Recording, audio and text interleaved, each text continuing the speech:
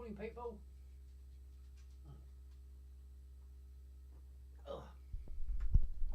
Anybody coming in or what? I'm here all by myself. I need a fag as well.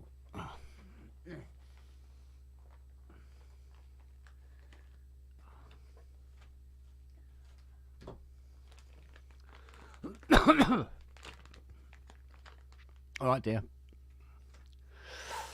Yeah, I wish it was one of mine.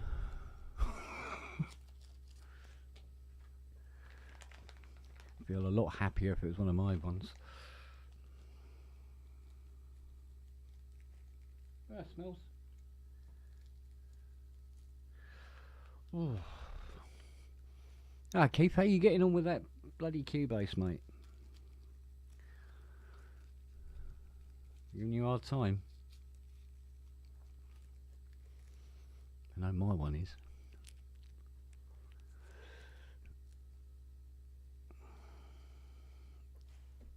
Do we have... What are you looking for? Oh, there it is. Oh, excuse me.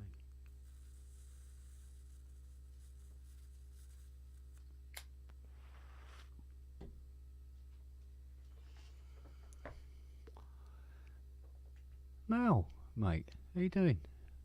Long times. Now, I can't take credit for playing a Hans Zimmer track, can I? I must admit. Here we go. Hello, Fruitbat.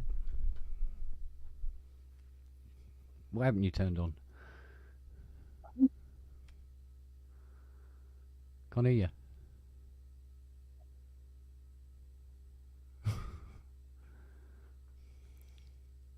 Good man.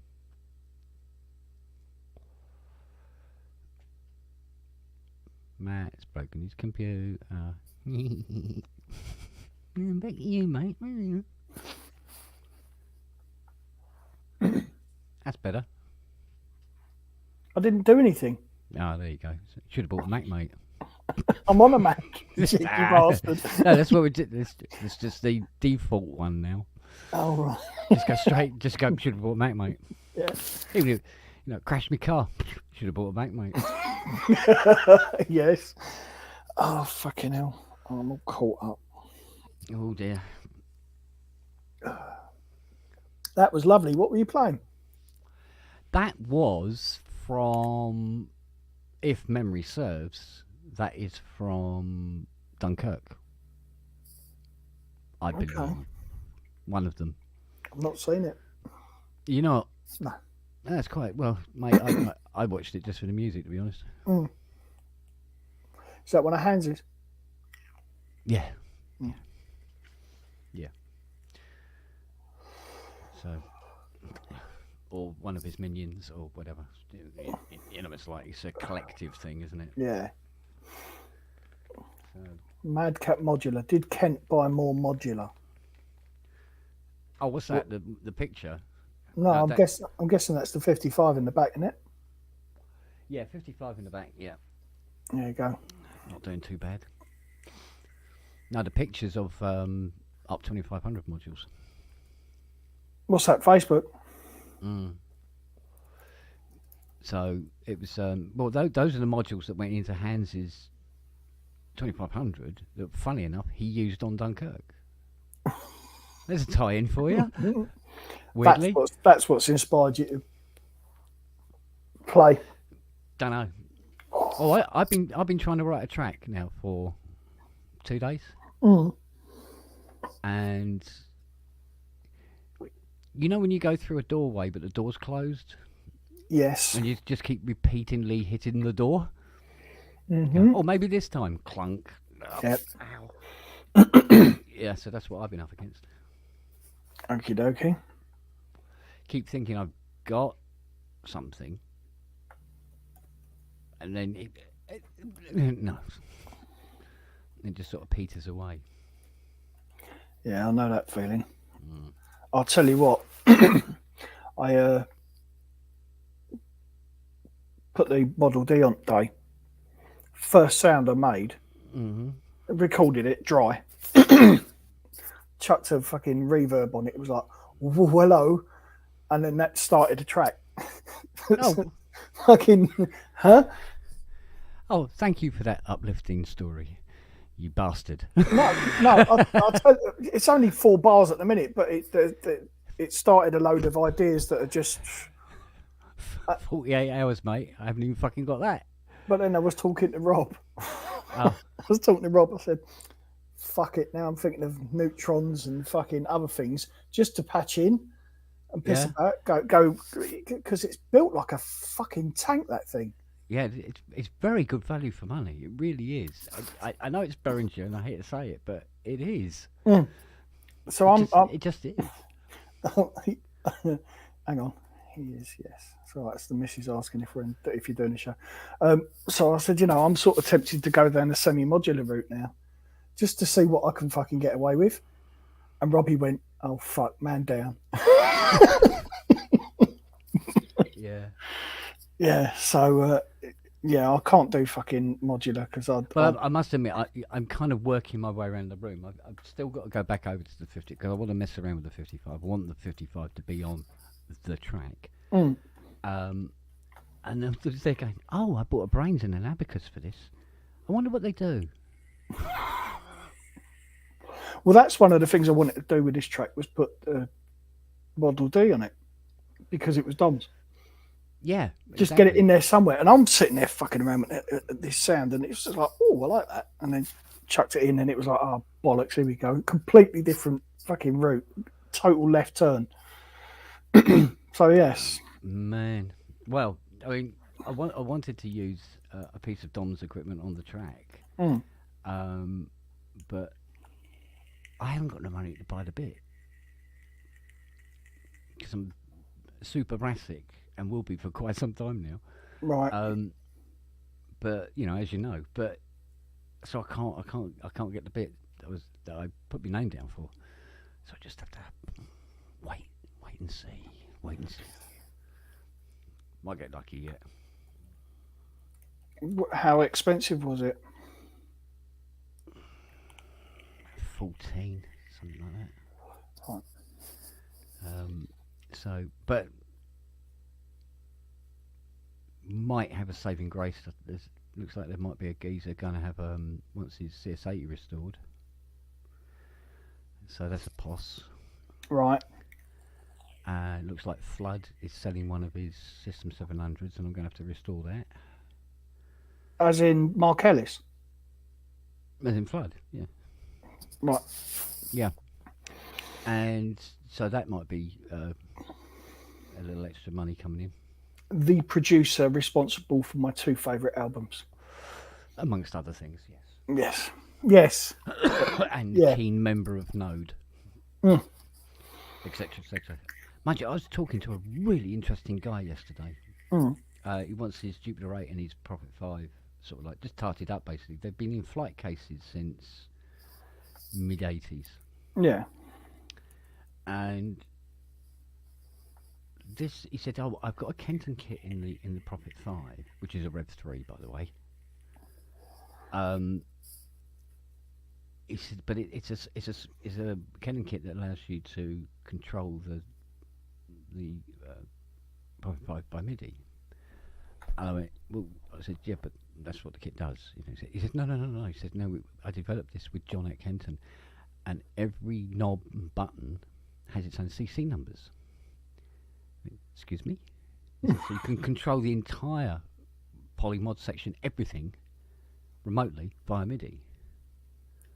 Okay. I said, "Well, that's a one-off, isn't it?" He went, Yeah, it's a one-off. I love it. Oh, okay. So I take it you were doing rather well in the 80s then? Worked at Psalm East, didn't he? What's that? Trevor Horn.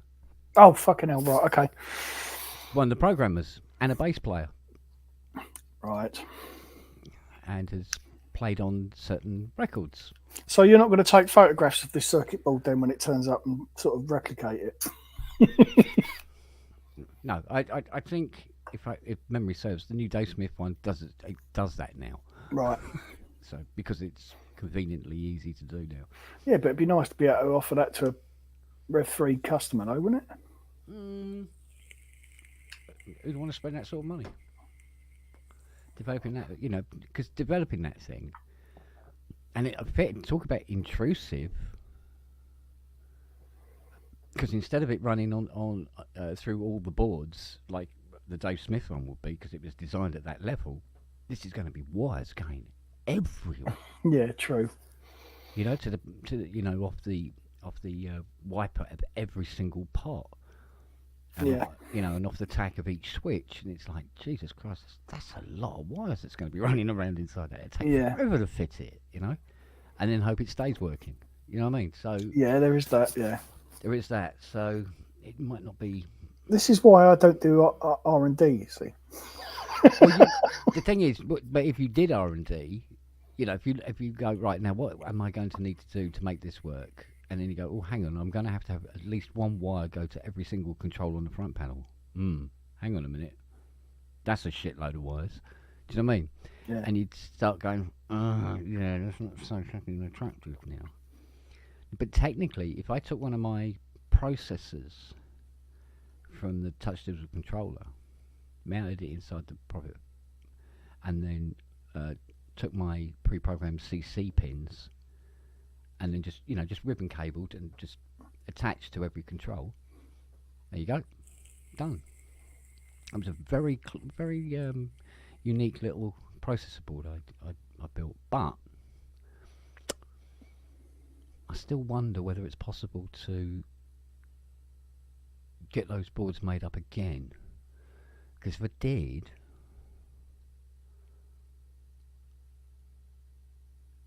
I could make all sorts of things. Couldn't the Carvera do it?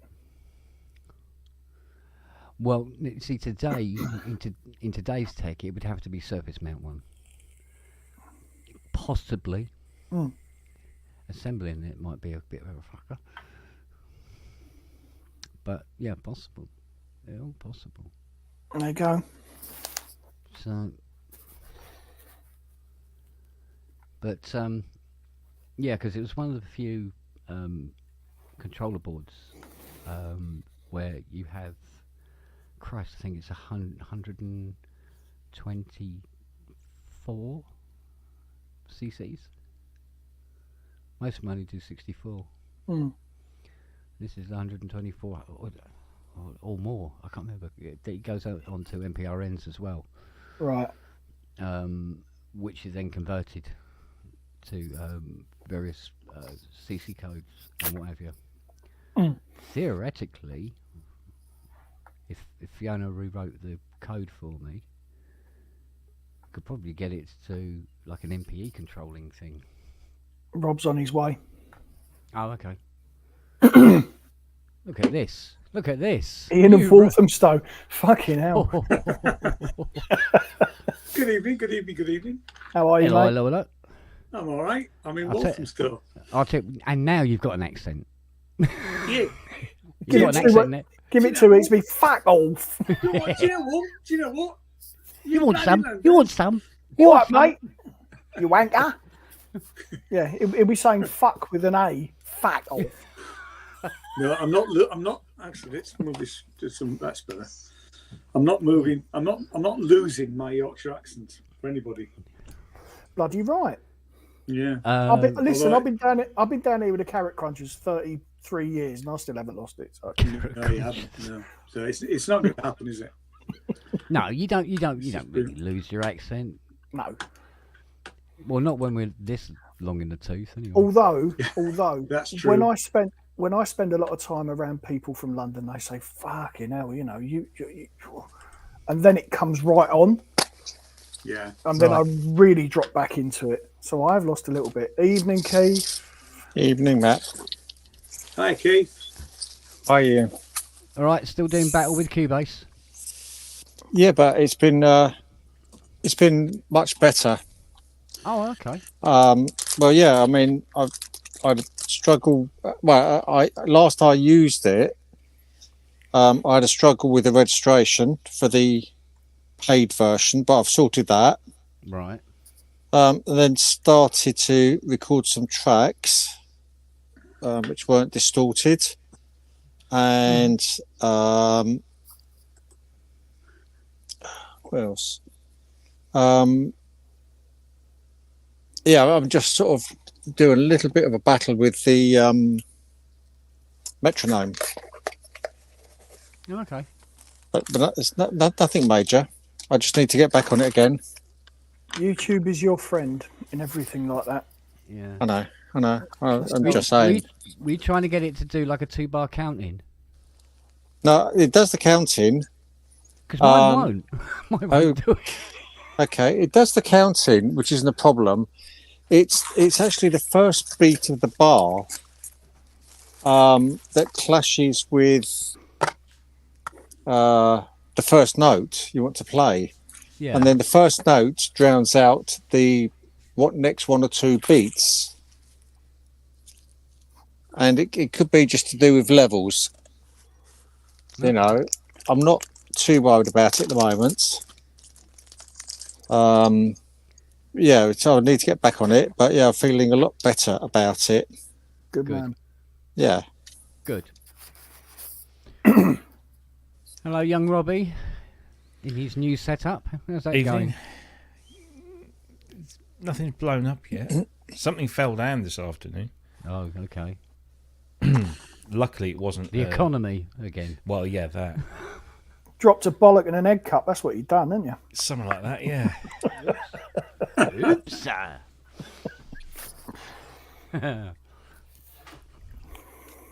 Did you message me this morning? Yeah. Oh, okay. Because That fell on the floor, but Oh, nothing's rattling and nothing got cracked and it's not too heavy. and it's not too heavy. And I think it might have hit the fairlight on the way down. oh yeah, nothing. That'll teach mate. it. Yeah. So, Fairlight wanted a slap. but I mean, it's metal, so Oh, okay. I'll So plug it in later. what and was try it? What was it you asked me? Because the iPad went good night, and I went. What? I asked what version of Mac OS you were running. You're on Ventura, aren't you? I am Ventura. Yeah. Okay. Then my questioning ends there. Oh, okay. Well, remember, this is what all the shit I went through is to get it back to Ventura from Yeah, Sonoma. don't go to Sonoma. No. Why That's when everything started going wrong. I'm on Sonoma. It works fine. Yeah, you're a cunt. Yeah. You wait. This is You true. wait. This is You true. wait. I've been on Sonoma since I bought this machine. It's been Yeah, absolutely- well, it would be. MacBook Sonoma. It's absolutely It would fine. be for you, wouldn't it? Well, I'm just saying, you know. Listen, he called me a pussy for fucking not upgrading. So Yeah, absolutely. Should always stay one operating system behind. Ty's not upgrading. Yes. No. Yes. He stopped at Ventura. It's as well. people like me what get it working, you see, for you guys. So you should All be right, we'll get thankful. back to us. All right. Yeah. yeah, but we don't need it working because what we've got works. Works exactly. Well, yeah. so does this. Yeah. Seriously, no issues. I don't get it. Well, It's an old wives' tale.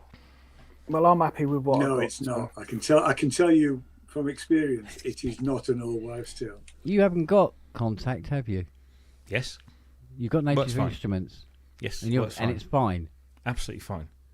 Oh, you fucker. Everything, seriously, everything. UAD stuff, off. which apparently has some issues Yeah. with some people. I read this article. I thought, oh, I haven't actually tried. So I loaded up my UAD plugin. Fuck me, it works. Robbie's just got a magic machine. That's what it is. Yeah. What can I say? It works. It works. Anyway, no. The reason I was asking was because Yeah. there have been some reports that certain users, not a large amount, but some users, Yeah. on the latest iteration of Sonoma 14.4 Yeah. were reporting some issues with certain makes and models of USB hubs. And I thought, oh, USB hubs. Okay. Yeah. And so that's why I wanted to know. I couldn't remember whether Yeah, you- but I mean, although it doesn't matter now, but I still don't know why I came in the next morning and it decided worked. it was going to work, and it was detecting everything. It's your magnetic aura. That's what it is. It's the smell of shit, you mean? Or that. Yeah. Now, do you It's his remember? root chakra fucking it all up. Do you remember when we used to load software onto a computer from a tape deck, right? Yeah. I could have sworn, right, back in the day that some games were a pain in the arse. Yeah, well, They just, you couldn't get so far and then. yeah. And Yeah. if you were running a Commodore, right, you didn't have any old, there were no, it's not like with a Spectrum where it was all about getting the volume right. With a Commodore, you didn't have any of that stuff going on because there was no volume on it. It was just straight through. And I don't know whether it's coincidence or whether I was making shit up on my head. It's probably a bit of both. But I found that if I stepped away, right, and not sat at the desk patiently sort of tapping the table waiting for this bloody thing to load so I could play some stupid game, that if I moved away it would load. And I thought, maybe it's like a magnetic field thing. It's the tapping of the table that does It's the it. tapping of the table, the vibration, that's what it was. Yeah. The extra bass in there. Yeah. Yeah. Well, some people are more electrically conductive than others. Yeah, That's a known thing. yeah. As in magnetic fields. I don't know. I mean, My friend used to be able to walk through the computer labs at South Devon College, and they would shut off as she went past. yeah. That was her coil. Every fucking time. It was a coil. It was a It's coil not- picking not- up Radio 4. She's not a fucking 1973 Ford Escort, mate. Behave.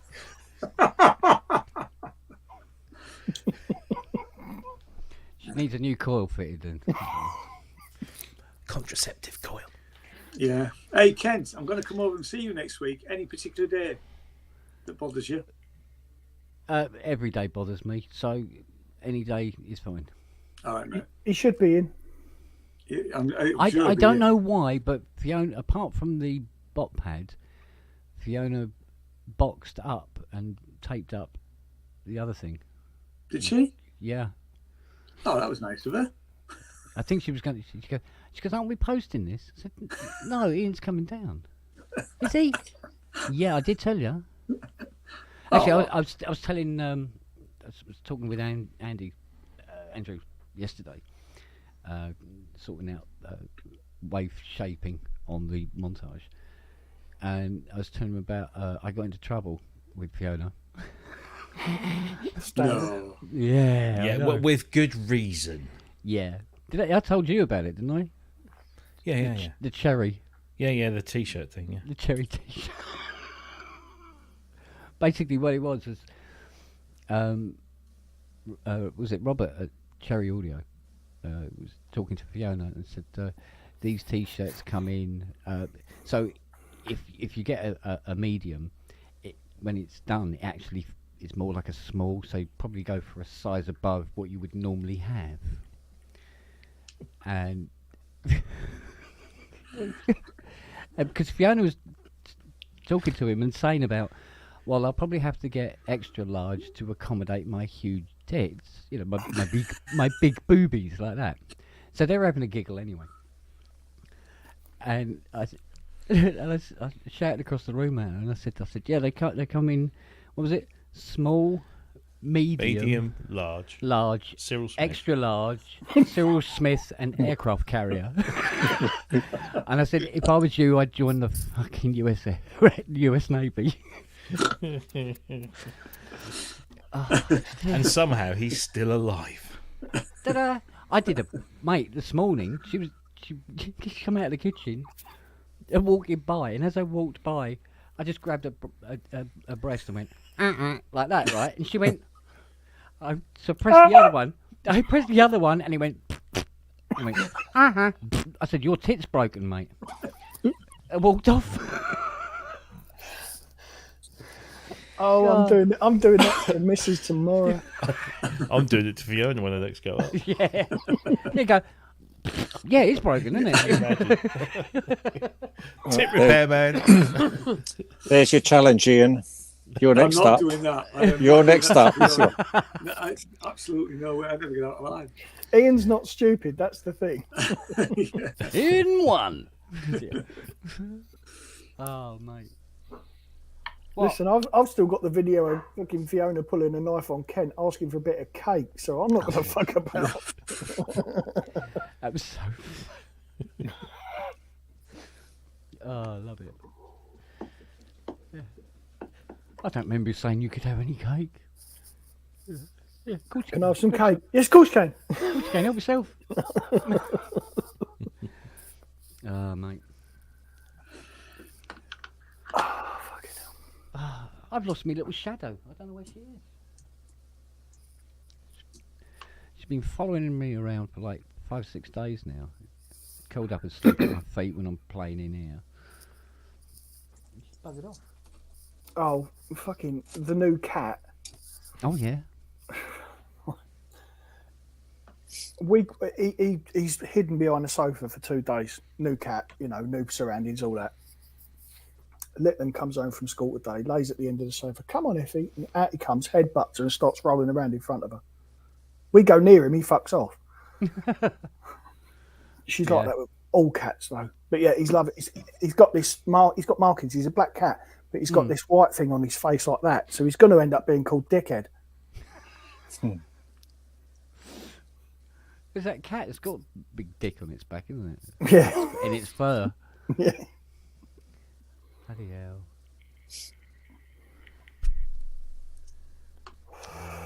Oh fucking hell. Yeah, just waiting for the other one to come back now. Oh, that magpie was back this morning, Rob. Oh yeah. Yeah, sitting on the fence, staring at Charlie. Charlie just sitting there with his tail wagging at this magpie. Yeah. Honest to God, they were about 3 feet apart. Bless. I give it a week, mate, and he'll be riding around on Charlie's back.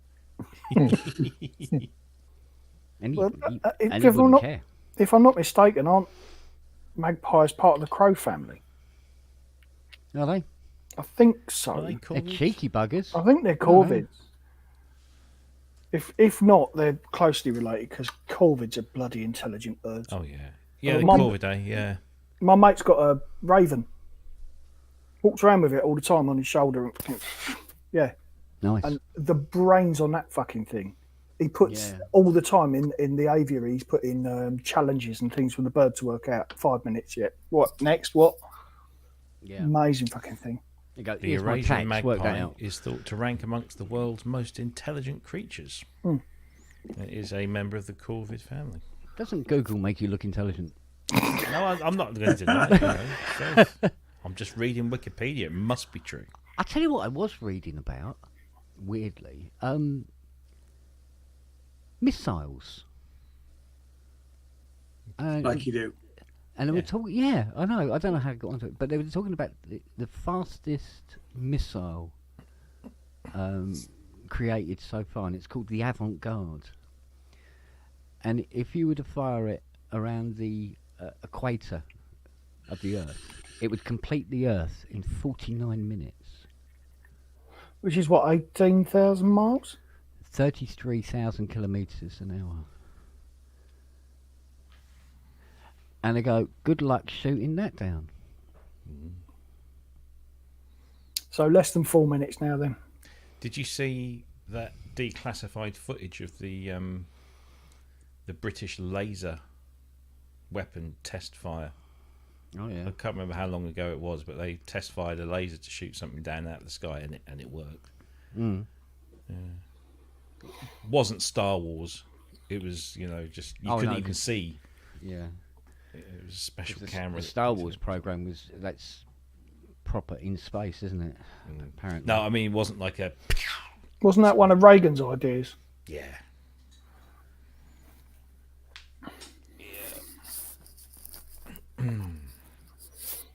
No, I mean, Fiona said something yesterday about apparently at one of the Trump rallies it went horribly wrong and they were throwing rocks at him. Good. And Fiona About looked, and then fucking she time. goes, "Oh God, I hope this news story is true."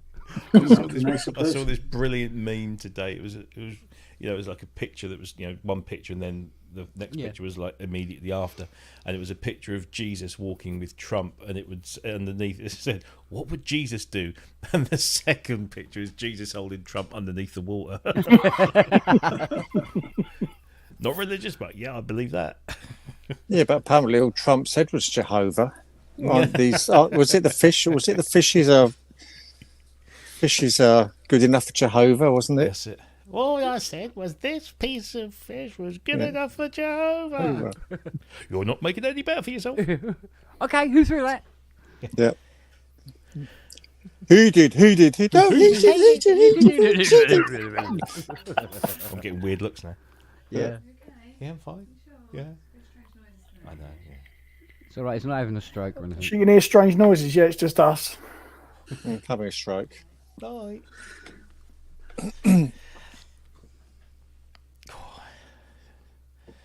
Just ordered some birthday bits for her. Oh yeah. So you better be bloody nice to me. No. Yeah, it's getting to that point where the card just ain't big enough to fit the age on. Mm. Oh, Not enough ink. Ooh. get it moon-pigged, save it, make it their problem. That's exactly what I did. Oh, Fiona Don't bought expect one me of to those. go outside and buy things, do you? She got those that Lindor bunny. Oh, yeah. You know the little gold wrapped bunny things. Yeah, women do like rabbits, don't they? Yeah, don't know why. But she come in with two, and I went, I got two. Hey, one each. She goes, no, these are both yours. She goes, I got my two already. And I went, why two? She goes, well, look at their collars. And he got the little red collar with the bell. I go, yeah. But the other one's brown with a collar. I go, what's the brown one? She goes, it's dark chocolate. I went, oh, they do dark chocolate ones, do they? She goes, yeah, they do white chocolate ones as well. I said, oh, where's the white chocolate one? She goes, oh, I don't like white chocolate. Oh, great. So I can't have white chocolate either. Thank you. All right, cheers. So, you know that Cadbury's put an Easter egg somewhere Yeah. for your loved one to find? Right. Because I was going to do it, and I was going, but I just don't know where to put it. You know, we don't go out. It's like, I'll put it in the back garden. There you go. And then, but I now know where to put it. And it is Horsell Common. Oh, yes. Because Fiona, up until 2 days ago, swore blind that the Martians landed on Horsham Common. Horse. I mean, she was absolutely adamant. Typed into Google, turned the iPad to her and went like that, and she went, no. Sandpits. Yeah, Horsell. yeah, Horsell Common. Yeah. Dum dum dum dum dum dum. Dum, dum, dum, dum, dum. Yeah. I swear, every time I drove, because I used to drive past it a lot Yeah, when I went to see Jackie, his mum, and stuff, and it would just always just pop into my head. yeah. But the funny thing is, Ooh, Fiona la. was saying exactly the same thing because she used to drive past Horsham Common. Horsham. You go, I had an argument once with a woman. I was on the job training thing, and we were talking about stuff, and she said, "Oh, she said I'm from Surrey." I said, "Oh, my wife's from Surrey." She goes, "Whereabouts?" I said, "Chobham." She says, "Oh, you mean Cobham?" I said, "No." I said, "Chobham." She goes, "No, you mean Cobham?" I said, "No, Chobham." She Yeah. goes, "No, there's no such place as Chobham. It's Cobham." yeah. So I pulled out my phone and went to the map and said, "This is Cobham." You know, you pulled out Yeah. your phone and beat her to death with it. Yeah, this is Chobham. She goes, "Oh, well, I've never heard of it, and I've lived in Surrey all my life. Stupid woman. How could you not know about Chobham, Yeah, especially if you live in Surrey?" yeah. Peter Gabriel was born there. Dear. And my wife was born. Well, she was born in. Where was she born? Where was she Shearwater. born? No, she went to school in Shearwater. She was born. What hospital was she born in? Oh, fuck knows. Did they have Helios? hospitals? Yeah. Hang on, let me ask. Called you. a midwife. I was born in a maternity home. Do you remember Oh. them? No. Hospitals, nothing really. Well, Wow. do you mean a maternity hospital or a maternity home? Well, I don't Because know. I was born it in a was, maternity hospital. yeah, this was it was Drayton Hall Maternity. Actually, it might have been called Maternity Home. Right. And is it?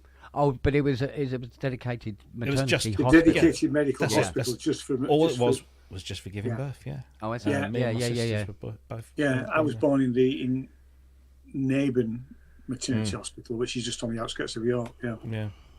You don't have things like that anymore, do you? Well, No. certainly I've never seen. But, I was born in a barn under a star. what hospital? It was on top of the Rose and Crown. Hello, Pickle. Yeah, no, my sister was born at a maternity hospital, and they pulled it down quite a few years ago now because they cost money, obviously. So Yeah. you know, Well, why would the you one want I was something? born in, the one I was born in, when it closed down, it was bought up by this religious. I'll use the word cult because they all kind of are, but it was bought by this religious group Harry Potter, anyone? who believed. I forget what they used to do. This thing where they put this giant mattress on the floor of this big room. And when I say mattress, I'm not talking like bed mattress, like big thing. And they would sit in the lotus position and then bounce around on their knees in the lotus position around this because they felt it brought them closer to their god. It was Okay. weird. And then I think it stayed like that for a number of years. Now I think it's like a wedding venue or something. But yeah, it's weird religion. And it came on the news. I was like, fuck, I was born there. Now they're bouncing around on the knees. Windlesham, she was born. I've just been told. Windlesham Maternity. There you go. She's born in maternity home as well. Where the hell's that? Windlesham. Is that out towards below Bracknell? It's on the way, isn't it? I think. Yeah. Trying to describe. I'm sure I've cycled through there on my way home and Bit things. like- sounds like it's a bit. Well, now she's asking why I want to know where she was born. Surrey Heath. Yeah. Yeah. Yeah, it's not too far from. What you're at Epsom, aren't you? Yeah, I was born in Epsom District. What, so just somewhere in the district, or No, Epsom District Hospital. Near the race course. near the racecourse? Behind the Out by- bookies on He the was beach. found in Yeah. the stable. He was born in the stable. Yeah. Born at midday, in the turnstiles by 1 o'clock. Put down at 2. Yeah. Shot at the fourth fence.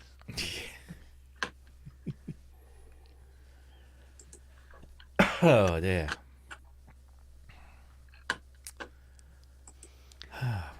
So Plugged the Emax 2 back in yesterday. oh, Oh, okay. I love that. I love it. It's such a cool keyboard. You like a bit of ET, don't you? I just like that whole It's they're so simple. It's got a G-Tech in it. The G-Tech. Yeah, the GoTech. Oh, GoTech. Yes. is it Sorry. Go-Tech? GoTech. E-Tech, yeah, it cleans up after you. Yeah. So yeah, it's got SCSI to SD hard drive with 4 partitions on, and the GoTech floppy emulator in there as well, with the full 8 meg. And Well, I just That Mark you 1's got can't- the Go-Tech. Yes, yeah. Yeah. Although I think that Mark 1's the Lotharek, isn't it? It's the little box that it just rests in the disc tray, doesn't it? Yeah, yes, Yeah. yeah, that's it. Because you Yeah. you unbolt the disc tray, pull the ribbon cable through, That's it. bolt the disc tray back in, it just sits in there, nice Yeah, and neat. yeah. Yeah, I even put the zip drive back on that thing today. that's it. But hopefully, I've a few years ago, some people started making these little boxes that take the 232, the RS-232 connection from from an emulator or an Emacs and convert it into USB. Just a little box. All right. and I think it's a Teensy board or something like that. It does all the stuff, the conversion. And the bloke that designed them never really made them, so he just made all of the, the BOM available online, Yeah. and then you could just go and make your own. Yeah. And because I'm no good with that sort of thing, so I found a guy selling them. He would build, although the guy that designed it said, I don't give anybody permission to build these and sell them on. So he was just basically saying, you can build your own, but don't make a business out of it, sort of thing. And then this person was selling them on eBay and then wasn't. But now somebody's designed something completely different but does the same thing. Yeah. So I think on payday, it's only about 139 quid. But it means that I can run the EMXP software on my Windows VM, Yeah. and just bounce things backwards and forwards without having to worry about disk capacities or the speed of the floppy emulator, which is no faster than a regular floppy drive. Yeah. Just more convenient. But oh, excuse me. Just to confirm, China is more east than India. With the current way of reading a map, yes. Yeah, going to the Well, right. I mean, we take it for granted that north is north and south is south, but in the grand scheme of the universe, Yeah, top yeah, or yeah. bottom, yeah. But yes, sorry, I'm being facetious. Yeah, no, because I was looking at my Carvera tracking, and Oh yeah. it's supposed to be here now, and apparently it's having a tea party in Mumbai. It was in the Suez the other day, wasn't it? Hmm? You said it was in Yeah, yeah. Now it's apparently still in Mumbai. Is it attached to some kind of missile? It's all an elastic band. Yeah, it's totally that missile that Kemp was talking about, Yeah. except it's broken down. Yeah. No, but yeah, they shipped it to the Suez, but they still had the strap on it, and it straight back again.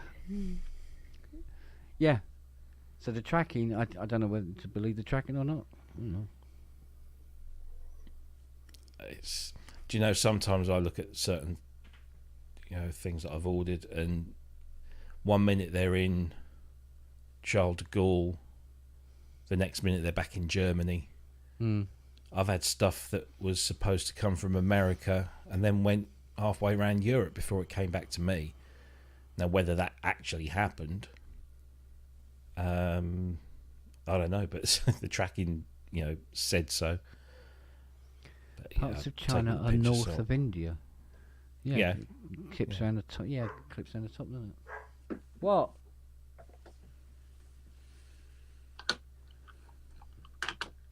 I see. Well, there you go. Who the funk? Yeah.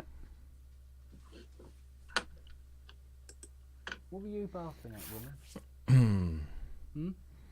Nelly Bell? What were you barking- No, what were you Brett, barking- the maximum Emax 2 was 8 meg of RAM with a 40 megabyte hard drive, which is the Turbo HD, which is what that one is. Yeah. Except now it's got gigabytes of storage space. I think, trying to remember that, I think the original emulator was...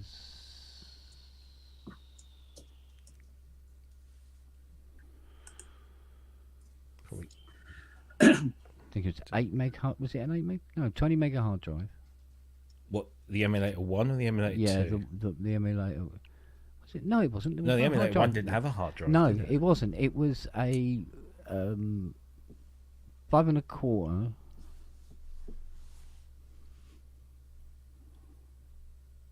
What was it?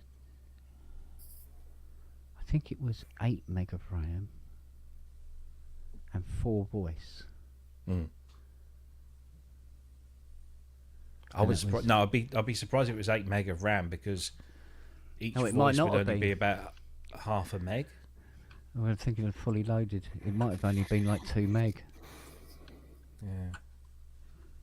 Because the But that base was one, for- the Emaxes were 1 meg. Yeah, would the Emax mono ones, the Emax 1 4 voice was $8,000. Mm. For just 4-note poly. Yeah, half a meg. Yeah, Steve so said. half a meg. Was it really that small? Yeah, yeah. Christ.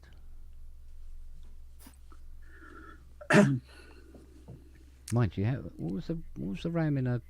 Although it's surface RAM, but what was the RAM in a Mirage? Don't know. Never had one. 'Cause I think it only did. Was it 3 seconds at 8K? Something like that. Yeah, emulator sample library 128K.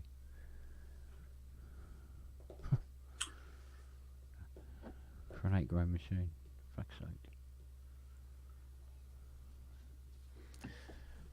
I mean, the Emax 2s, they were the budget versions of the Emulator 3, and they were 6.5, or the top of the range one was 6.5 upwards. Yeah. Well, they were getting cheaper as they went along, weren't they? Oh yeah, yeah. Because wasn't the E3 was like 3,900 or something? Something like that, yeah. So it's literally half the price of the first one, but 4 times the capacity. Mm. Do you guys know about the London Synth Expo this weekend? Oh, the Synthing Pedal Expos in Dalston, isn't it? Well, I Hackney thought Wick. it was Hackney Wick. Yeah, well, it's all. Yeah, it's near enough, isn't it? Yeah, Yeah. yeah. I did think about going, but I just got too much on. So I'm going to go on Sunday. It's sold out for Saturday, apparently. yeah, Nick's going to be there. Is he? All right, Yeah. I'll say hi. Yeah. Yeah, I'm going to go along on Sunday morning because it's down the road. Yeah, absolutely. Yeah. It's just the old benefits of being in old London town, Yeah. centre of the universe. No, 128K of RAM on the Mirage makes sense, Steve, Yeah. because it was literally the lowest sample rate you get, about 3 seconds out of it. Well, you think of Fairlight only had 32K on each card. Yeah. Well, there was this upgrade cartridge you put in the back that allowed you to do 33K sampling. But it cost nearly as much as the Mirage did. Yeah. That was the thing. I never got one. I never got the upgrade. No. Well, I was paying for the Mirage on weekly. Still remember that, walking past that System 100 for 400 quid and that VCS 3 for 400 quid on my way over to the Mirage to go and put a deposit down on it of 400 Yeah, quid. but yeah, you say that now, but you wouldn't. You'd do it all over again. Back then, because those machines just weren't sought after. Oh yeah, I know. You know that was the old. Couldn't The get old rid of it, like school. it's- yeah. Now, who the hell wants one of them? Yeah. Yeah. Plus, I'd have to sit on it for 40 odd years. So, mind you, I didn't half write some stuff with that Mirage. It really sort of like got the creative juices going because it was so different. Yeah. But it was the only thing I had to sell everything to get it. Just had the Mirage. That was it, and a set of headphones. Built it all up again from there.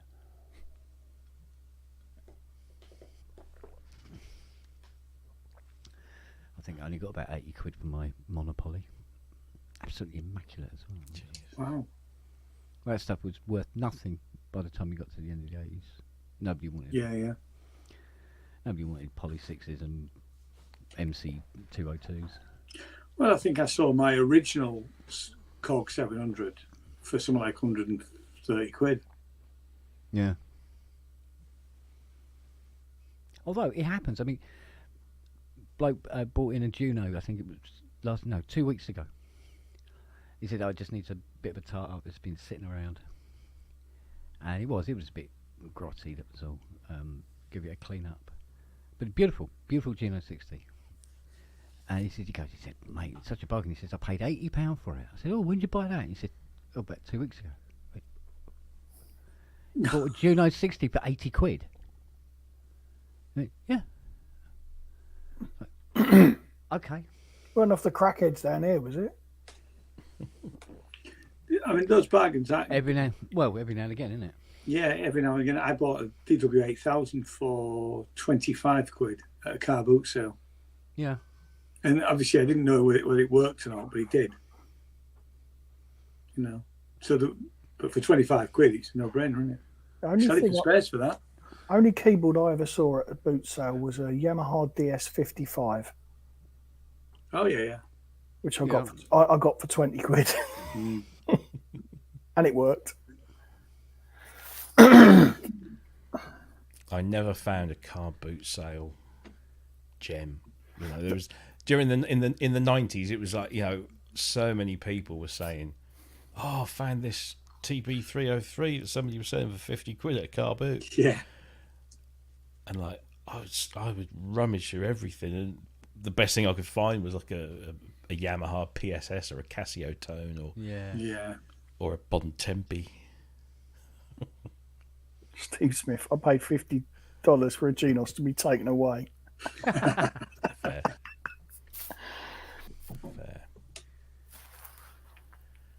Apparently make really good skis.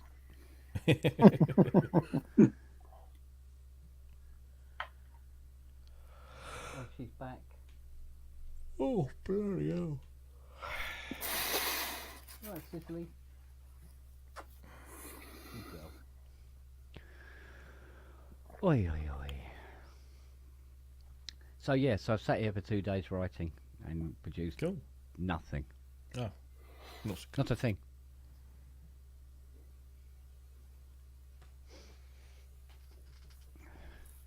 Well, unless you count like 62 4-bar bits that didn't go anywhere.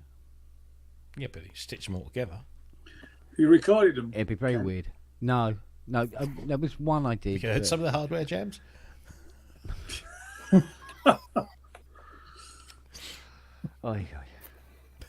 Terrible. Yeah, no, it's yeah, it's all like la la la la la la. I'm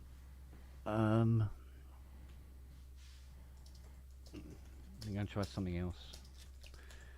Try a different sound. Try a different keyboard. I finally found the global settings on the Osmos to turn down the wiggle amount. It's made it a lot easier to play, I must admit. So I was like, if I get better at it, I will slowly turn up the sensitivity bit by bit, like I did with the Roly when I first got it. Mm. Just have those little training wheels on to start with, you know.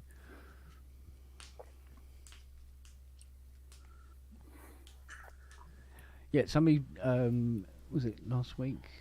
No, it was this week. Somebody's bought a CS70. How much? So I'm going to be really low or really high, so I don't know. Tree fiddy. Well, I was surprised. 10k. It was settled, didn't it? I nearly said 10k. Yeah, 10k for 70.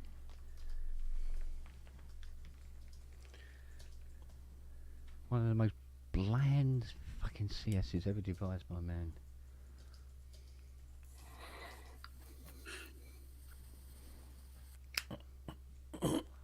The only thing it's got going for it is the auto tune.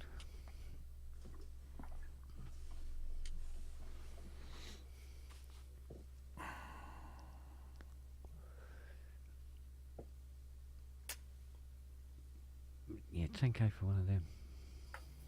It's nice. It's a nice machine. How many you got in the garage? 3, I think. Yeah. No, it's. I find it to be a bit, just a bit bland. Well, it doesn't have the poly aftertouch. Be right back. Doesn't have a strip. It has auto tune and it has memories. Okay, I'll give you that.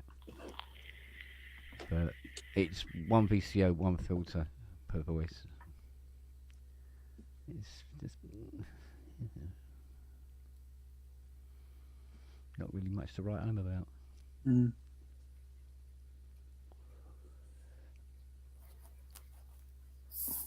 When they made the LFO digital, that was the other thing.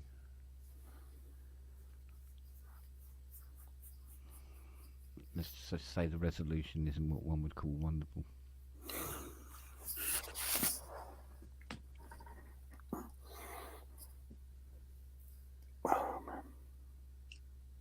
Well, people seem to like them, so.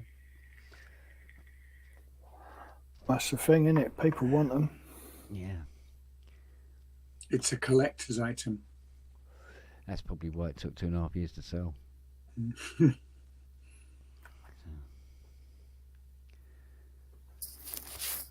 So, but I hate to think how much Flood's 700 is going to go up for. That's going to be big bucks, isn't it?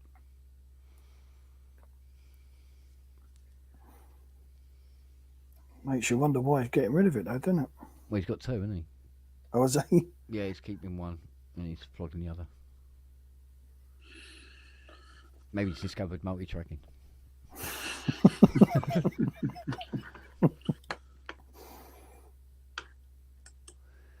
Going to keep hold of the Moogs, I suppose,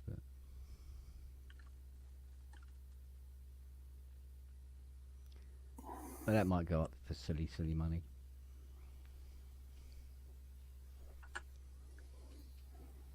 Somebody hit up Richard not long ago asking about they're looking for a PS 3300 between 85 and 95 grand.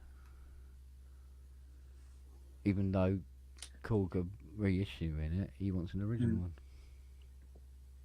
but wants to pay 9 times as much.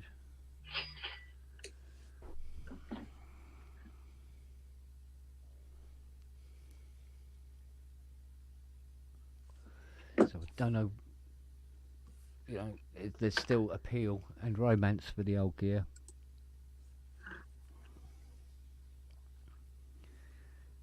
Which is probably just as well because I've got a fucking 8. When you think about it, so I'm going to knock it.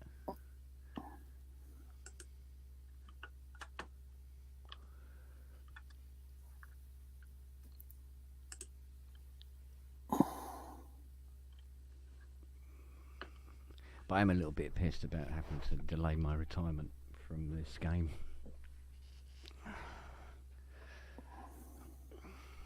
Especially considering all the R&D stuff's turning up soon. And I'm taking in CS80s and System 700s apparently now. Yeah, but if they're going to bring you the money, you need him, mate. Well, yeah, this is it. Because I was saying that in the papers today about the water rates are going to go up by 75% over the next few years. Water rates? Yeah. Well, because apparently, you know, being a CEO of Thames Water and earning 80 million a year isn't enough. yeah, because wasn't there something about, I don't think it was water, but what was the utility that, because of the electricity, because of the people that can't pay the electricity bills, the rest of us are going to have extra on our bills. Did you hear this? Really? Apparently, Yeah, but- to counter the debt. Yeah, Oh. but what's the difference between that and paying extra on your insurance for the non-insured drivers or whatever? Oh. You know, and anything else that drives your insurance up, which, you know, you may be the perfect driver all the time and everything, but you're paying for other people's mistakes or other people's dishonesty. You know, there's not a lot of difference, is there, really? You want to talk about insurance increase? Luke's car insurance last year was 653 quid. How old is he? He's 25 now. Right. He's just had a quote, 1,280. It's ridiculous. Same fucking company he was with, and Yeah, it's pretty much doubled. yeah. Yeah, but I mean, I've just well bought a van, new van, and taxed it and insured it. And my old van, being 12 years old, was on £230 tax a year. The new one, being super clean, 325. Work that one out. Yeah. You know, what have I I'm trying to clean the planet and pay for the AdBlue the diesel will need, things like that, and then I pay more tax for that benefit. Yeah, but you often hear this when people say, when car insurance goes up and they say, oh yeah, but it's because of all these uninsured drivers. You think, well, that's not going to doesn't make the cost go up. How can that make the cost go up? If an uninsured driver crashes into your car, if you're insured, your insurance company pays out. They're going to anyway. It doesn't matter whether the other car's fucking insured or not. So, it's all lumped into that same kind of mentality. It is, but they've got no one to claim off that money, have they? They might repay your car for £1,000, but they want to go back to someone's insurance and say, cost us £1,000 to repair that. Your driver's at fault. Yeah, but then you go to company's house and you have a look and see what the annual turnovers are. Oh yeah. For these insurance companies, and you're going, no, it ain't that. It's just putting the prices up because they fucking want to. That's no other reason. Well, you get to the point where it's actually uneconomical to have the insurance. I mean, unless it's a legal requirement to have the insurance, but Yeah. Well, you're saying about everybody else's electricity will go up for all the people who haven't paid their electricity bill. So right, everybody stop paying it. Well, now what they're fucking that's going right. to do? Yeah, absolutely. Yeah. They go, I right, remember when fuck all my of you. first shop, isn't it? right? And we had a couple of break-ins. This was back in the late 80s, early 90s. And the sort of shop and stock insurance was so high that actually we ended up not having any. Now, obviously, it was a risk, but it was cheaper for me to put a Birmingham, I think it's called a Birmingham door on the front, a steel door on the front, and put a brick bond over the window, and then put bars on all the windows on the premises, so it's hard to get in. Yeah, it was cheaper to do that than pay for the insurance. I mean, give you an idea of the mentality. There's a government-backed report come out I think it was last week, and this report cost, I don't know, it was something like about 1.8 or 2.8 million quid to put this report together. And the conclusion of the report was that the UK economy will do a lot better if we increase ties with Europe. Really? Yeah. If they'd give me a fiver, I could have fucking told them that. Yeah. And a French fancy. And a French fancy. Yeah. Don't get me into those. Don't get me into those at the pound, do you? Hey. Oh, mate, I'm such a tart for them. I tell you, unbelievable. Yeah, Ian. When you go round, Ian, French fancies. Yeah. Oh, yeah. I'll be on my knees in minutes, mate. Is it Mr. Kipling's French fancies you want? Yeah. Yeah. Oh, God. Like there are any other kind. But honestly, God, but don't, because I'm still sort of like smarting from them costing £3.50 a box. It's really, I'm really not comfortable with that. Do you know what I mean? I tell you what, there's a nice little bakers in Walthamstow do an amazing cinnamon bun. Oh, all right. Yeah. Yeah. I'll bring the cinnamon bun. How's that? I tell you what, if you do come this week, you're in luck. Next week. Oh, next week. You'll still be in luck. Yeah. We got in some of those Genuese fruit slices. All right. You know them puppies with the big crystallised sugar bits on the top? Yeah. Oh, fucking hell. Bit of ambrosia on top of that, mate. Oh, it's better than a wank. Fuck me, that's gorgeous stuff. Oh, I love that. I love those fruitcakes. I really, really love them. I'll tell you what, you take 2 boxes of French fancies round next week, he'll swap them for a fucking Jupiter 8 the way he's going. Yeah, help yourself yeah. to any. Well, mind you, I was going to do that anyway, just to get rid of the fuckers. That or a really good wank. All right, I'll be up tomorrow then. Yeah, all right. I can't Help get yourself, it in the mate. dark end. Tell you, man. I tell you what, Matt. If you came up and you went through the garage with me, I reckon we could either put together a complete Juno 106 or a Juno 60. We'll just go through all the stacker boxes and find all the bits, and then we'll put it all together in the back garden. Oh, mate, you do realise your doorbell's going to be ringing off the fucking... Mate, Everybody's going to pile at the Kents. it will look like you just dragged it all the way back to Devon behind the car, but it will work. Yeah. Do you know what I mean? It won't be the prettiest Juno the world has ever beheld, but it will certainly work. Fuck, it's unbelievable. When we going up, Rob? Tomorrow morning. Yeah. I think Rob's already had a good touch, actually. That's what she said. Yeah. Yeah. Oh, that's the other thing I was going to tell you. You know the guy that originally bought the other DX1 Yes. and then sent it back saying, "Oh, it's not what I expected." Really? It's too good. Yeah, mate. I said, well, you know, because even Rich said, so what's wrong with it? He goes, was the poly aftertouch not working or what? He goes, oh, does it have that? So give you a rough idea. Jesus, All right. some Yeah, exactly. Right. So now he's thinking about buying it back again. Oh, I hope it's more expensive. Why? Because he came to synth. Well, it's got my storage on it. Yeah, yeah. £100 a day. I don't really, but fuck it, you know.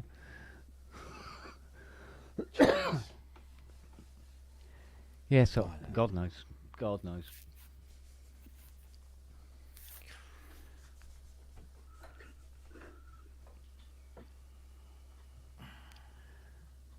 But why would you? Why? You spend 22 grand on a synth and you don't even know what it does. What? These people walk amongst us. Yeah.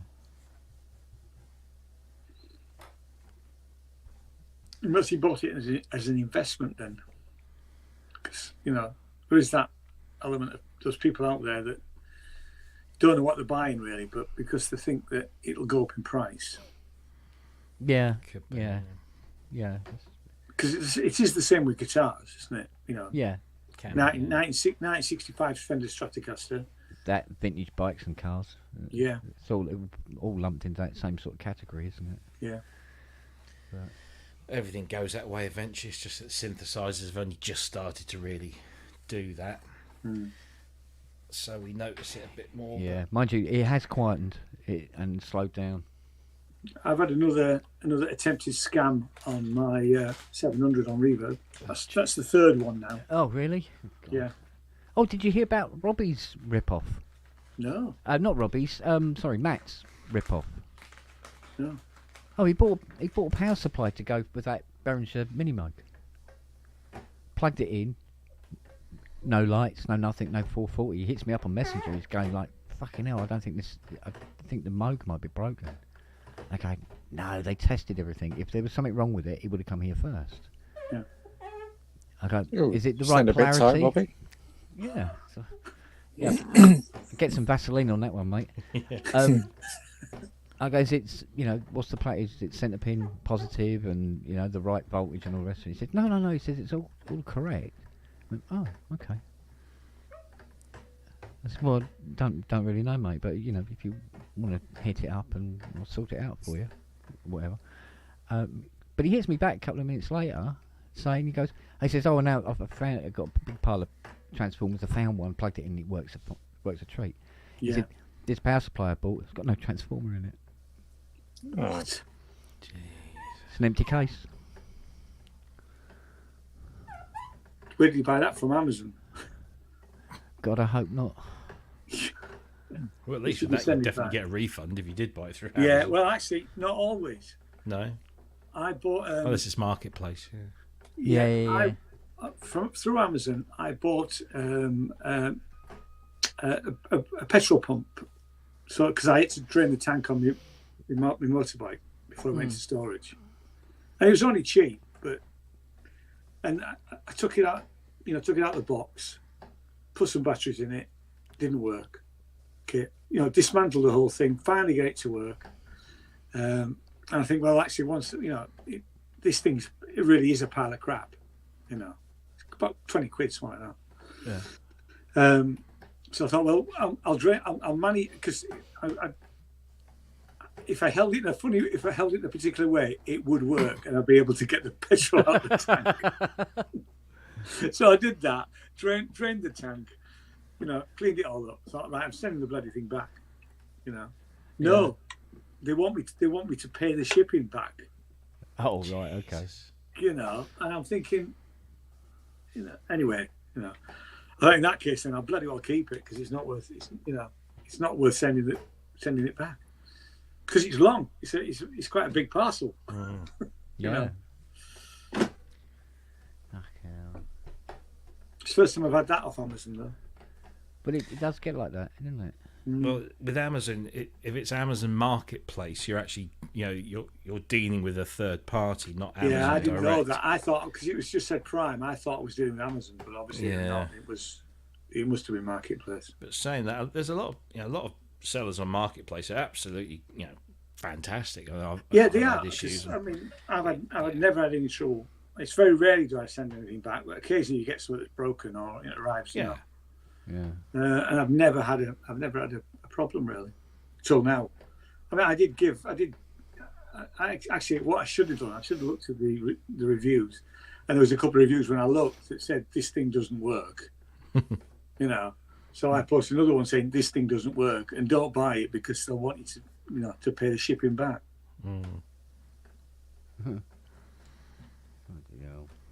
Caveat emptor.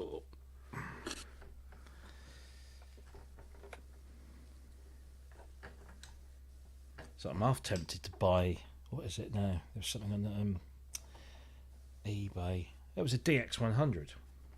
Oh yeah, I I don't said have. DX100. Yeah. And Yeah. it popped up on eBay.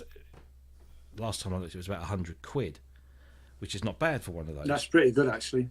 Hence the name. Yeah. But then I read the details and it said for spares or repair. And I thought, oh God, what's wrong with it? And the only thing that's wrong with it is that it doesn't have a power adapter. He said, so I can't test it. So therefore, I'm selling it as spares or repair. So I'm thinking, well, take a punt for 100 quid. Yeah. And it's likely that, it's just, it's absolutely fine, but it just hasn't got its power adapter. So, we'll see. Good grief. Yeah, we were just talking about that, Matt. That's what. Yeah, she was Amazon. Send it back, mate.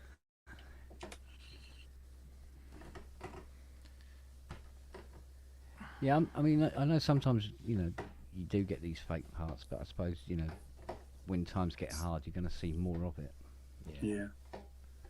So sometimes I wonder about some of the electronic components. You don't know whether you're getting really the right kind of bits or not. Because you can always go to the proper places, but Christ almighty, you want to see the prices of them now. Yeah. The prices of capacitors has just gone through the roof.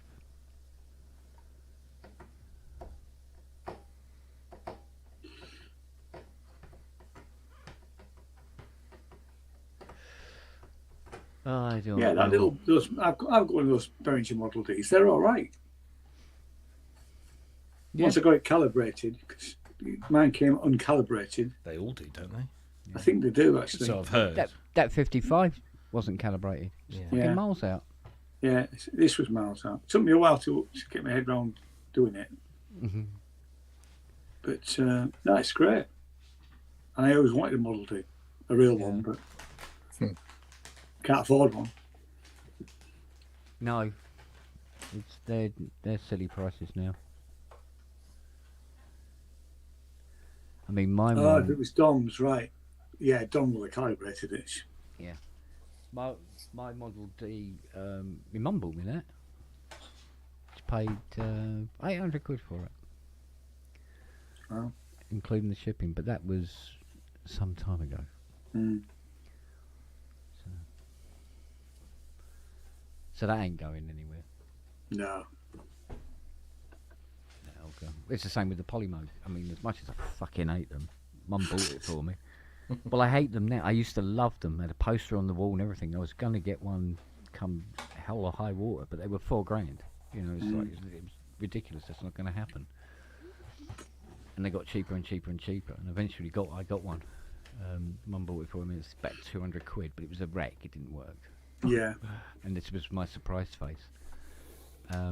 But got it working, and it started to immediately fall over after I'd repaired it. Got everything working, and then something else would pack up. Or you move a slider and suddenly there's a big puff of smoke out of the slider. Because they put 15 volts through those sliders, man. It's like, you don't want to get dust in there. Fucking hell, sparks the works, you know. Or it'll lose all the F keys where one of the octave dividers has gone bye. Or a Polycom card's gone down or something. And it's signed by Bob, who had nothing to do with it, but Yeah. Bob's signature on it. But my mum bought it for me, so cold dead hands again, you know.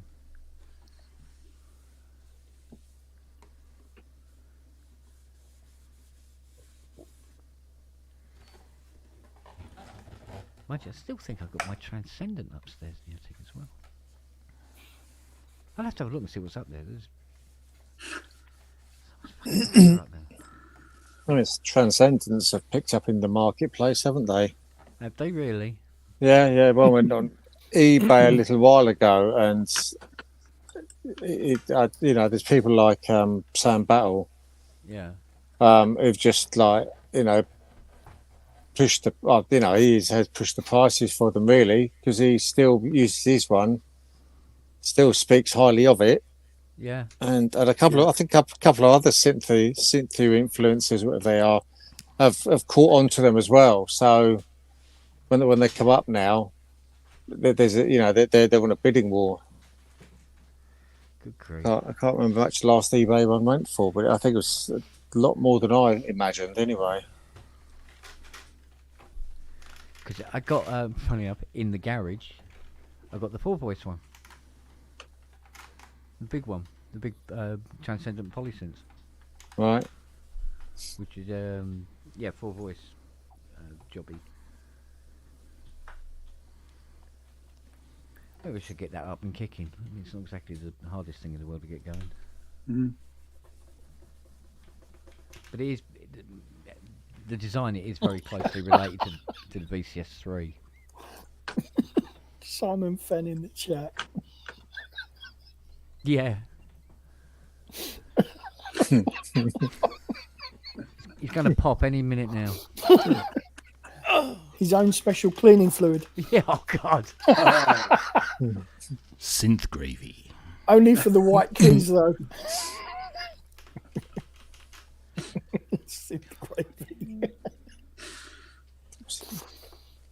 Wow. Stay asleep. This is not for your ears. Bless her. Is his name Rubby?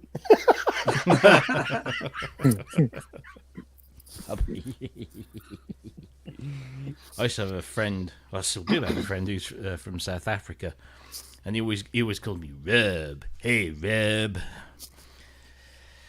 Yeah. So. Bless him. Does he play rugby? Don't know. If he doesn't, he's not a true South African then. He's probably played it. They probably all play it. It's the law out there. Yeah. Right, I'm going to go and do an Ian. I might be back later, gentlemen. Well, you're not so far away now, so you'll be back soon. Exactly. Yeah. See you later, boys. Tell her, See you in. Bye. See you Okay. later. There you go. So what are you cleaning feverishly there? Prophecy, got to be. Oh, okay. Well, I was just looking at the gap on the back wall. It had to be that. Yeah, it was blue. He's just taken all the paint off it. Well, what it was, yeah, what it was. When I was playing around with the emulator last night, I looked up because the prophecy's just above it. I thought, oh, that looks a bit gopping. And then Steve in the chat, Ixorb, posted a picture up today. He's just bought one. All right. And I thought, look at his keys. They don't look any like mine were quite yellowed. I Yeah. was saying that I don't know whether it's just the light here at the moment, but these have come up all right actually. But they have a tendency just naturally to, the keyboards of a certain 90s era. Yeah. They get a tinge. They get a yellow tinge. Although I must admit, I did when I first got this, I was smoking, and I did smoke in my studio. It's not the smoke that's doing it. Oh no, but You want to try out owning a Venom? Fucking hell, they went yellow quicker than anything else. yeah, I must the admit, Emacs as well. The keys on that are quite. they do come back quite well on with Fiona's solution. Ooh. Ooh. Obtained manually. Hand drawn, Yeah, it's hand milked. expressed. Yeah. Yeah. Into a cloth and rang out, yeah. It's funny. There was somebody on Facebook today talking about the JD800, and the guy said, "Yeah, I had a JD800. I loved it right up until it got that red glue problem, and I got rid of it. I mean, why don't you just get it done and sell it?" That's a point. I've got a question. Oh God. What's your fucking name? Question. Question. Question. Yes, Eddie. Go on, Eddie. Go for it. Yep. One of the keys on the Juno needs replacing because there's a big fucking chunk out the side of it that I've noticed. So I've got another key, but it's come out of I don't know what it's come out of. Apparently it's the right key for it, but it's got a weight in there. Is there Yeah. what's the best way to break the glue down to get the weight out? They're Or super glued in, for want of a better word. So You'll break not- that key before you get that weight out. Right. Okay. No, I just didn't know if there was a way of doing it. For what? Is This it- is for the 106? No, the Alpha Juno.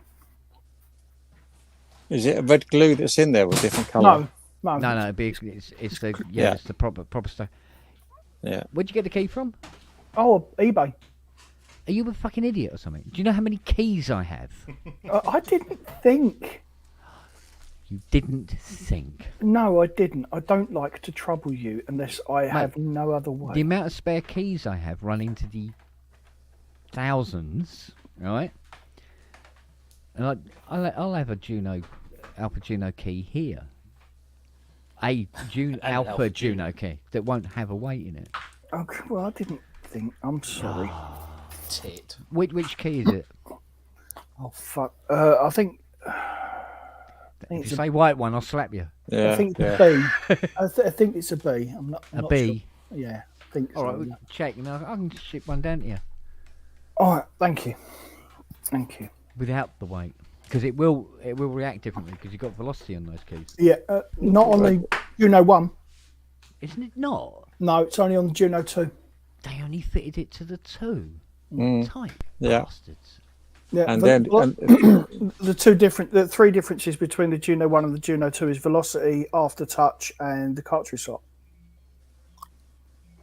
It's only two differences, and it's an octave bigger. Oh. The 2 is bigger. Oh, hello. It's a bit quiet. Oh, don't tell me the outputs are doing You that thing. cleaned all the volume out of it, haven't you? Give it a wiggle.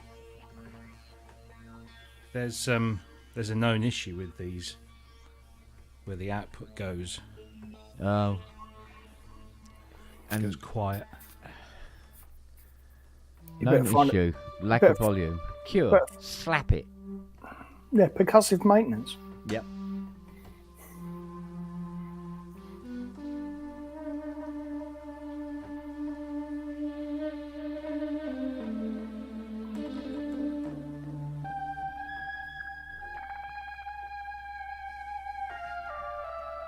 I'll start with poppadoms.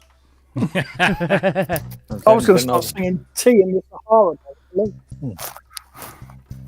The only thing I remember about Cool Prophecies is that their switch mode power supply holds 480 volts for a very long time, and you pick up that fucking power supply to put it back in, and You wake up next week. Yeah.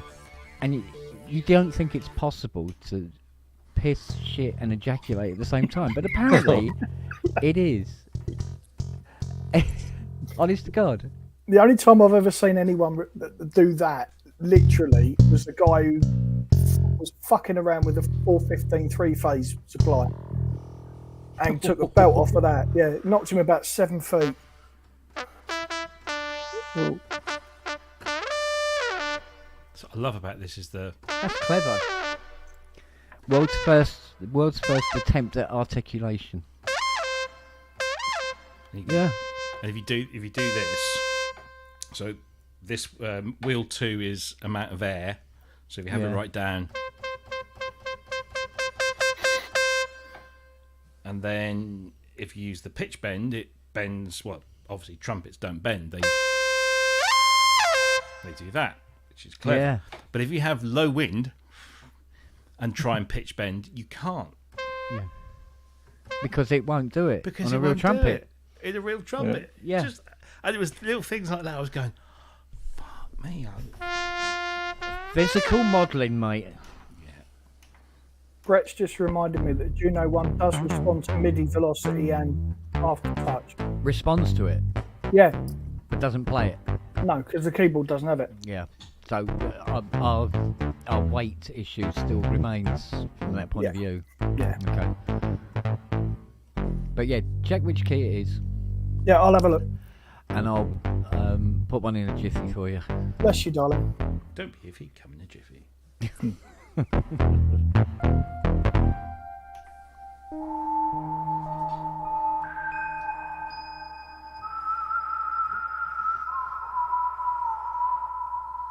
It's just...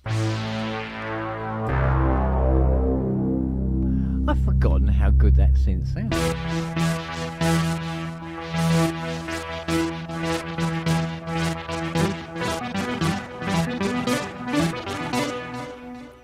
It's still... As I say, this is my Cold Dead Hands synth. One of Martin Gore's favourites, apparently.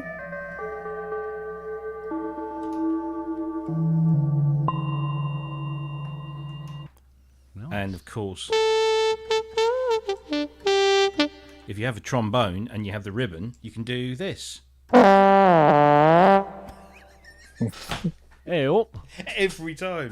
Ken, he's asking, do you have a Gen SX1000 key? Gen SX 1000. Let's see, Gen SX. Do you know what? I think I do. I think I have a couple of Gen keyboards. Strangely enough. You haven't got the SX2000 there, have you, Kent? Oh What? shit, you started something now, buddy. Got the No. SX400. Got two SX400s. I've heard of them. 400s. The four voice one. Hmm.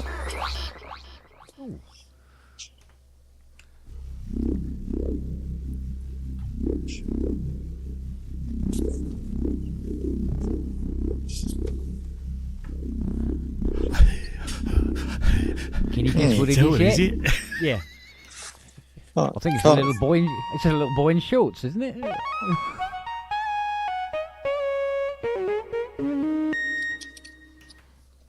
Oh yeah, this one's a good one, isn't it? So it doesn't matter. This is in A, isn't it? So A.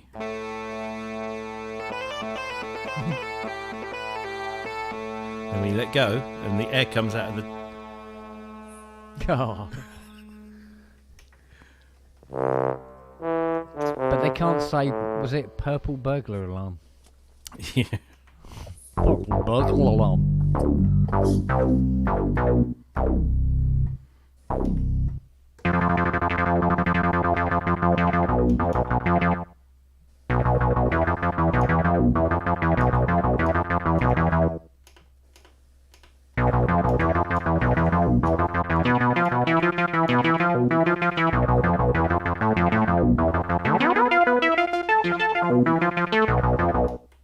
Some of the buttons need a bit of a clean.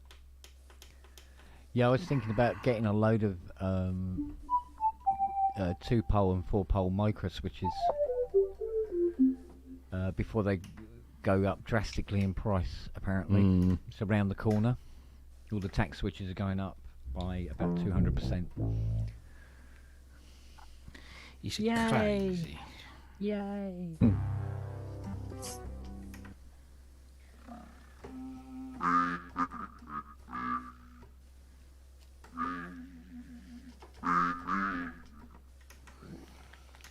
That's fucking miles ahead of everybody, wasn't it, that thing? Yeah. Hey, it's our man. The carpetbagger. Where is he? There he is. Oh, I love this sound. Hey, it's physical modeling time. Yay! Ken, a B. It is a B. Okay. It is a B. Thank you, darling. Right on. I first fell in love with the Z1. Yeah. Let me make a note of that, Thank you, mate. because my memory is shite. Welcome to Club Lad. Aye. Right, let's have a look, see what we got.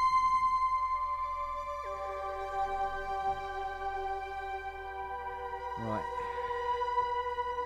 Matt.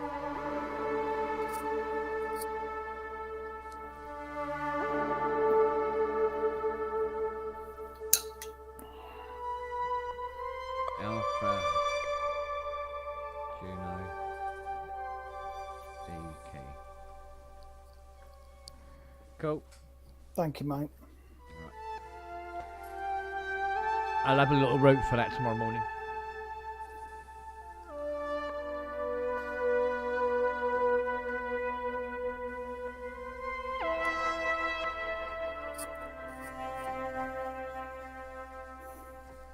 Aye. If you take a couple of photographs of it, message them to me. You know, underneath, front, just to so we can just confirm. You know. Oh,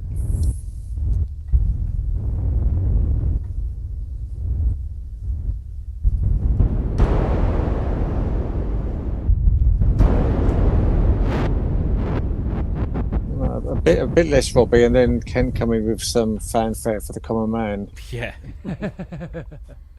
That nice low.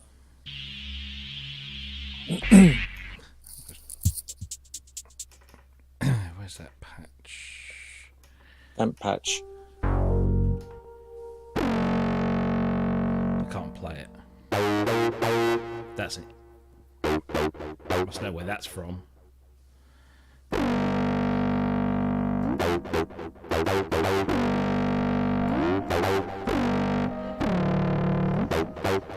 Smack my bitch up.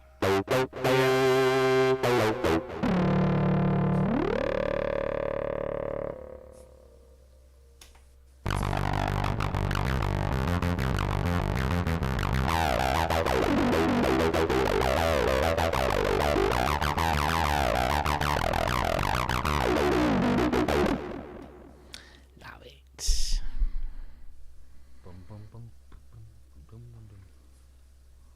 Must admit, this template is beginning to take shape. There's no two ways Cool. about it. We are definitely getting there, matey. I'm a bit concerned about that volume though.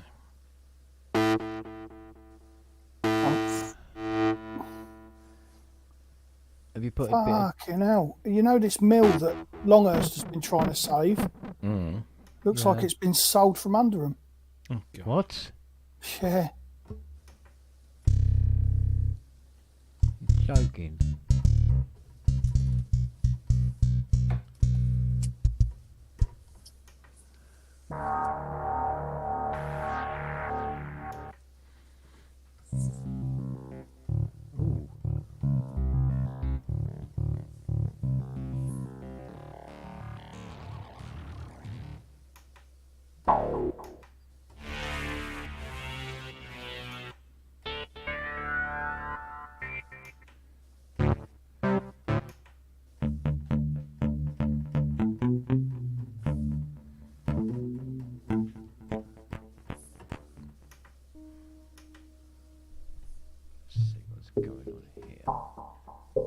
Oh,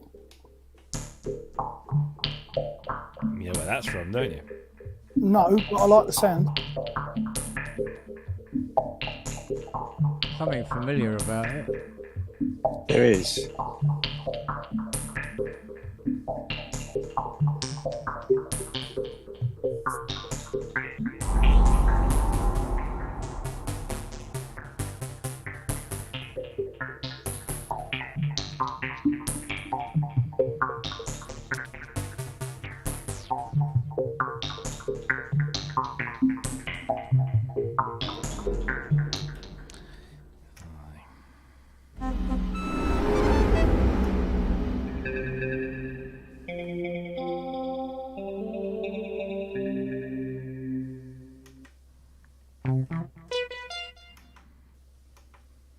I love that bass sound.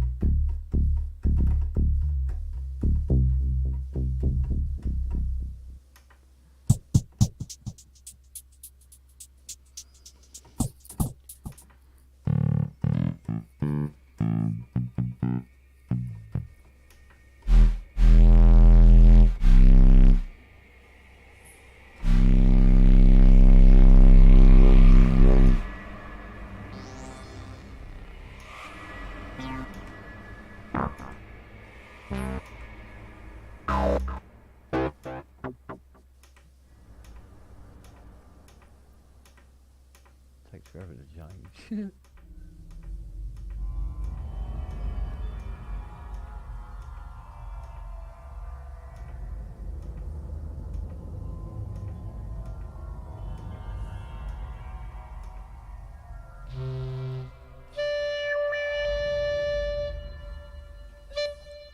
Keep that one in.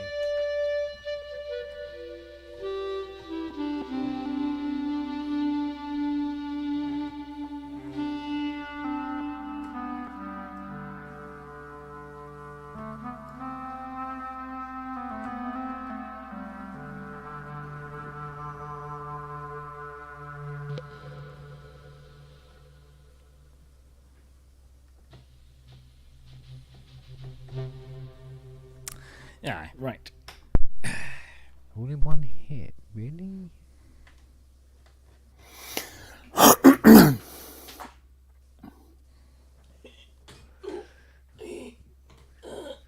I think.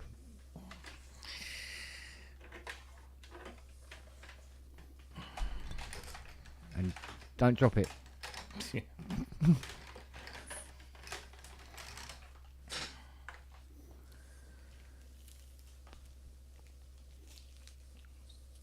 Fuck's sake. So that one's. It's that one, isn't it? Yeah, it gets a bit crowded after a while. That's the problem. Matt, it's not. That's not the mill that Andrew's trying to. Is it not? No, his Shroom Hall mill. Right. Thank fuck. Well, I mean that one certainly is on his Facebook page, and it's certainly the name that rings a bell. right. Of the one he's trying to save, but obviously there's other communities out there with. Yeah, of course. But yeah, it's just. I mean, when you read up about the one that is just that one's just been sold. I mean, the people are in there. I mean, there's some, some sort of, a lot of good being done in that place. Yeah, furniture So- banks, kids stuff, bike Yeah, drop. well, food one as well. I mean, Mm.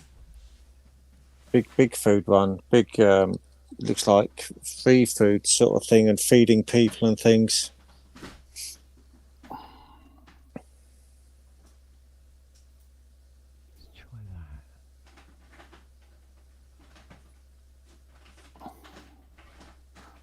Sucks, isn't it? They're just looking. Everyone's looking just to crush communities these days. Yeah, because they get a better price, don't they? So Yeah, but it's not going to do them any good in the long fucking run, is it? That's No. the thing. no, because people aren't interested in communities, are they? They're just interested in the worth of property and things. And we're back. God, fucking Windows, man. Unbelievable. Get Yeah. Mac. Get a Mac, Use- mate. I have Macs. I'm a Mac guy from day one, but Windows is where I get my paycheck. So, but also the the USB device works fine for a few minutes, and then it decides, oh, I don't like you anymore. I can't recognize you. So you reboot, No. and it goes, oh wait, I still don't recognize you. And then I went, oh, now the browser doesn't like me. So now I'm in fucking Edge, which is Chromium browser, which works fine. But Chrome should work fine just as well. But who knows what the hell's going on? So this is why support exists, because things don't work well. And I don't have time to troubleshoot some mamby-pamby things, so just go to another browser. I mean, you're right, Andy, and I don't envy anyone who would even want to, a young kid who'd want to go into IT as a job. I just pity them. It's fun when you're younger. When you get older, you just get fed up. You just like, fuck this stuff. It's so stupid.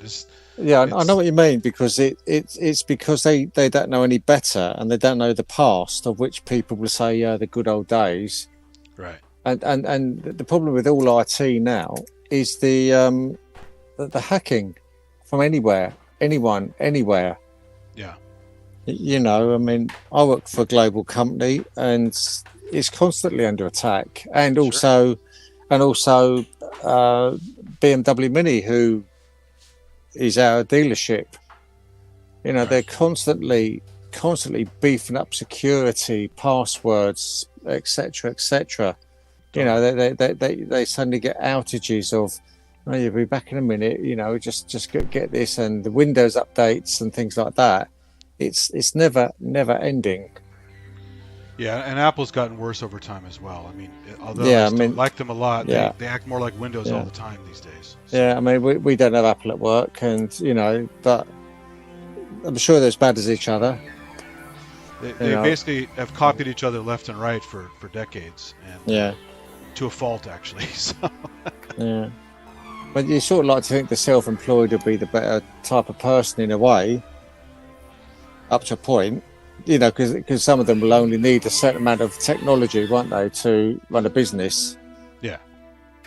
Well, my dad, for example, he worked in the insurance industry forever. Still works on the side, even though he's almost 80.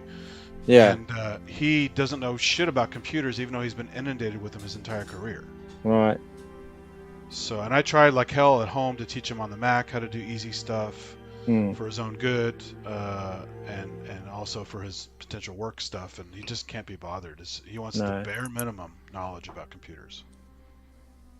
Bobby, how much of your day gets disrupted by IT issues? And I don't mean like home ones. I mean, obviously, the company you work for. Surprisingly few. Is that because they're on top of the game as best like anyone they can be? Well, the company I work for are involved in IT security Mm. as one of many things. But we have we provide hardware, Access, don't software, you, and, and- so logical access control stuff. And so Mm. I'm not saying we're immune to it, but it would be rather embarrassing if we had It'd be issues. pretty bad. But, yeah, but no, I mean, for me, it's the little niggly things like they're very hot on people changing their passwords very regularly, and Mm. what was the thing that I had the other day? Oh, that's it. I hadn't That's logged it. into Salesforce for a while because I don't have to normally, but I had to log in, and because they're so hot on idle accounts, they nixed my account, and so I had to go and just set it up. But they got it sorted within a couple of hours, and nothing was lost, and nothing went wrong or missing. Okay. But no, mostly it's because I work remotely, and a lot of our workforce work remotely. You'd think there might be more issues, especially incompatibility issues and things. But they're very hot on, any device that remote accesses has to have all of this stuff on it. Multi-factor authentication, all that stuff. Yeah, but it goes way beyond that as well. They basically take over the machine. So if I want to have my personal machine on the network. It wants to install all of this stuff and take over and install all these profiles. And I'm saying, no, I'm not doing that. I'll let them do it on my mobile phone. I haven't got a problem with that. But when they start controlling everything, so Yeah, because you use your own computer for work, right? well, yes and no. Because I've that got- sucks when they take that over. Yeah, exactly. That's why I don't do it. So I've got my my tower over there, which is my work Windows machine, and I remote into that from my Mac. So I just have a separate window that I could just flick in and out of and do all my work stuff, and then just 3-finger swipe left or right and back in Macworld. So Well over 50 synth club. It should be called.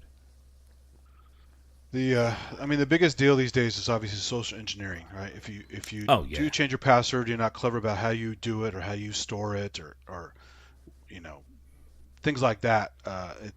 You're asking for trouble. I think Longhurst is waiting to come in. Like if you have looking at the window. as long as you have good tools installed, like these days, antivirus is kind of old-fashioned. That's like an old model. This thing called CrowdStrike is one of the best ones on the planet that Nah, does just leave full it in endpoint limbo. protection, and it's like the best one out there. And if you don't use that, you're pretty much asking for trouble. Yeah. Now we've Long got, as showing off his cum face. Oh, look at that. That's his O face. Yeah, look at that. Yeah. Well, this is good. My chins greet you. That's a carpet face, right? Is that a carpet face? Copy face. Now that's Yeah. that one. That's that look. Evening, gents. Evening, Andrew. Good evening. How's it going? Good evening. It's going very well. Very, very well. Good. Very, very well. So, Andrew, do you guys use CrowdStrike at your place, at your workplace? I have done in the past, not any longer. Why? Not a long while. We use. Are you talking about for IT purposes? Managing and all Endpoint that kind of protection. stuff? Yeah. Endpoint Server protection. protection. Endpoint protection, server protection. He just It's puts basically- puts condoms over the USB ports. That's all he does. We use ESET. We've been using ESET for the last 15 years. It's never let us down once. Yeah, ESET's fucking Yeah. brilliant.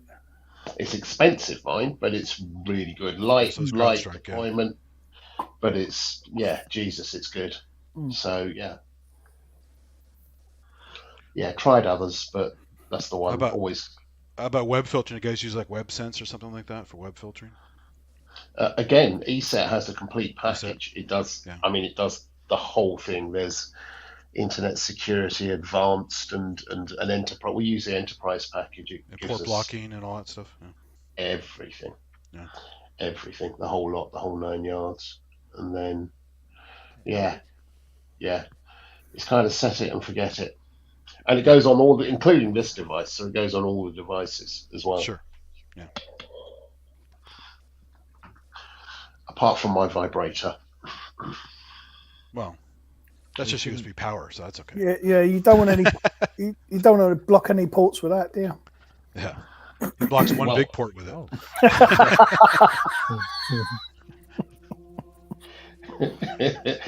Yes, it's got a good range, Rover. Yes. Yeah. And it's anal log as well, isn't it? is that how you pronounce it? Is Yeah, that I how, believe is so. that how you pronounce That, it? Yeah. that or digital. yeah.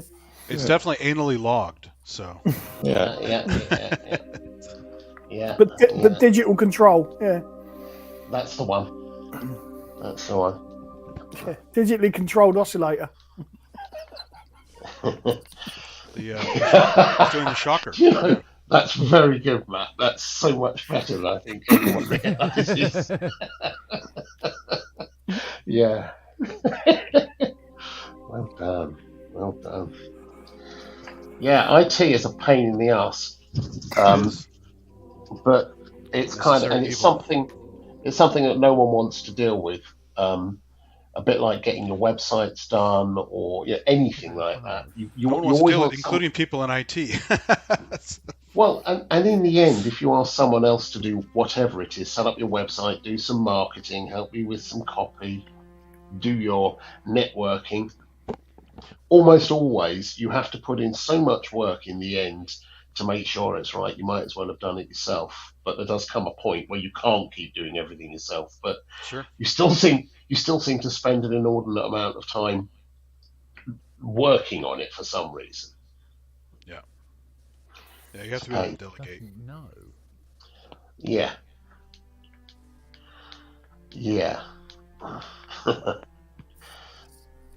Don't tell me I've got to download. Some people are control freaks, so they can't let go.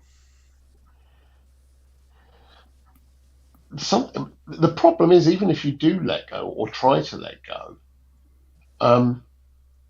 it's finding someone who gets, it's kind of like the classic marketing. I want to improve marketing. I want to get some more audience. I want to update my website. I want to do, all the social media. Someone take it on for me.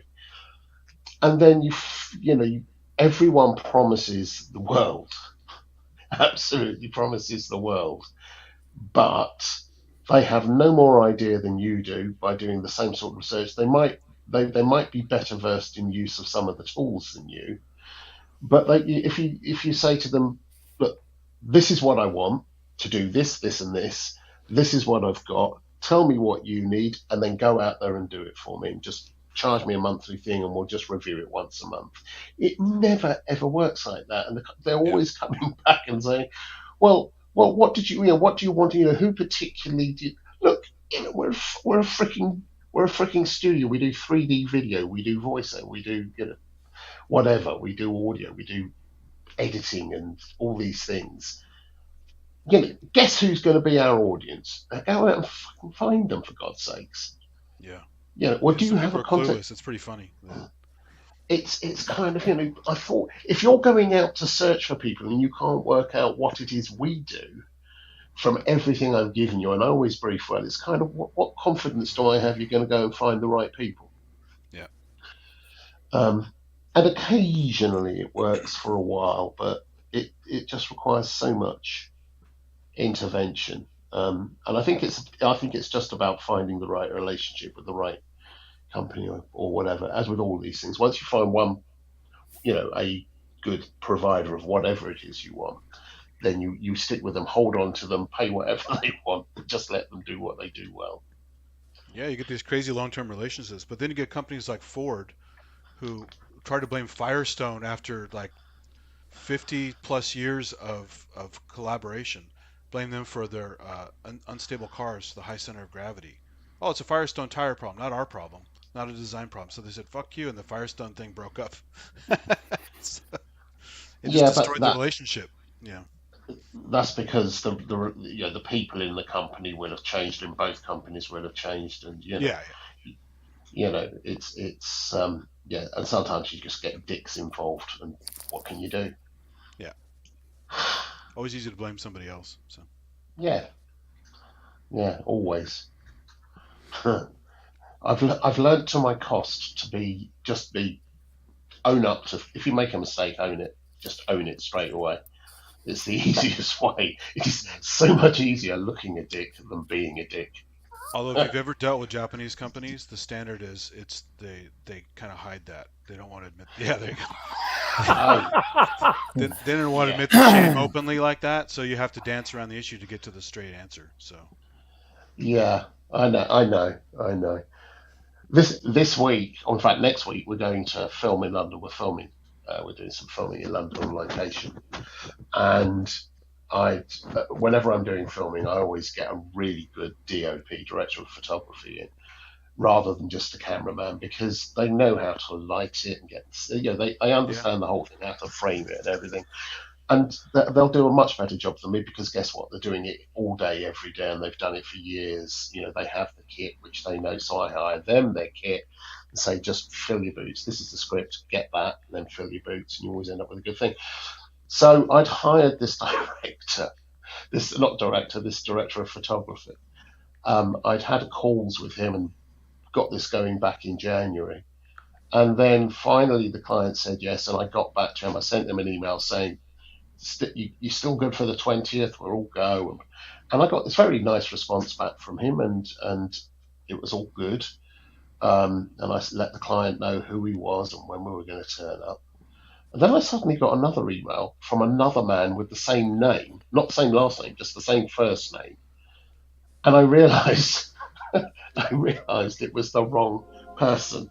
I'd gone back to someone with the same first name who's also a director of photography, and I'd suddenly promised it to him when I'd originally promised it to this other person.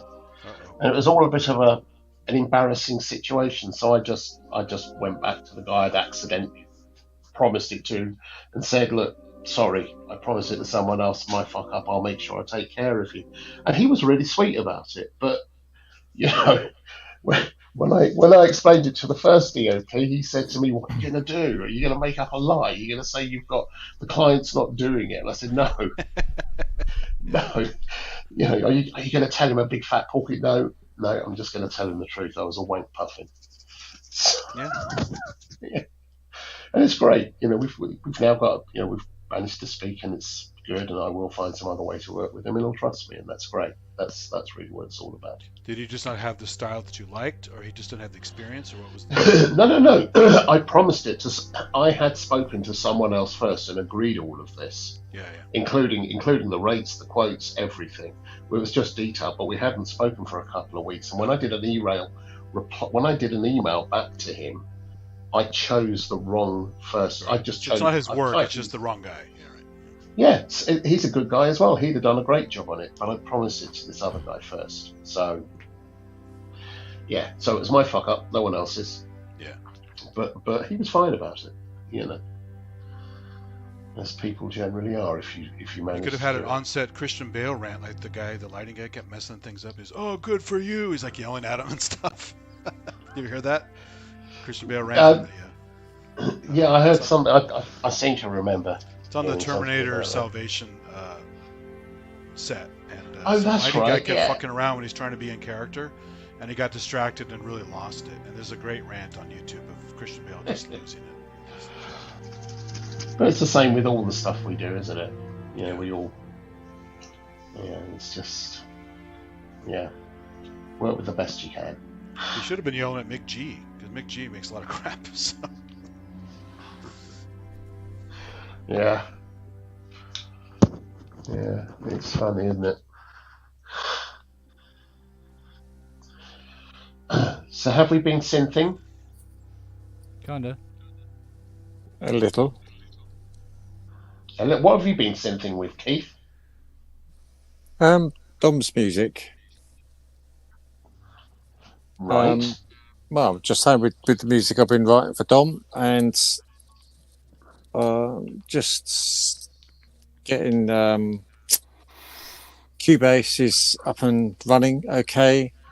Need to change a couple of bits, and then I just need to practice the piece to try and get as fewer takes of it as possible. When you say Dom's music, yeah. What do you? I'm sorry, I don't know what you. Do you mean something? Okay. Yeah, last year, was it on PSN? We were talking to David Arnold. Yeah. Well, I can't remember. Was it someone? It was Andy Brooks. Andy Brooks who was talking about a classical piece, and Ken or he challenged. Yeah. Someone challenged him and said, "Get that's right by Christmas." Yeah. Well, it snowballed, and then 3 or 4 other people, including myself, said we'd join in. Right. Simple as that. And write our own pieces.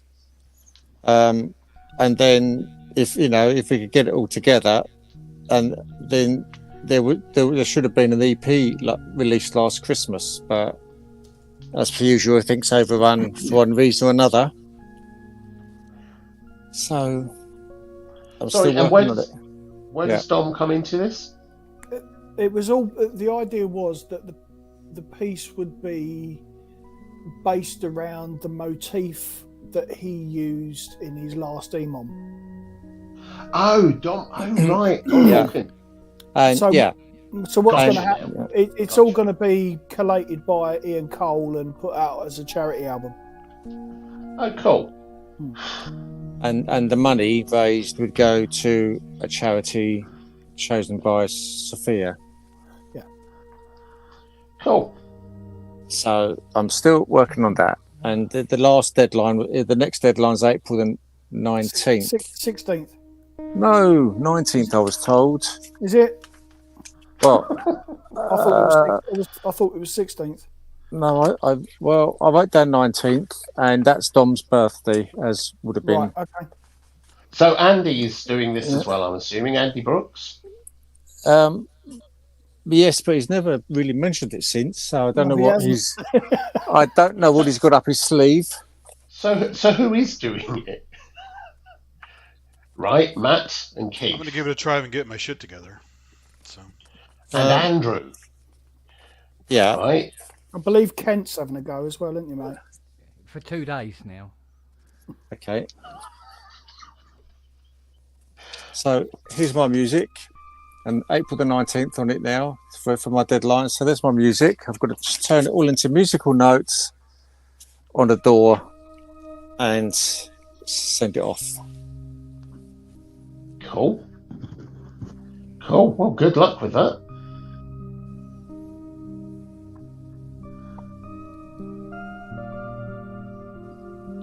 Is that Kent's one? Yeah. Well, no, the trouble I find with Kent, I don't know whether he's playing a piece of music he knows, or whether he's making it up on the spot, or whether he's making it up on the spot, or I'm just saying, with Kent, I find my musical knowledge.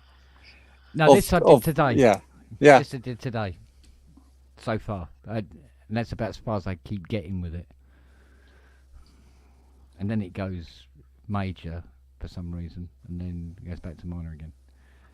Was that John Major or? Yeah, well, it might as well Sergeant be. Major. Sergeant Major. Sergeant Major, yeah. Ursa Major. Ursa Major.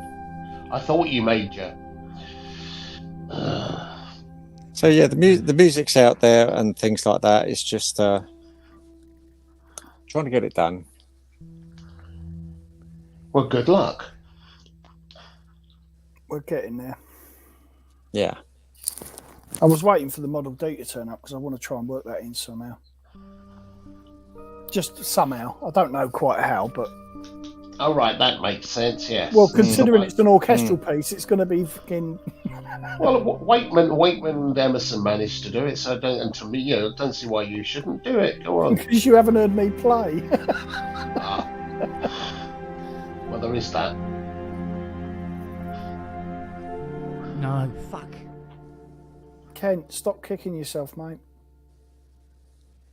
No, don't. Keep kicking yourself. Keep kicking yourself. I'm so bruised. It will come. It will come. Sounds good, Ken. It has a Spongellis vibe to it. It's got the Spongellis vibe, hasn't it? There's nothing wrong with that.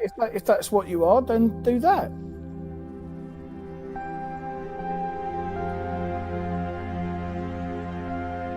No, it's supposed to go. No.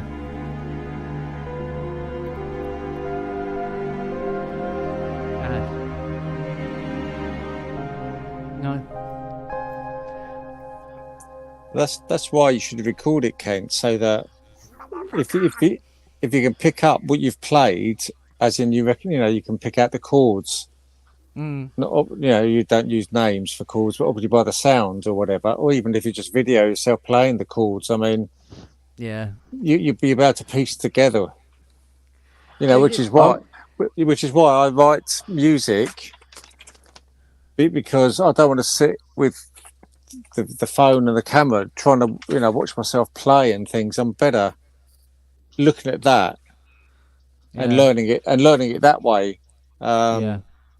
No, because what tends to happen is I kind of hear what the next chord is going to be. Yeah.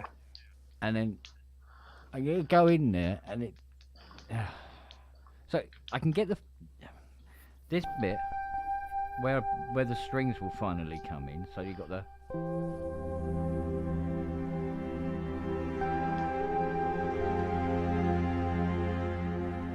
So far, so good.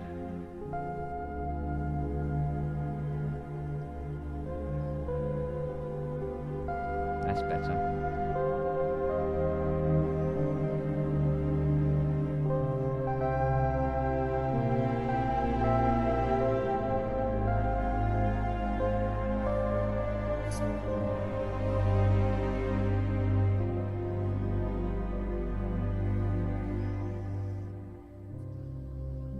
That's lovely, Ken. Yeah, but I've got to get the rest of it sorted out. But Well, that's fine, but I understand the sounds way you work. I do the same thing. I kind of Yeah. have to, as soon as I put it onto the, I do use sketchpads, use Cubase as a sketchpad yeah, from time to time, but I have to be playing with it, playing round and round and round with it until I'm happy that I've found the components, the bits, yeah. Once I all got the that basic pattern together, then Hmm.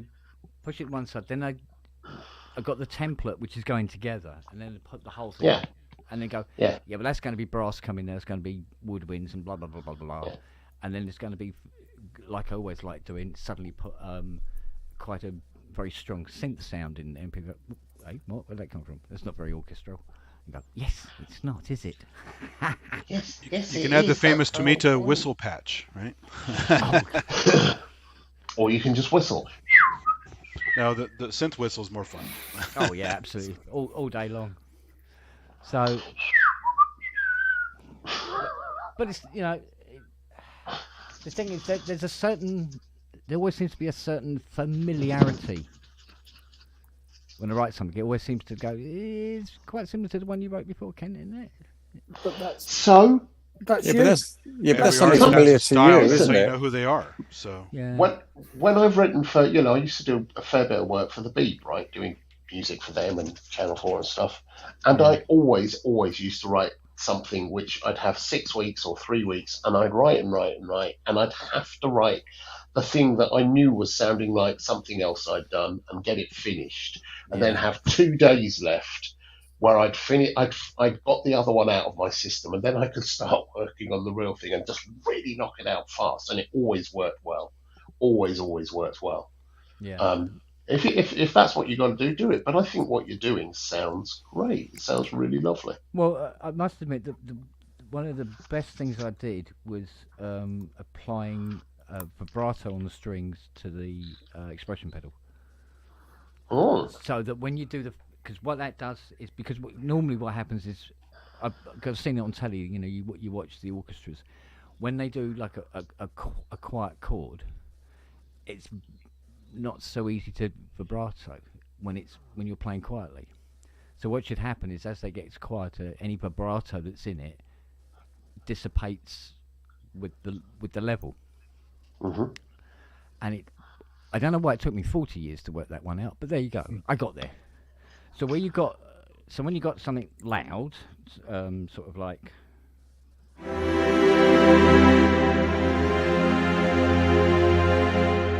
And then you can, as it goes down, you can bring out the vibrato.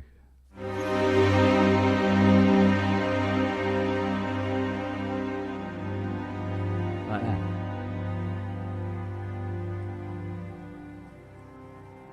so foot pedal or No. aftertouch? That's foot pedal. Yeah.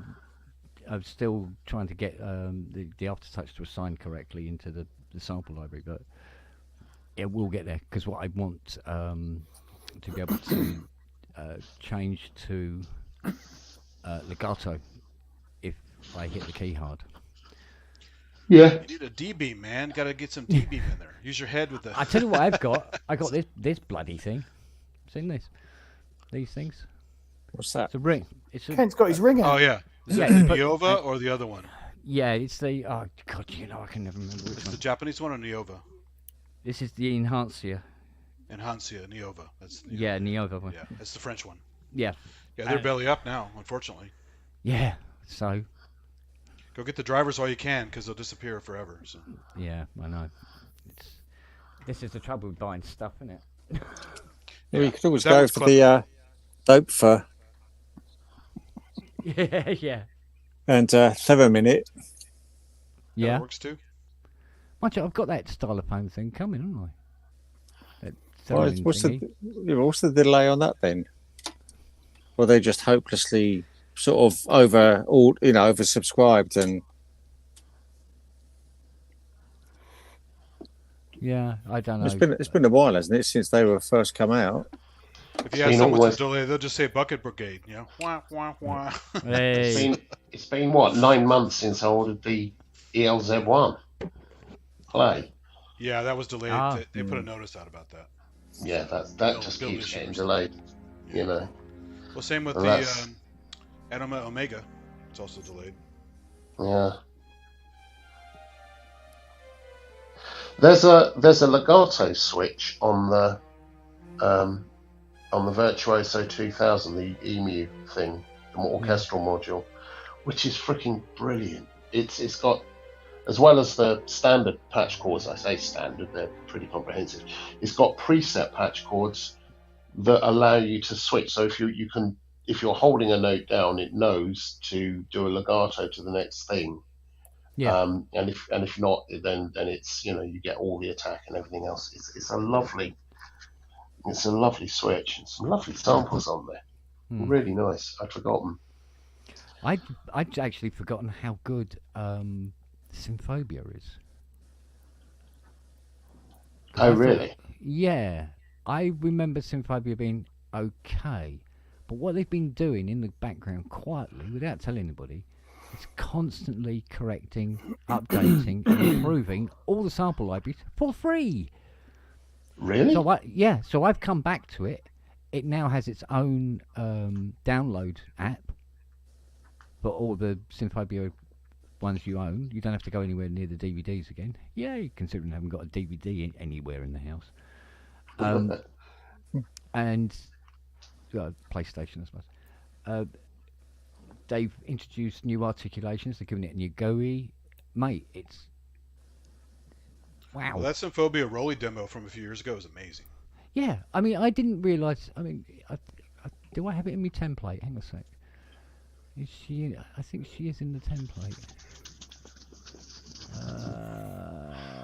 Is that SYNPHONIA? SYMPH... O... Yeah, I can't read that thing. SYMPHOBIA. Oh, phobia. Yeah. I thought you had a cold.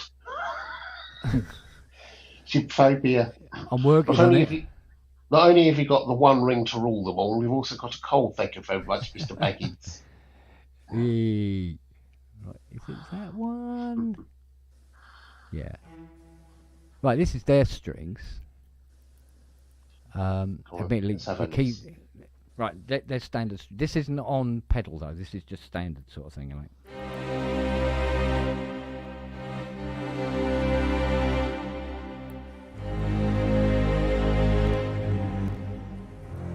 Hang on. Oh, here we go. Matt, this is the thing that my Mac has been doing. It's been crashing out on the MIDI. There you go, it's gone.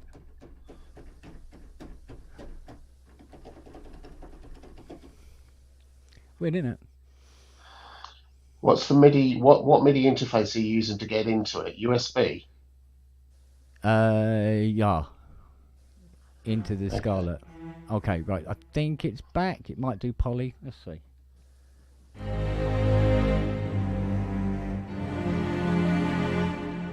So we got staccato strings.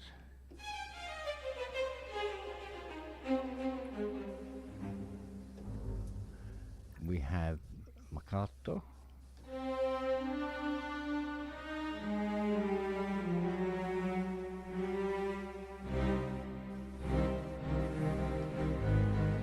Cool. Right, we've got tremolo.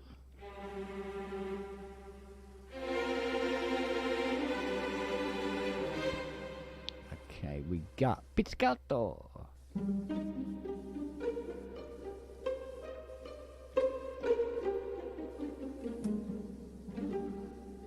Do you have a Colenio in there? We have The little Bartok action? I don't know. We do have. Oh no, we haven't. Crescendo. I think it's Crescendo. Let's have a,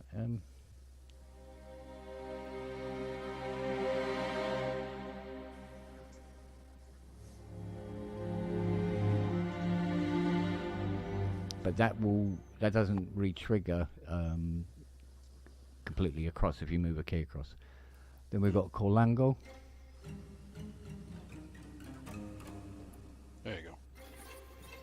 I can do the shining.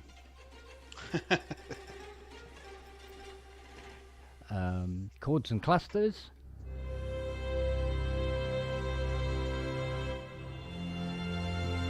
If you're not really up on your chords, and you can do highs, fourths and fifths.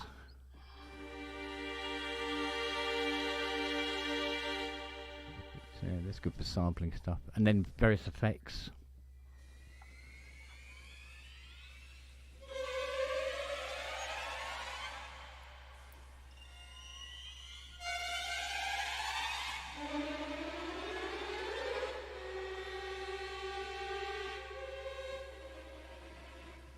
All sorts of different ones on it. And that's just the strings, never mind the brass and the woodwinds and the choirs and Christ knows what else there is. So yeah, it's come a long way from the original How much is one that we had package? I have no idea. I know it was a fucking arm and a leg when I bought it back in 2006 or something. But $2 grand, $3 grand, something like that. yeah, it was getting on for about 2,200 quid. Yeah. Right, it's 300 quid according to their website. No, it's 300 quid. For the whole lot. So it's 17 gigs. It says, I'm looking at it now, Symphobia is 300 quid.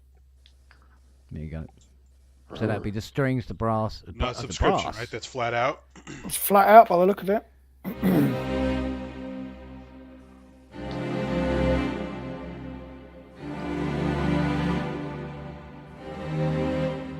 It's quite a good What reverb are you using on that? RAM. I'm always using RAM. ROM is great. RAM out of Native Instruments. I have ROM on the Machina Plus. That's I great. It uses a lot of should. CPU, but it's good. Yeah, but to be honest with you, I really, really should be a good boy and try rolling back the tails on some of these. But I'm a wanker. What can I say? I like lots of tail. It's the Spongellis angle, right? It's the it's the Spongellis tail. You can't beat it, lad. You can't beat it. So, I bet it looks like I'm going to have to download Dominus again. It didn't come down properly. It hasn't installed correctly. I think what was that? 50, 60 gig? Yikes. Something like that, anyway. But the thing I've been messing around with lately is Thrill, which is just mental. Where is Thrill? I like Thrill because you're never quite sure what the hell you're going to get. You do need a pad for this, if you touch pad or something. Right, violins and East West still considered good? yeah. Yeah.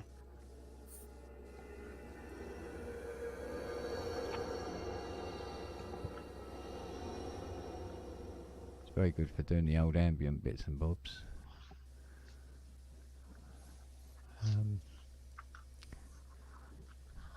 But still, my favourite strings is articulated from. How about that old Spitfire. IK Multimedia Russian orchestral thing? I forgot what it's called. You know what I'm talking Oh, about? yeah. Oh It was shit! like the what's cheapest one for a long time, but I never got into it. So. that? Yeah, Is articulated another contact string thing? it's Spitfire. Spitfire. Okay. Yeah. That's the where is it? This one.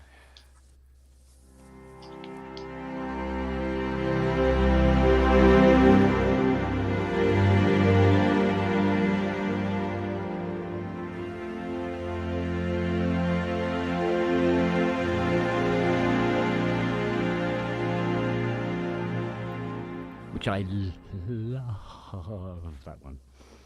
I do like that strings. But, just that bit, But Yeah. because that's technically all that does.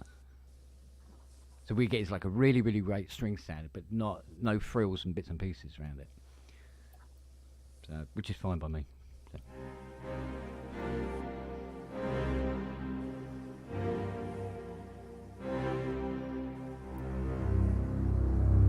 Doesn't good bass sound.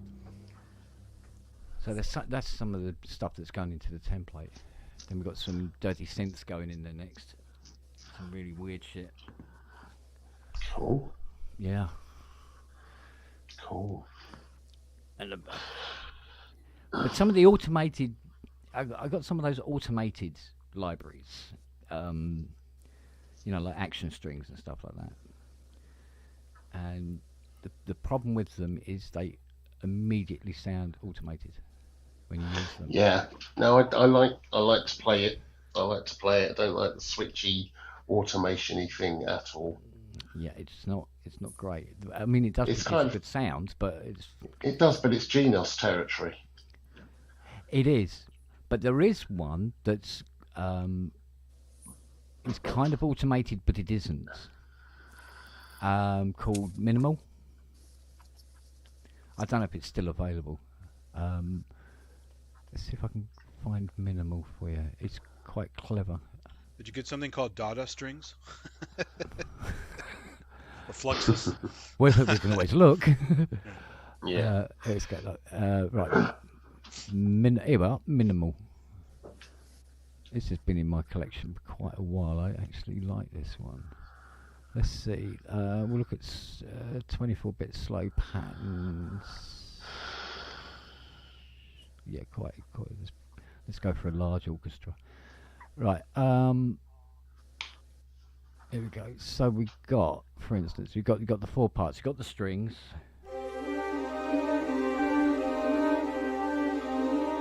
And you can put anything in there that you want, like.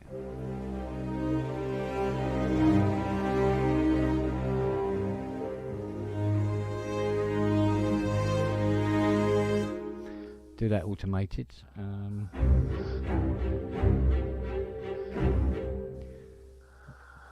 That one.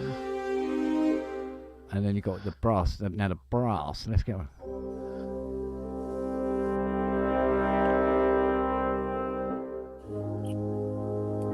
Now, if you do those MIDI key switches, it really doesn't notice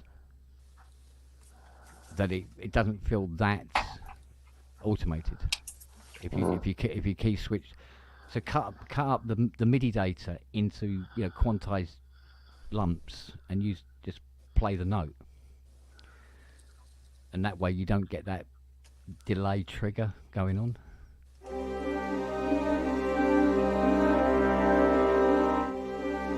Like that's removed. You don't get that kind of thing.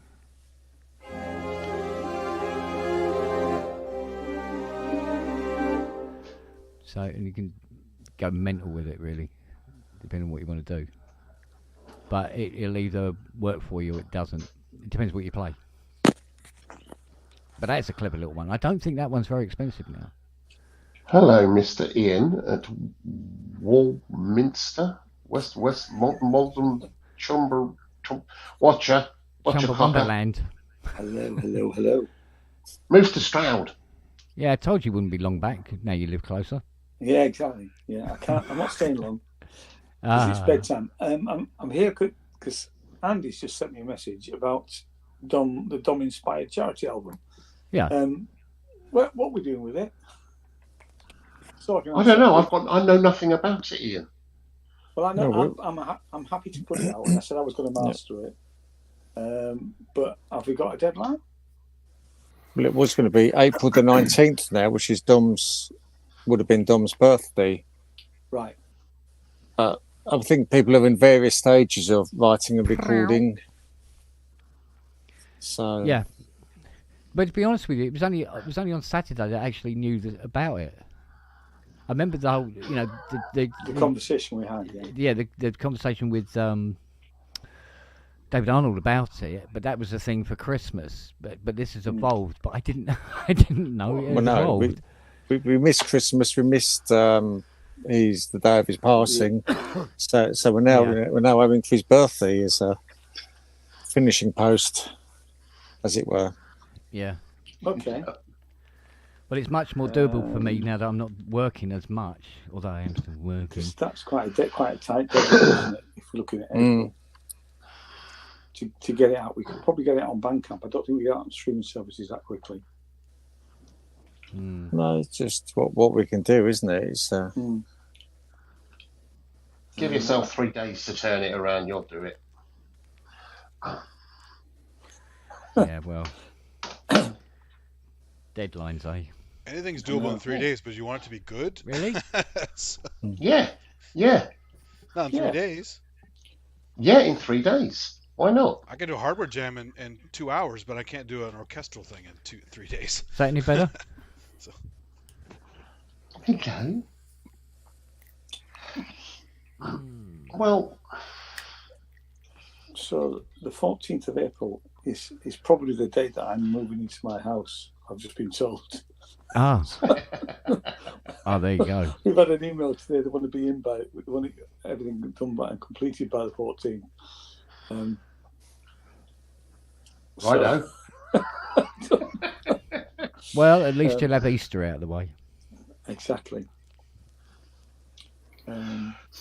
So this is got to be an orchestral piece. Is that because that's another piece Is that it? slipped by me there? Well, I don't know. Has it? I thought that was the idea, because that was what inspired Andrew Brooks to say about it, talking to David Arnold, was he was going to put an orchestral spin on it. So It did seem to be the general consensus that that's what it would be. Mm-hmm. In the original conversation with David Arnold, it came about because Andrew was talking about composition and about how he'd started out in classical music and how he had something which he'd written back in his early years, which he wanted to do something with orchestrally. Now, it was just it's something he'd written yonks ago, but he wanted to do something with and get it finished and recorded, but he didn't really get into the door thing. That's how the conversation started. And I think, Kent, didn't you challenge him to get something done by Christmas, or I did, or someone did? I think that was the general consensus, that we would try to get Was, something yeah, done like that. for roughly around about Christmas, and then get David back, and then he could judge them. Okay. Or I think it was you. it was you and Andrew, or maybe there was someone else, but it was that. So it's morphed from that. Just so I'm just trying to understand. So it's morphed from that to this whole Dom thing. But it's now a Dom thing. So, which is a great way to realise that and do something significant. But does it? It'd be nice to mark it. It'd be nice to mark the occasion. Yeah. Yes, it would. As some Very sort much. of some sort of memorial type thing, But it has to be orchestral, or it doesn't. What's the story on that? The thing is, if it is orchestral, or when I say has to be orchestral, I mean it doesn't necessarily have to be like in the classic style, but I don't know. See, it might be a style that's not going to suit everybody anyway. Unless the experimentation is to do music similar to what they are used to and like doing, but have a classical instrument sort of like tilt to it. A steel drum polka. Yep. With theremin. Yep. That'll work. In Well, roller skirts. I mean, when it's ready, I'm quite happy to master it. I'm quite happy to put it out. But obviously, we need to. We need time to obviously do that and to put it out. So, in actual fact, if there was going to be a what was it, 19th of April deadline? It's not going to happen by then, is it? Really? No, not really, because I would need it in the next week, ideally, to be able to start working on it. And I haven't got a full studio at the moment, so that's... And as far as I can tell, what Dom would say is when it's ready. When it's ready. It would actually. When it's ready. Well, it's either that or put a deadline for 10 days from now, for instance. But that's really cutting it fine, isn't it? Yes, it is. Well, considering it's taken me 2 days to write 4 bars, that I'm still not sure about. Everyone send your bits that you've got so far to Ty and tell him to turn it around in a day, and he will. Yeah. I might just pay him to do And it. then Fuck it. slowly kill each of us in turn. Yeah, he will take out contracts on every one of you. Yeah. He will. But, was that but it mask will man work. in that, afford it in that as white well. Porsche electric E EV? I think in honor of Brooksy, we should have a Dire Straits element in the track as well. So. We should have a Dire Straits cover. Yeah. Bang! Money Yeah. for charity and the tracks for free. Yeah. Yeah. MIDI for nothing in your tracks for free. No, I've done enough Dire Straits for the year, thank you. Oh, there we go. Right then. Well, at least they'll sound better now, anyway. Right, gentlemen, listen, I'm going to get off. But As if, indeed am anyone, I. if anyone needs help, just send it my way. Send that to Brooksy, he'd love that. Good luck with your move, Ian. Thank you very much, sir. Yes. Mm. Yeah. So we're Oh, it'll go fine. It'll go fine. we're squatting at the moment. We just looking through the contracts and all that stuff tomorrow. But you're pissing in the kitchen sink, all that sort of thing. Yeah. Oh, well, I wouldn't say that. Student flat, you know. No, It's Ian's- definitely not. Ian's posh. He don't piss in the sink. He pisses into a sponge and squeezes it out in the sink. Matt knows me so well. Ian, don't forget to move the bodies into the house before you leave. Oh yeah, I've got that. Yeah. Right. Leave them the curtains with the prawns sewn into the pelmet and that Yeah. kind of thing. That's what you need to do. Or a lovely basket of goodies and say, have a lovely time in our house, you bastards. We left him a bottle of wine. Good. Full of bleach. No. X-Lax. Right, I'm off. All right, darling. Good night, Matt. See you, Cheers, mate. Matt. Cheers. See ya. Bye. Take care, babe. Oh, dear. Right then.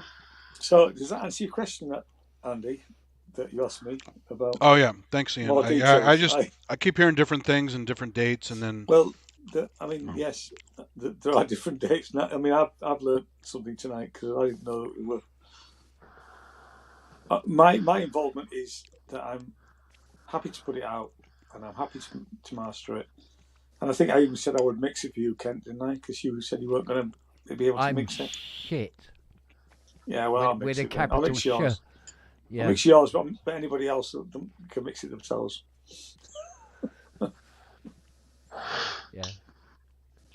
I have no I idea. mean, I what I'm don't doing. actually even know how many people are doing it because you, there's Brooksy. Is Rob doing anything?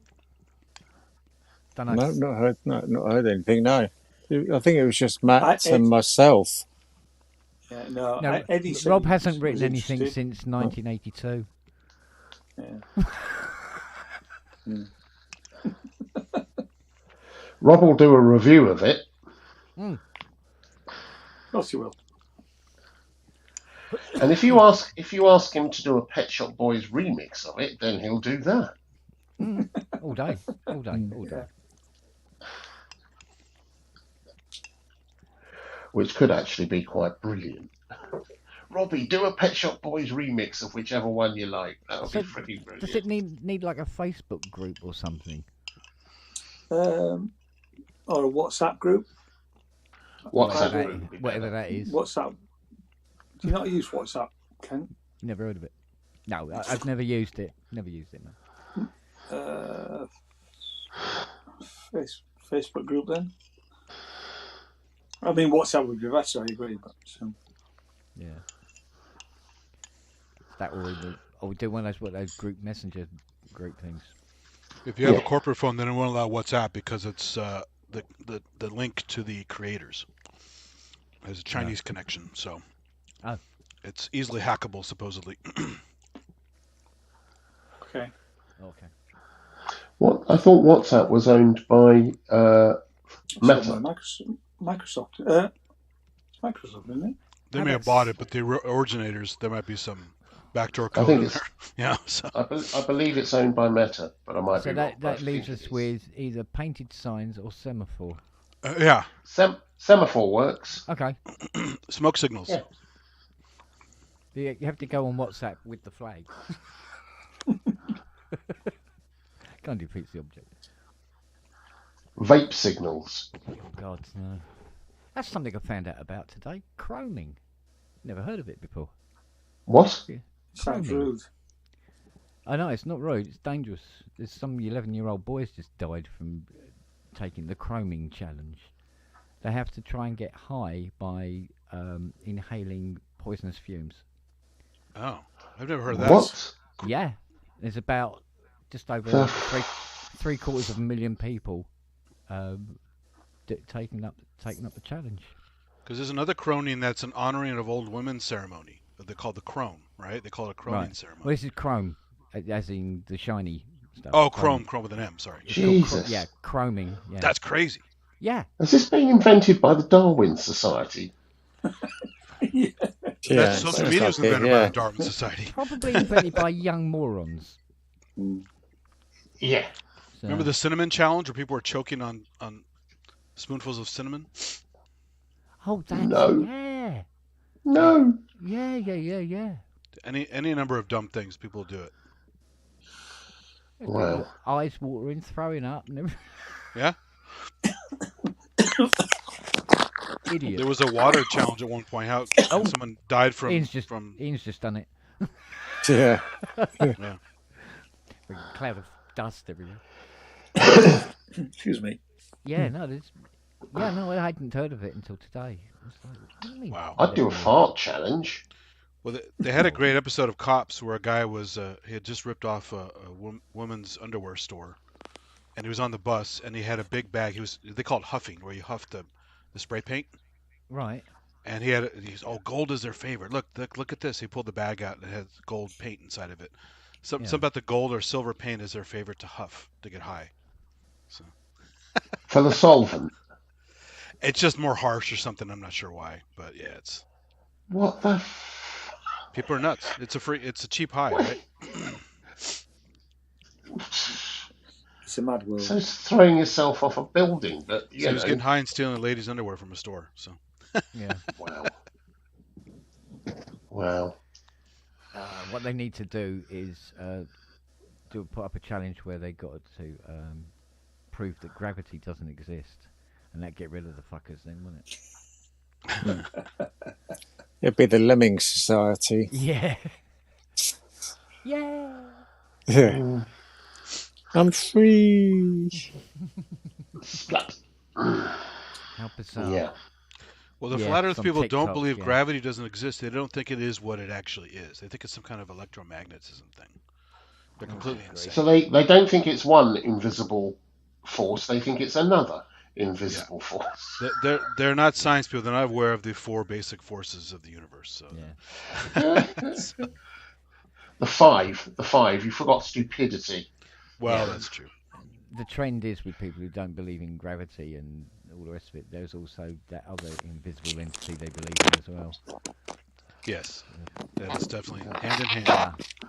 Oh, And there's a actually, book that goes with that too. So yeah, I believe it's been rewritten many times. yeah, and never translated incorrectly. It's always proper, right? Yeah, from 800-year-old scrolls that were from 2,000-year-old scrolls that nobody actually kept. And it was like, Aramaic and English, no problem, right? It's Yeah. a direct thing. Oh, it's not Aramaic even. It's Aramaic, which was translated into Greek, and then Yeah, Greek, many languages. which Yeah. has been Yeah. translated into And blah as blah blah. and as we know, And it's all been you know, as is clearly been reinforced many times, that 16th century monks were very highly educated. So excellent. And they also Usually didn't off have their an tits on agenda, right? homebrew. Yeah. Right, I'm heading off, chaps. I just thought I'd drop in and say hello. Yeah, I'm going to. Yeah, I'm going to have to All knock it on the head anyway because I've got an early start. Why? Why have you got an Why? early start? Why? Because I have a keyboard to do tomorrow. It's not retired. It's I'm not, unretired. I'm not retired. Everything has gone wrong. Yeah. So Oh well. Greybeards and still working. What can you do? I'll see you later, gents. Yeah. Good night. oh, darling. Cheers, Andrew. Night, night, Robbie. Bye. No. Bye. Well, we won't have to go. Oh, that's much better. Won't have to go too bad anyway because I'll probably do another one tomorrow night. Right. Because No, guys. the usual night. You're like geezer. All right, mate. No. See ya. Where's my whippet? Greyhounds. They're greyhounds in the south. whip I'll, it. I'll stand No, in for whip Andy. it. Move to Stroud.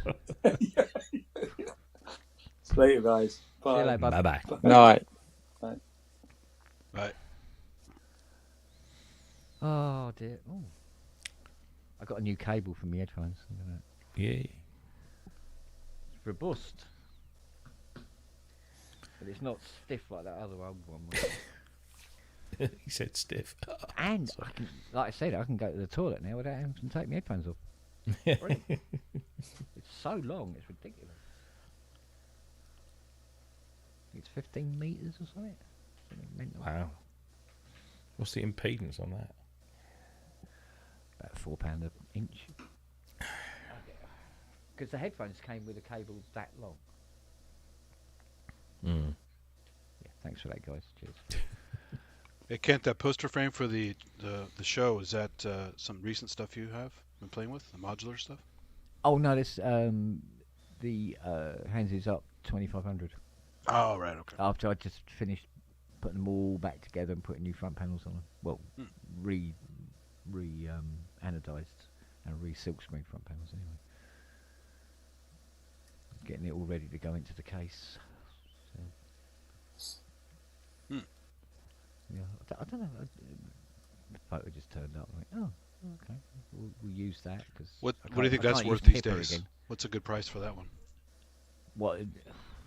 Oh Christ! I mean, Not insane one. a normal 2500 is fetching about 110, 120,000. Wow. Hans's one, which is a 2500 on top of 3 wings, it's enormous, Wow. off the charts. Does he have extra modules for it? Is that why? Is it? Well, what you used to be able to do, you get like a 2500 and then you could have a wing with, just more of everything. More of it, yeah. Yeah, more VCOs, more filters and stuff like that. But he's got a case that is 3 wings, and the 2500 sits on top, and the 2500 looks quite small on top of it, on top of the 3 wings, with this enormous keyboard, because the base of the keyboard is also withstanding the synth case on as well. And so, Christ knows what it's worth. I mean, as just a 2500, it's got to be worth well over $250,000. Wow. But seeing as it's the Hands one that was used on Inception and Interstellar, Dunkirk, I think a little bit of maybe the last Batman film he did, maybe. But so it's done some interesting work as well. So could probably put another 50-60K on that for from a collector's point of view. Yeah. Not that he'd ever part with it. So What tends to fail on them? Just random parts, or just? do you know what? No, they're pretty robust. But then Yeah. most of those old modulars are. If you go and if you bought an old Moog 3C, for instance, you'll find that 99.9% of it works perfectly like the day it was built. Very rarely do they pack up.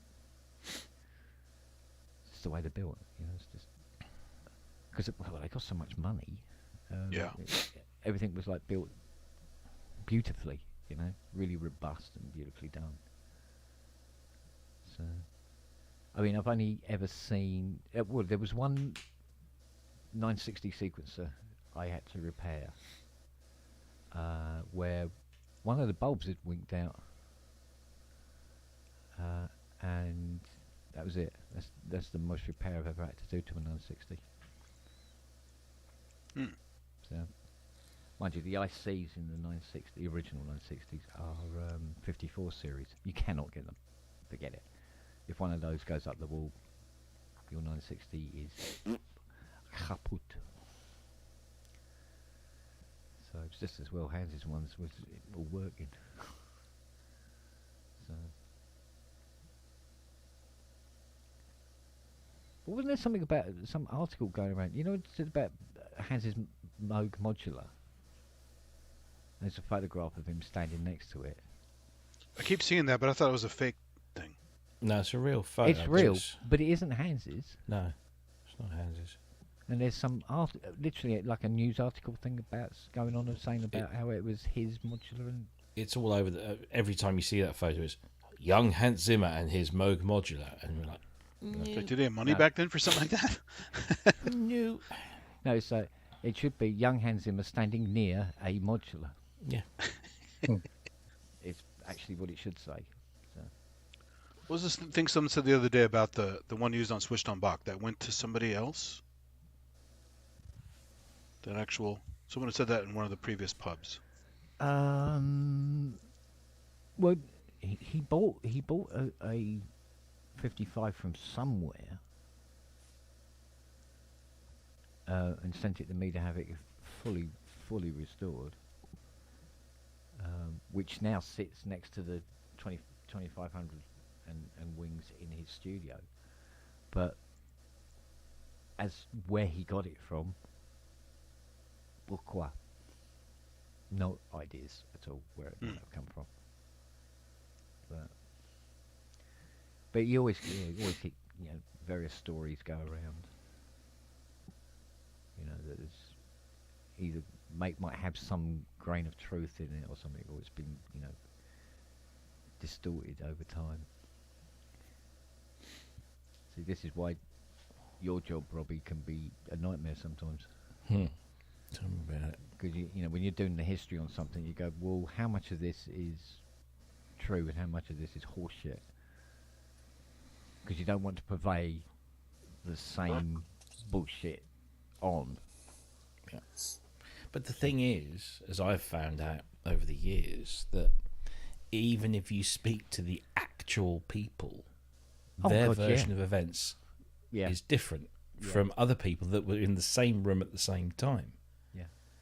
And so what you then have to do is kind of piece together a version of the truth. Because, for example, the orchestra stab, Orc 2, or as many people know it, Orc 5, Yeah. on the Fairlight, which was sampled from Stravinsky's Firebird Suite. I've heard Peter Vogel tell me how that sample came into being, and I've heard David Vorhaus tell me how that sample came to be. And they're both the stories have similarities, but they are quite different. And so you have to sort of say, well, maybe there's a little bit of truth in that version and a little bit of truth in that version, and then you sort of pop them together, and you can't ever say this is the absolute version of the this is gospel. Yeah. This is as close as we can approximate. But when somebody recounts a story to you and they do it in so much detail, and they remember really specific things, then you kind of think, oh, maybe they have remembered it rightly. But Yeah. we all know, when I talk to old school friends about stuff, and I say, oh, do you remember when? And they go, oh yeah, I remember something like that happened, but it didn't quite go down. Like I thought it was somebody else, or I thought it happened at some other time. It's just we colour. I've read a thing about this about memories and how they we change the memories without unwillingly. We change these memories based on so many different factors, and we still believe that they're absolutely bang on because that's what's in our head. I remember it exactly like this and That's exactly why like that. oral history is a tough one, right? People say, "Oh, I swear Yeah. by this." I'm like, "Oh, really?" Yeah. But you yourself have warped those memories subconsciously, whether it's because maybe you dreamt about that memory and what you actually remember now is a version of that memory that's affected by that dream, where something different happened, or you spoke to somebody and they changed your memory slightly because they gave you a little bit. It's so fucking difficult. It's so difficult. So even if you get 2 or 3 versions, if there were 3 people in the room at the time, guaranteed, especially after a large period of time has passed, they will all come up with a version of events that's slightly different, and they've not consciously changed them. It's just that's how they remember it, and that's how their memory has been coloured and shaped over the years. And yeah, there are some people that will change their version of events to suit them at the time that they're recounting it. Oh, of course, yeah. If they Life's want a big to, game of telephone, though. People just get stuff wrong all the time. if you want to convey that you played a bigger part in something but you were there at the time, but you just wanted to sort of say, well, actually, I was the one that played this, or I was the one that did that. You can probably get away with that because You're talking about whiffing again? well, not to say anything. But no, I mean it's not just it's not just one specific individual. I've Yeah, of course. It just happens, and as a journalist, you've got to just sort of say, well, okay,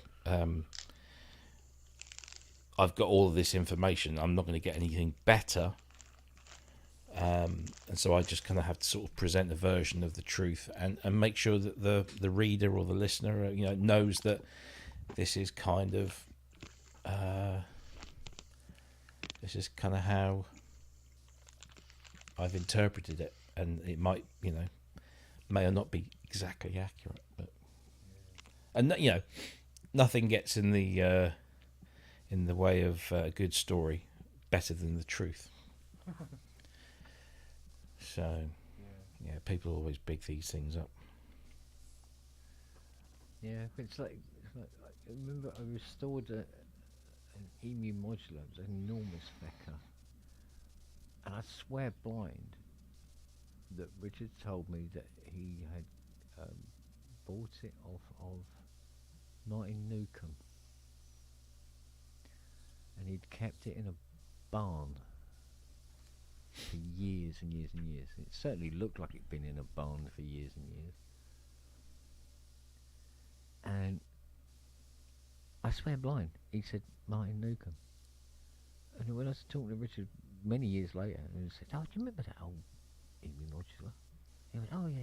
I said, "Yeah, you bought that off Martin Newcomb, didn't you?" And he went, "No." I said, "Who did you buy it off then?" He goes, "Oh, I can't remember. It wasn't bloody Martin Newcomb." Oh, okay. So where did that come from?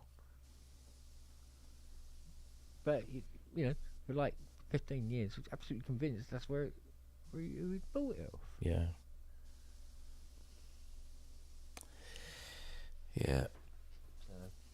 And It does happen. And we muddle memories up, our own memory. We do it so often.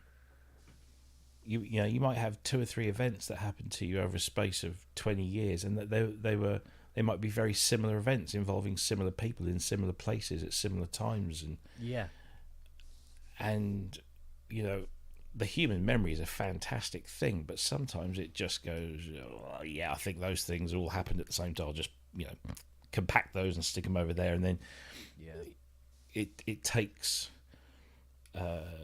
somebody else who might have been there at the time to sort of say, oh, well, actually, I remember it differently, and you sort of pick it apart, and you can eventually maybe come up with something that resembles what actually happened. But the whole of history is based on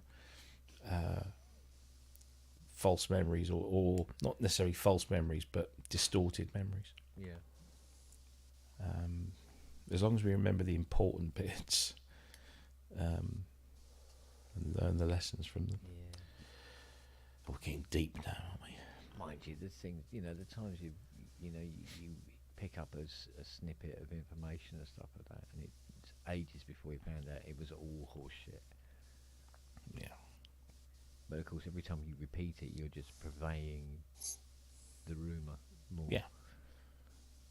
So, I mean, sometimes I suppose generally it doesn't matter a fig, but when in the line of work that you do, it can be troublesome. If you get it squiffy. You only trust the true patriots. They have the best men. I mean, it's like today. I mean, was working on a Trident, and the guy wanted the battery changed. Internal memory battery. Yeah, straightforward enough. Went and got a coin battery and opened it up.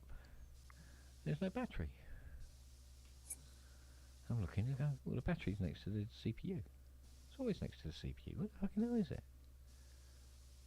So I go, that can't be right. So look on the net. Trident. It comes up with Trident. Have a look. It shows the big battery next to the CPU. I'm looking and go, well, there's two ICs there. There's no battery. But he had the manual with it. So I had to look in the manual and it said, oh, there's nothing about changing the battery. I'm going, okay. So do a little deep research, find out, of course, it's every time I type in Trident, it automatically thinks I mean Mark II. It's actually a Trident Mark I, which has a rechargeable battery in it, and it's behind the circuit board of the synth section on the front panel. And it'll take about half an hour to get the fucking board out. But I went, rechargeable? I said, when was the last time you had this turned on? He says, oh, years ago. I said, well, let's just turn it on and leave it on for a little while. And lo, the battery charged up. Well, Ken, you must keep a notebook for all your major repairs, right? So you can always go back to it. Well, the thing was, I used to be able to just remember. I keep notes now. Yeah. But I used to be able to just remember everything. It wasn't a problem. Sure. And then you go, oh, yeah, you do this, you do that, you do the other. But, I mean, you tend to remember, like, fundamental things, but it's just one of those things where this was probably the first I actually probably it's almost definitely the first time I've ever had a flat battery in a Mark I Trident, mainly because they're rechargeable batteries. So I go, oh, the battery's okay, it's saving patches, no problem, so we'll leave that alone. Yeah, life is cruel with the memory thing. The reason I was pre-med and got into biology a lot is because you have to have a giant storage thing to just have instant recall. And when I was in my 20s, it was easy, Yeah, Can't do that anymore. Yeah. Your brain gets full, doesn't it? Well, I mean, It just had fails. That. Oh, Robbie knows. Oh, I yeah. had Brain I also had gets old. I had an Yeah. incident last year, didn't I? And there was about 6 months. The previous 6 months was fucking blank. Nothing. That was confusing.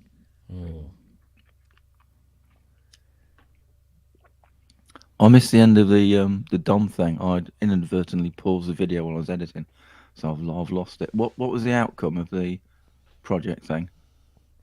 Doesn't look like there's going to be enough time to get it done by the 19th.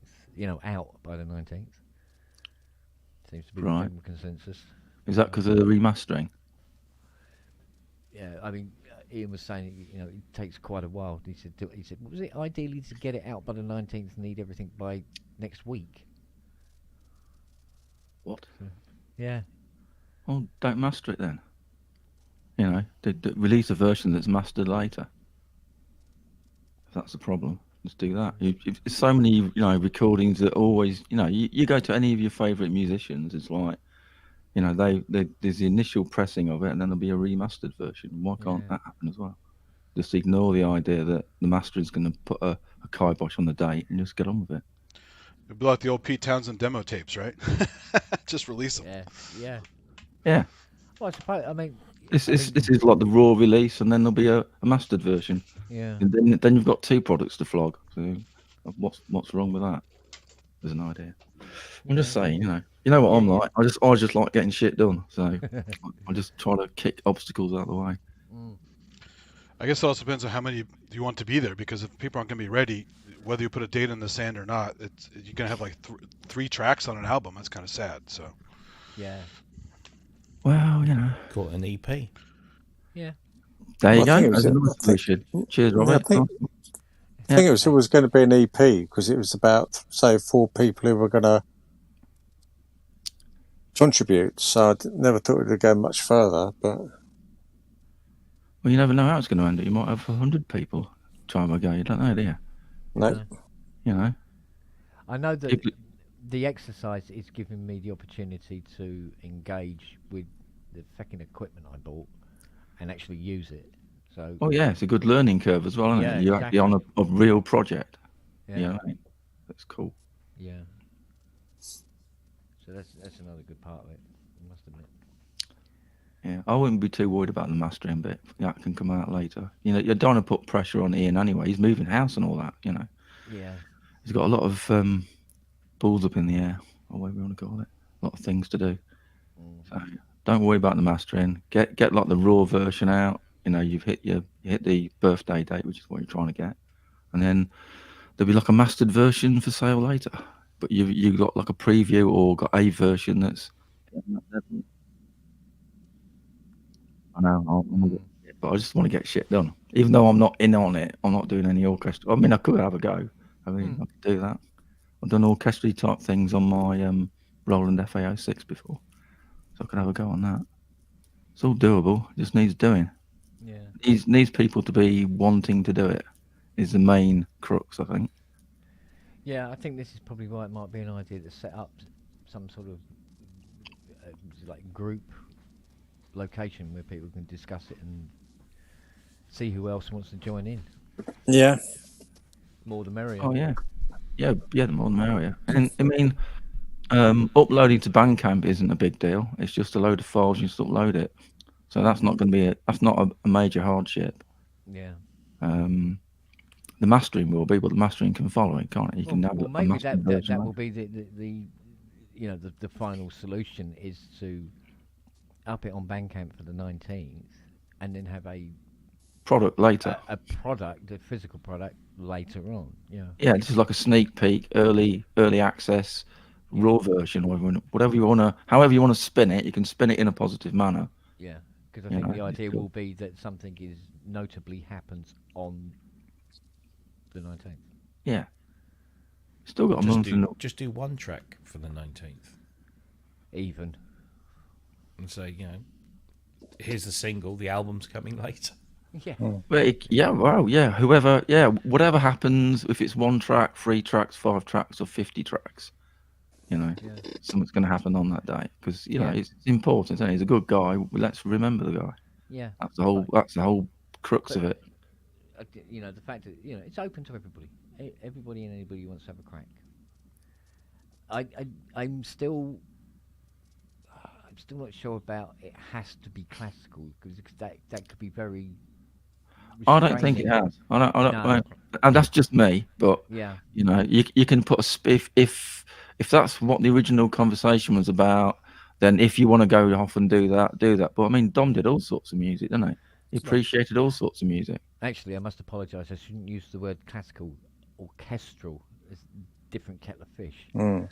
But no, I think it should be anything that just expresses,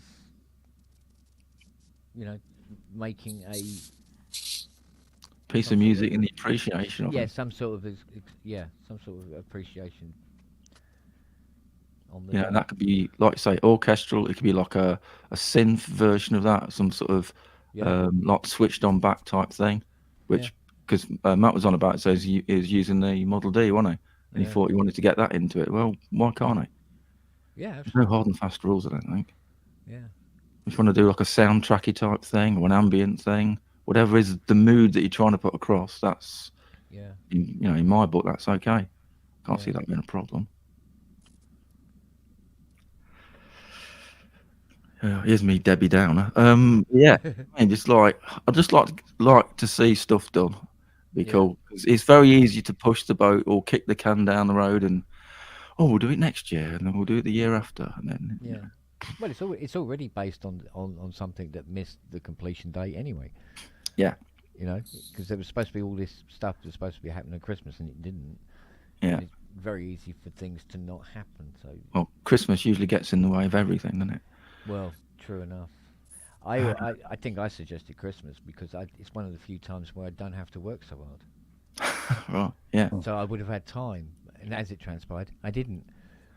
Well, yeah. Yeah. I think I ended up tearing the studio down. again. I think you've got the makings of a good idea. What I've heard tonight. So Yeah, that's what I end up tomorrow. It might be something again. I don't know. I really don't know. I haven't settled on any one thing yet. Because I keep thinking, oh, maybe the next one will be better. I know at some point I've got to stop and just go, right, we'll go with this.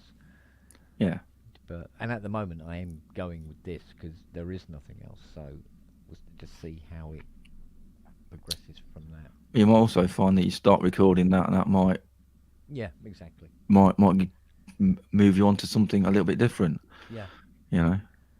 9 times out of 10 it might be when if I put something down like 8 or 16 bars or something, they go, yeah, okay.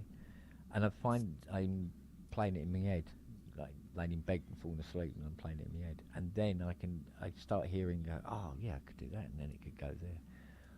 Then you end up Coming getting in. back up again, switching all the computers back on again. Yeah, or getting up in the morning and then having another crack at it. You get an idea. Shit. Don't forget. Yeah. Don't forget. Or hope the Mac fires up properly. Yeah. Because I still, Yep.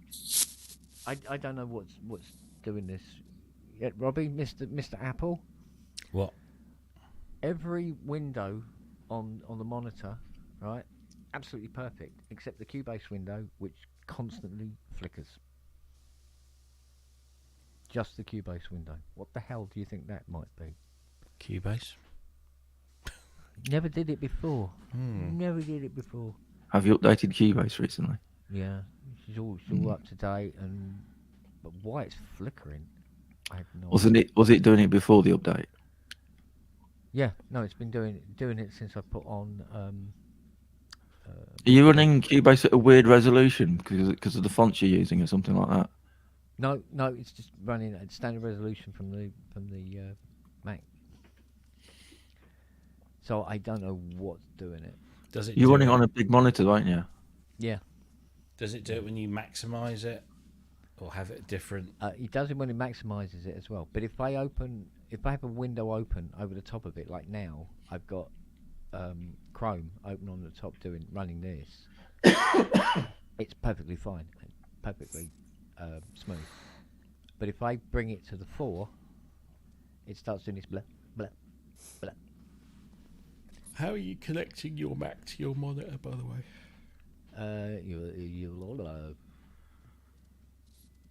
HDMI. So HDMI out from the Mac to HDMI in. Yeah. Okay. Have you? It's only doing it on the one window. Yeah. I say. So it's got to be Cubase, or something is making Cubase flicker. It may not have anything to do with the Mac. Is Cubase on your Directly. primary monitor? Yeah. Okay. Yeah. Rules that out then. That's it. I've only got the one monitor in here now. If you've got a really big monitor, haven't you? It's Yeah. a widescreen. Yeah. Is Cubase supported for that resolution? Never had any try. I've No, never asked it. It just fires up. But it used to work fine on this monitor. Oh, okay. Right. Okay. I don't get it. It's Yeah. just now it flickers. But every now and again I get MIDI data locking up. So, oh, hang on a minute. I updated the firmware on the Mayo XL, which handles all the MIDI data, doesn't it? Yeah. Okay. Undo that then. You love your updates, don't you? I hate updates. I'm the Well- last person to update anything. Well, sometimes It's I find working. that- I don't care. It's working. I'll leave Yeah, it. I can relate to that. I must admit, but there's a Greetings. certain degree of increased facility and stability sometimes that comes with these updates, which this one was purporting to have. But it might be something else altogether. Just don't know. Yeah. But I mean, if I keep a window open that's in the 4 on the foreground, it's fine. Do that then. Yeah, just do that. Or just That's don't look annoying, at isn't it. it? Just It's don't look at working and it works, Yeah. so fuck it. Look at the keyboard. Stop looking at the screen. Yeah. So yeah, but I mean, I was expecting teething problems, but bloody hell. Surprising you got any teeth left. The amount of teething problems you've had. Yeah, well, the ones that I smashed it. Problems next year, isn't it? The ones that I didn't extract on the Mustang wheel. Yeah. Yeah, don't go doing that again. Oh dear, bloody hell, I did that.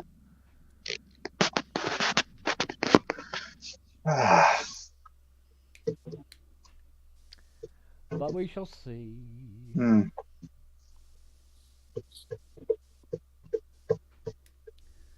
Must admit, since I turned down the sensitivity on the Osmos with that side to side, much more fun to play. Are you getting on better with that now then? Because you were like not liking it for a bit. Well, it was almost impossible to play a chord on it, and now that I've turned the sensitivity down, it's much easier to play. So I mean, if you had like Alzheimer's, it'd probably be okay. You had Bobby hands already. Sort of work, wouldn't it? Yeah. So, I mean, basically the way it comes from the factory, it's more unforgiving than the bloody Roly Rise. Oh right, it doesn't move. That's what you're saying. You have to really. No, now you have to physically move that key for it to bend, whereas before you just barely press the key down slightly to the left. It was too sensitive, basically. Yeah. Yeah, it's far too sensitive. But I couldn't find precisely where the global setting for turning the sensitivity down was. And then eventually it did, and saved it, so now it's globally turned down, and it's fine to play. Right.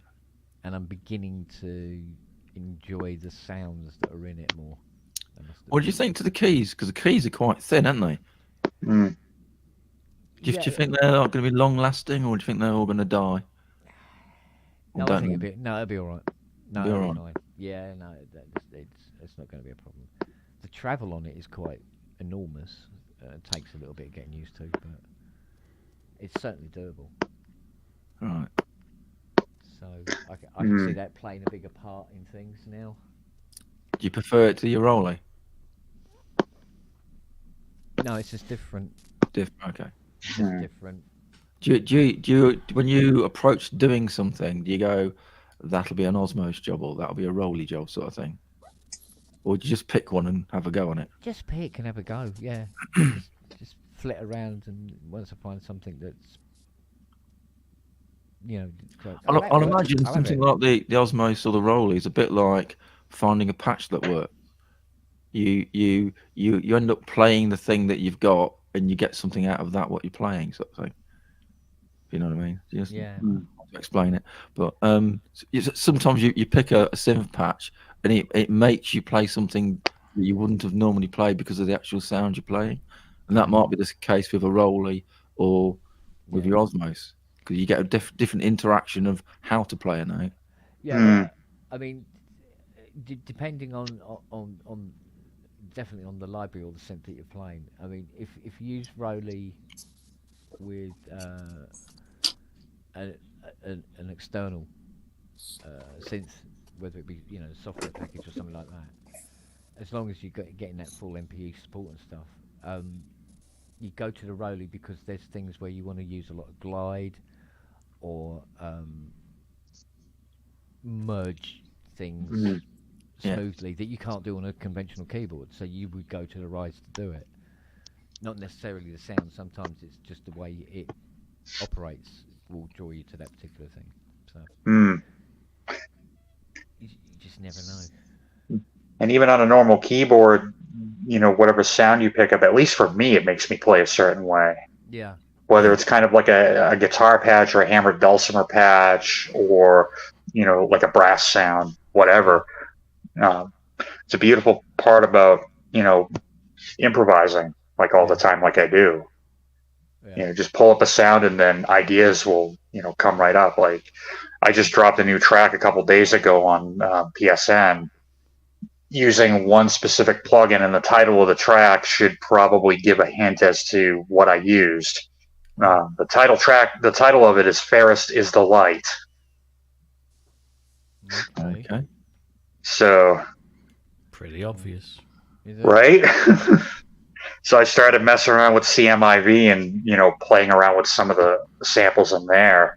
And again, it just makes you, some of like the pan flute style sounds just made me play a certain way. You know, just stuff came out of it. Yeah, I get you. It's a bit like Robbie tonight playing on the Prophecy. You end up playing things that the Prophecy plays because gives you a particular feel, doesn't it? It's completely different. Yeah. Yeah. Well, not only that, the left-hand controls. You almost had me on eBay looking up prophecies. You bastard, yeah. I just get the plug-in. Yeah. Yeah. Yeah, it's pretty close. It's pretty close, but the that combination, what they call the log, which is the combination ribbon and that third, you know, mod wheel, it's definitely different. But I don't think it would be. Would it be something that would be possible on, say, like a Novation controller that's got an XY pad, like on the SL Mark II? Like, could you probably get the same thing? Yeah, because maybe. Yeah. I mean, the log gave you something different when you pushed it up, something different when you pushed it. It was, you know, assignable, so it was just, you know, up and down. Then you had the ribbon. Yeah. But yeah, I mean, the log is great for expression. Yeah. I've not tried to recreate it on anything else.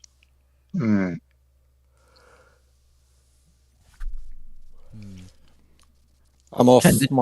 My battery's my phone battery's so low now that if I don't go now, I'll just disappear anyway. Oh dear.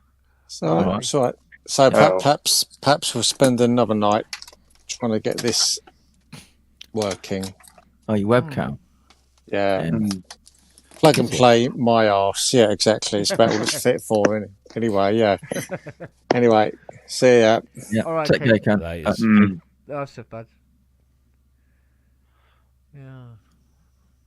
Kent, have you ever tried the instrument thing? No. That looks weird, doesn't it? Looks like. Yeah. I've tried it. Have you tried it? I have. So if you've got an iPad and if you've ever heard of the GeoShred app, the Linstrument is kind of laid out the same way. Right. So left to right, it's chromatic, but going up, like the different rows, it's up in fourths. Yeah. So you can kind of look at it like a bass. Yeah, it's like the first 4 strings of a guitar, isn't it? Yeah. Yep. Pretty much, but you've got 8 rows, so the entire thing goes up in fourths. So it's really like an 8-string bass, or however many rows it is. But you know, I'm pretty fluent in. I'd like to say I'm fluent on the GeoShred app. So moving to the Linstrument wasn't really, you know, that difficult. But then the Linstrument also has, I believe, pressure sensitivity too. So that adds another little thing. But yeah, I tried one once. It's pretty cool. Yeah, the only thing I'm looking at it on was you don't get a lot of room, do you? If you're trying to do fast notes on one note, you got little. It's like a fingertip sized pad. It's really precise. Yeah, is the only thing that, you know, made me a little bit uncomfortable about it. Unlike, you know, say, compared to what I can do on the GeoShred, which means I could take that grid and make it as big or as small, you know, or as wide as I want, depending on what I need. Obviously, you know, doing that on the Linstrument is literally impossible. But it's, again, it might be one of those things that just takes practice. Yeah. And the more that you practice with it. Watch the video. You can change the layout. It doesn't have to be fourths. You can change that. Yeah. Whatever you want it to be. Yeah. But I was just worried about, we were saying, you only get a tiny hit zone for a note. So if you're trying to do a trill with 2 fingers on one pad that's big enough for one finger, it's going to be difficult, isn't it? But on the upside, when I was listening to the guy who made it, Roger Lynn, he was saying, unlike a keyboard, you can go anywhere with it. You're not going to hit the side of another key because you can go anywhere. You just slide it. So it's. I think all these controllers have their pluses and minuses. Yeah. Yeah, it's not fixed. So wherever you've got middle C on it or all the C's, you know, you can change that. Yeah. You can transpose it where, however you want. It's a little on the pricey side, though. Well, they all are. Yeah, they all are. $2,000. Oh, yeah. It's not exactly cheap, is it? So yeah, they're all how would you call it? Premium. Yeah. Thing really. So they're not Genos 2 pricing, but they're not cheap. Mm. Well, I mean, the Rayleigh Seaboard was what, $6K? Yeah, the original one. Yeah. Probably. Yeah, $6,000. Yeah, and it's almost. Oh, it's so hard to play. Challenging. Yeah, it's just ridiculously difficult. It really is. Now, how would you rate the Rise 2 compared to that? Oh, the Rise is much easier to play than Yeah. Grand because of the. I mean, the touch points are wider. The Rise 2, they've made the the touch points wider still. Mm. So it's quite easy to get the note, but then but all the glides and all the 5D movements are easily obtainable. Mm. But the Seaboard, oh my life! The keys literally almost go to a point, and if you don't hit that point dead center, it's out. Yeah, there's no way to round it off, No. or anything. Yeah. No. But of course, the beautiful thing about it is that the Equator engine's built in. Well, I say the Equator engine is built in. Some of the Equator engine is built in. Right. Not a massive amount of presets in it, but it's nice. I mean, I can sit that thing on my lap and play it. Although it's not light. It's quite heavy. So, but because the sounds are in there, I can plug the headphones in and sit in bed with it. It really annoys Fiona. Mm. Most of the bottom octave is stuck in her ass. This bed is not big enough for that thing. Get out then. Get the Rise. That's smaller. Go on the sofa. This is 88 note. It's like. Oh. Just before or after you've compared it to the size of the US naval fleet. Yeah. You know when you're playing these things, Kent, the Rise and the Osmos, do you play lead lines or do you play chords on it mostly? Bit of both. Bit of both. Bit of both. Yeah, I like to do like chords and leads with them simultaneously, ideally. Does it work for you? Does it? Can you do it, or is it a struggle? To start with, it was, but I soon picked it up, and it's weird because you start playing via position because there's no black and white notes, and you're literally playing by muscle memory. It's very bizarre. Right. Because you just. Yeah, I gotta run in it. I'll see you guys later. Take it easy. Okay. Good night. Take care. Bye. Bye. You're just playing this one big black pad. Essentially, I mean, yeah, you can obviously see, you can feel where the notes are, but yeah, it's just a different way of playing. Are they spaced out the same as a normal keyboard? Yeah, pretty much. Yeah. Right. Yeah, just about as much. And of course, you've got the thing with the glide. You can move and glide a individual note within a chord and stuff like that, which is really useful. It's actually wonderful for French horn. Where you get that lovely French horn slide, but you can do it where one French horn is sliding and the others are holding the root notes of the chord. It's really good for that. So I've always liked using brass and human voice on it as well. It's always pretty cool. But so if I'm trying to compose something and that's kind of the element I'm looking for, I will find myself all of a sudden in front of a Rayleigh. Right. Because that's the thing that's going to be able to provide me with that articulation. So, I mean, you can do it on other keyboards, but you've got to break it down and put that glide in on that one note. Yeah, you got to do layers, sort of thing. Yeah. And on the Rise, it's more immediate and more natural because of it. Justin, what do you use? Are you well, being on a meager budget because I'm on disability, because I can't work, I don't use anything alternative. My main studio controller right now is a Keylab 61 Mark II. Okay. All right. Yeah. Yes. Right. It's got aftertouch and a really nice feeling key bed. The only thing I don't like about it is if you're playing organ on it and you go and do like a palm glissando, the corners of the keys are quite sharp. Right. Oh yeah. So you kind swipe it. Yeah. Yeah. Yeah. Whereas if I were to say do that on the DX7, it's like smooth as butter.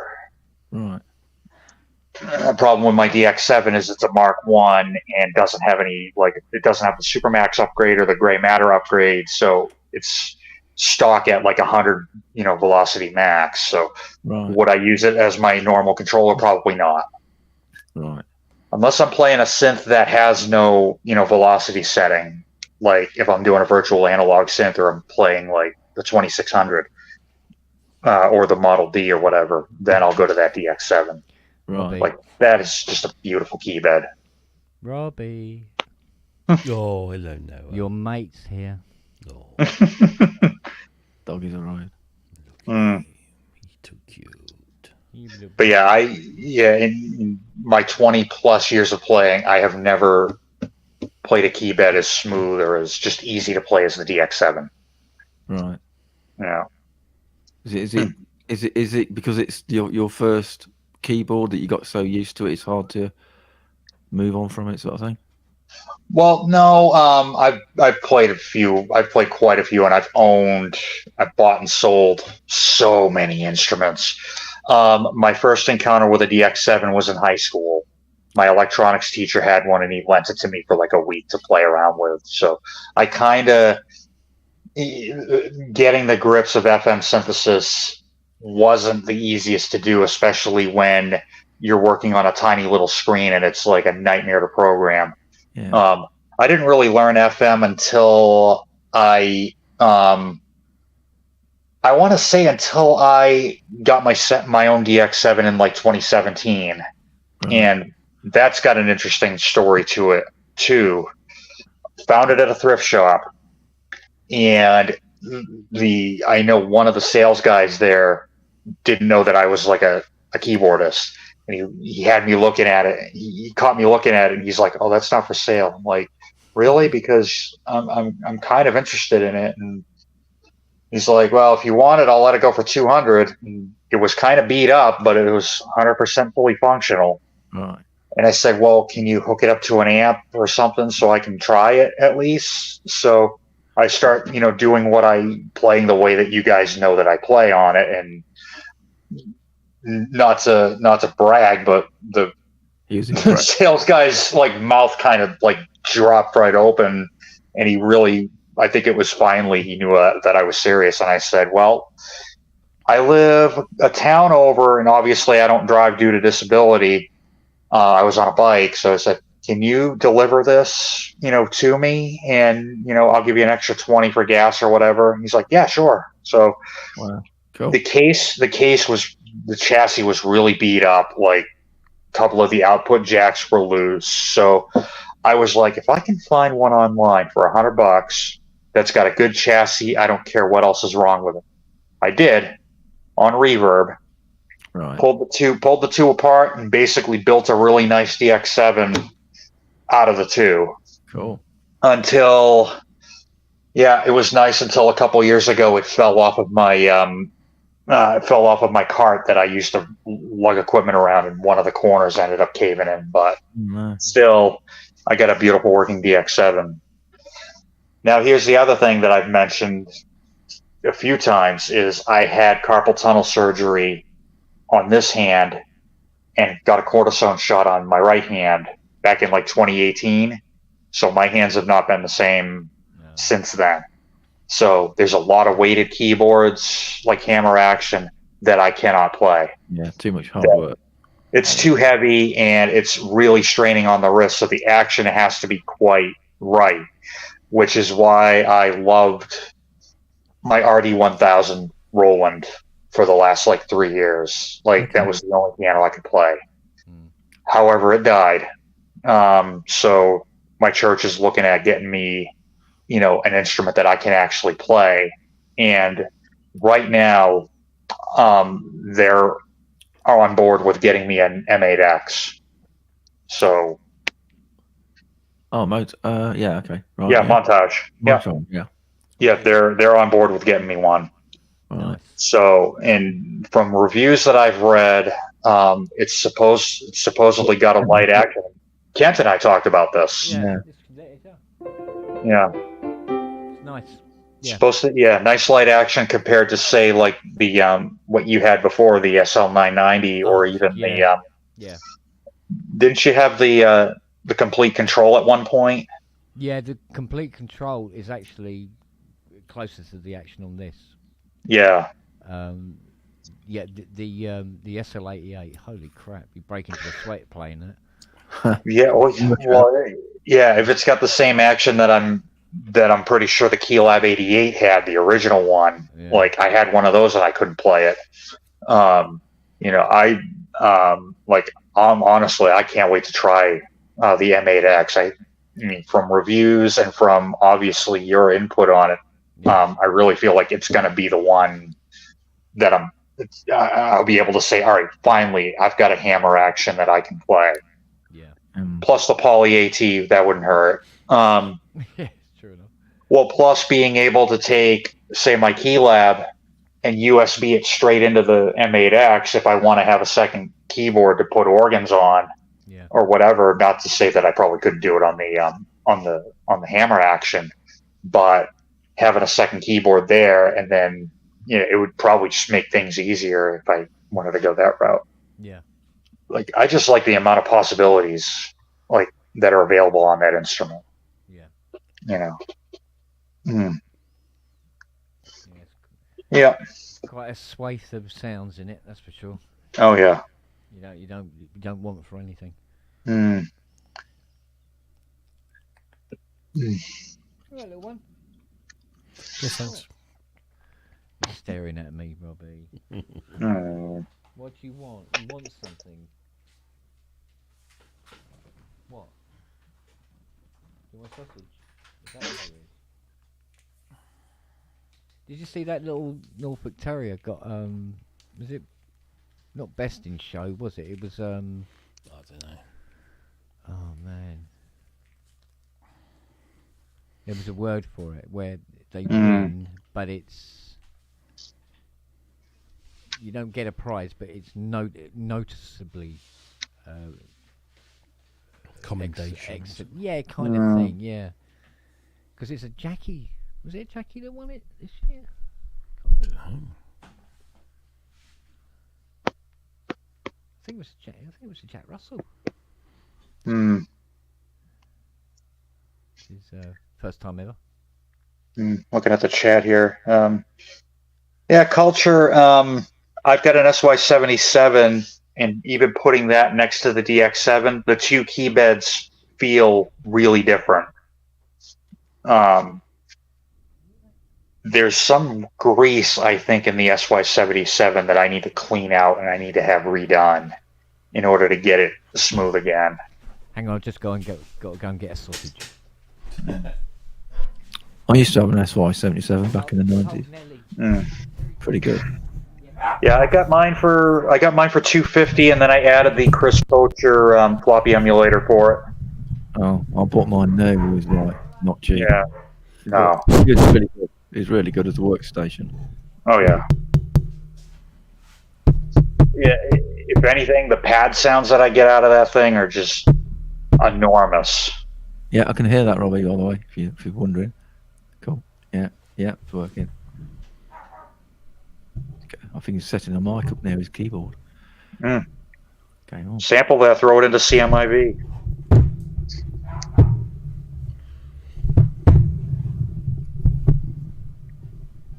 Yeah, I haven't played an SY99, so it could be different. Yeah, a friend of mine had an SY99. It's a bit like a keyboard. You've also got sampling. You can has it got sampling? You can load samples. Can't remember Right. Sampling.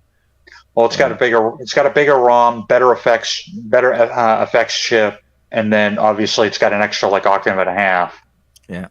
I mean, yeah, and if I had the means to get one of those, I'd get one of those too. Well, yeah. Won't we all? I know Robbie wants one. Yeah, he'd find room for it somehow. Once you get the Fairlight out of there. Yeah, well, I think the Fairlight's coming out in a couple of weeks. I got Peter coming over from Australia, so. What's left on your Yamaha list? What are you still looking for? Well, SY99 would be nice. What's left? The DX100? Yeah, I might get one of those. But it's not, it's not top on my list. Right now, it's just no point me buying anything because I don't have anywhere to put it. I rearranged all of this over the past week, and I've still got synths on their sides that aren't available to play. You don't look like Kent having them in the toilet if you're not careful. Well, yeah. Yeah. Or maybe you do. DX100 in the toilet. There's Not a yet. thing. Not It could be on the wall because it's like, when needed, you've got it. No, I think I might need to get. I don't know. I might need to get another Jaspers.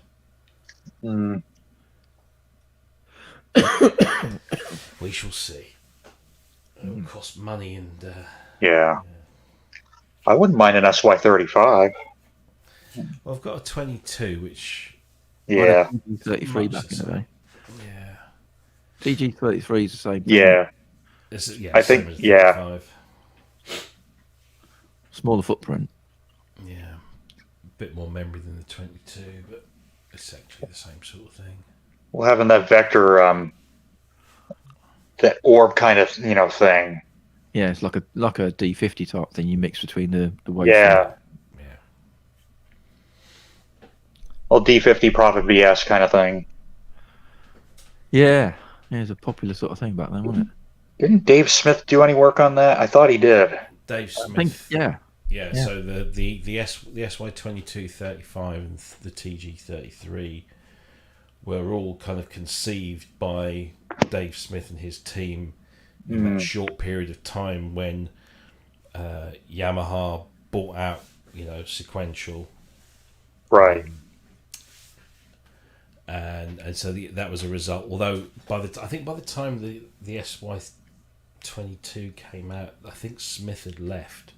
Gone, or should I say, he'd been moved to Korg, because obviously Yamaha back then had a 50% stake in Korg. Yeah, Korg was about to go kaplunk on it in Yamaha. Yeah.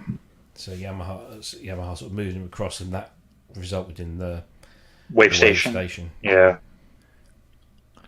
Yeah, the Wave Station always interested in me. I never bought one. I always thought it sounds brilliant, amazing, wonderful patches, and I thought, yeah, but you just end up playing the presets. It's like, pretty much.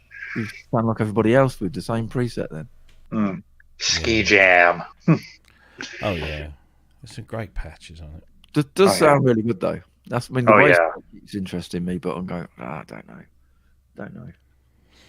Well, I went to David Vorhaus's studio a few years ago. He loves the Wave Station. He got a Wave Station keyboard, but he'd got a glove, a MIDI controller glove, and I didn't really get a chance to ask him about it. But he would control. I guess he was controlling, the joystick functions with the glove. So depending on how he moved, I needed to sort of speak to him about it, but unfortunately that little thing called COVID got in the way. Nightmare. Get back over there.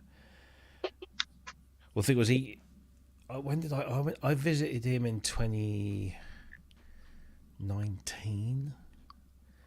Yeah, because it was 2019, because I remember him giving me a call. I was coming home from somewhere, and he said, are you coming over in February? And this was February of 2020. And I said, yeah, absolutely. And then we started getting word of this thing coming out of China that was making its way across Europe. And I thought, he's getting on a bit. And I don't want to be the person that gave David Vorhaus COVID and killed him. But shortly after that, he sent me an email and said, I'm going to be out of the country for a little while. I'm going skiing.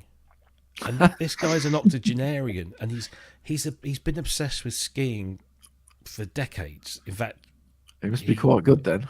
yeah, Mm. but he wasn't that good because he took a tumble apparently Jeez. and broke a whole bunch of bones. So he spent the first part of COVID, didn't have to go out because he couldn't. You couldn't get out. right? Yeah, bless him. But I saw him when did I see him? About a year ago, and we had a chat, and he's right as rain and still bonkers and still doing amazing things. So, and still won't let me have that Fairlight. Mm. Even though it's just sitting there gathering dust. The very first Fairlight to enter the UK. Mm.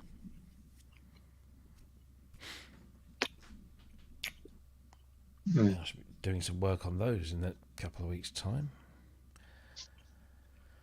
Hopefully getting them one out the door. Mm. And I think I'm going to take this one out and put it into storage. It's just not getting used. Mm.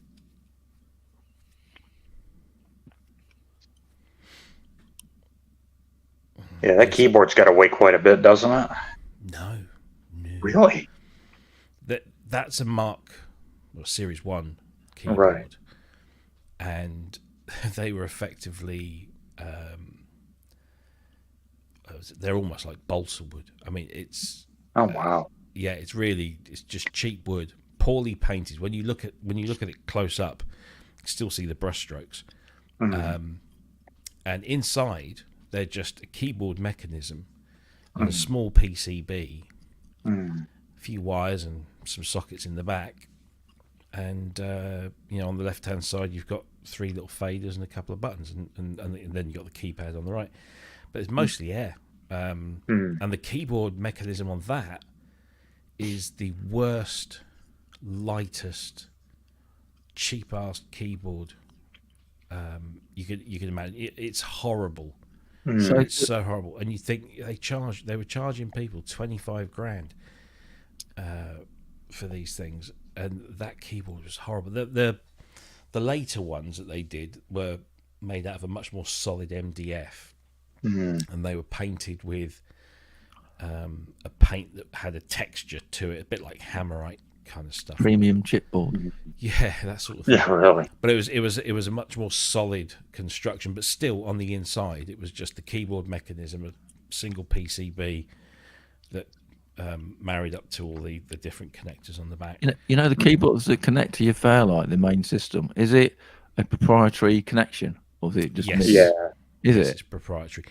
However, if you have a Series 3, it's got MIDI, so you can then just connect up any keyboard to the MIDI connections. But yeah, there's so everything daisy chains. So you have the power that goes into the CPU, and then you have a cable that comes out of the back of the CPU and into the back of the music keyboard that powers and sends the data. Although the actual data that goes between the music keyboard and the CPU is essentially, certainly before MIDI was ratified, what Fairlight were doing was 99% MIDI. It's the same sort of thing.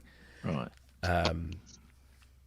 And then the Alpha keyboard plugs into the back of the music keyboard and takes its power from that. So everything daisy chains. So all you've got going into the back of the CMI CPU is one Alpha cable from keyboard the being the music QWERTY keyboard. keyboard. Is that right? Yes, yeah. Yeah. Okay. Right. So you just got one cable going into the back from all the keyboards, and then the other cable that comes out of the back of the CPU is for the monitor, which again is a bespoke connection, but it's nothing more than standard composite video. Yeah. They did a good job on that when you think about it. They made it. Oh, they thought about it. Buy that and this and that. It's all from them and cash. Yeah. Mhm. But those cables, they generally supplied very long cables because you wouldn't want the CPU in the same room because it's so bloody noisy Yeah. with the fans and everything. Yeah, it's a bit, isn't it? Just a bit, yeah. Yeah, they'd Right. go in a machine room or something like that. Yeah, generally they'd stick it in a cupboard somewhere as long as it was ventilated. Mm. But yeah, I mean, I've retrofitted quieter fans onto some of them. And when we mess around with them, we take the hard drive out, so that's noise and heat reduced straight away. And then we disable the fans, or even just remove the fans in the hard drive bay because there's no need for a fan anymore. So that helps cut down. Then we just replace the fans, because there's something like we think it's 4, 5, 6, 7, 8. It's about 11 or 12 fans in a CMI CPU. 7 drawing in from underneath, 4 under the computer cards, 3 under the audio cards, and then there's at least 1 or 2 in the drive bay.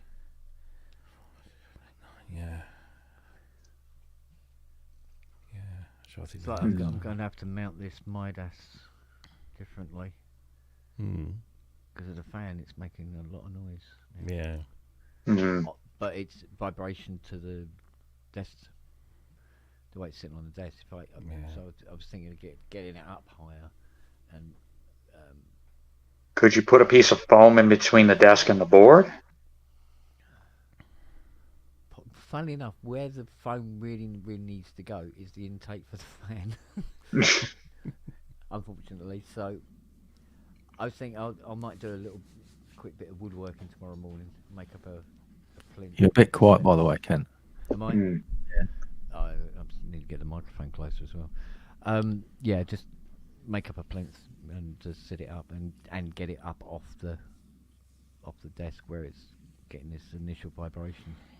Because it's where it sits. Because before it was silent as the grave. It wasn't a problem at all. But now it's like it's the only thing I can hear in here. Even with the headphones on, I can hear it. Just there. Much as long as it's not coming out in the audio, I'm not really bothered. But that's weird because I can't hear the one in ours at all. Yeah. No, it was just absolutely silent. But I've moved it in such a way where I suppose it's not quite level, and maybe there's a foot is just transferring the vibration. That could be too. And it's rocking, very, very slightly rocking or something. But it sounds like that whole bit of wood there is just going. Well, the X32 is rocking. Yeah. Yeah, I'll knock up the plinth tomorrow and put it up on that. Have to get me a roll of red sticky back. I'll just pull some red glue out of a JD800. There you go. The trouble is when Fiona's finished with it, it goes white. Mm-hmm. You all right down there, girl? She's got bad guts. Poor old thing. Who's that? Siri. Oh. She's having lady problems. Mm. Not good. Mm. So Charlie thinks it's his birthday. Well, he gets 7 birthdays a year, so is he trying to use one of them up? Yep, definitely. I have the hi-fi mic tonight. Yeah, it's my freaking phone. That's really hi-fi.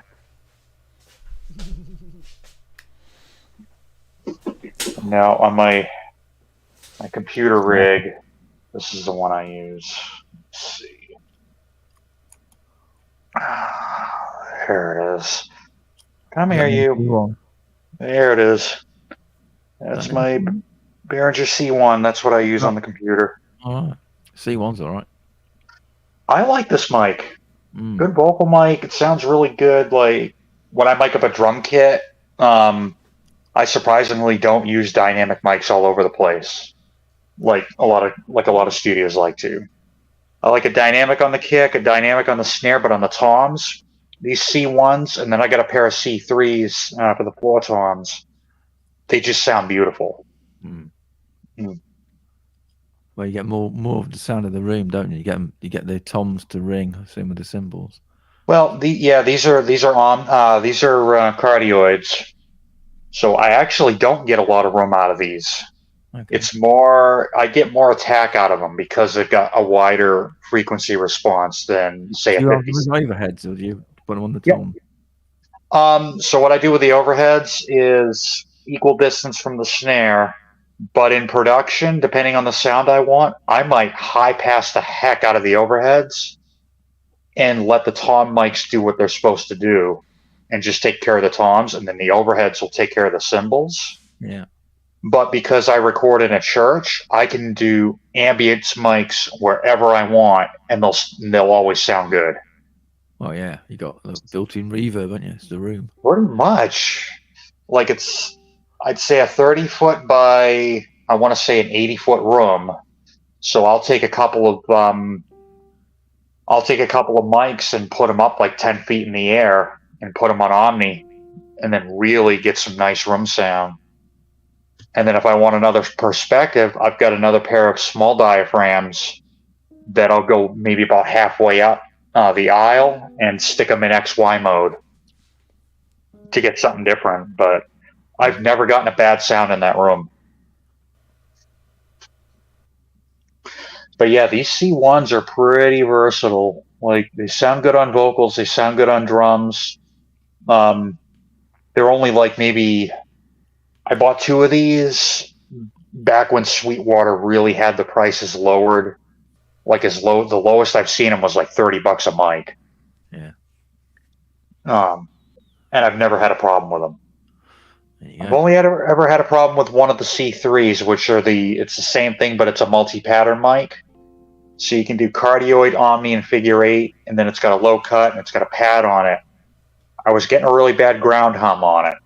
And so I called up Sweetwater, and they said, yeah, we'll send you out another one.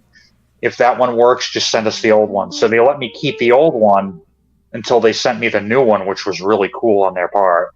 Okay. But yeah, the C3s are a little bit quieter than these, so I kind of have to boost the preamp a little more than I do. But no, those still sound really good.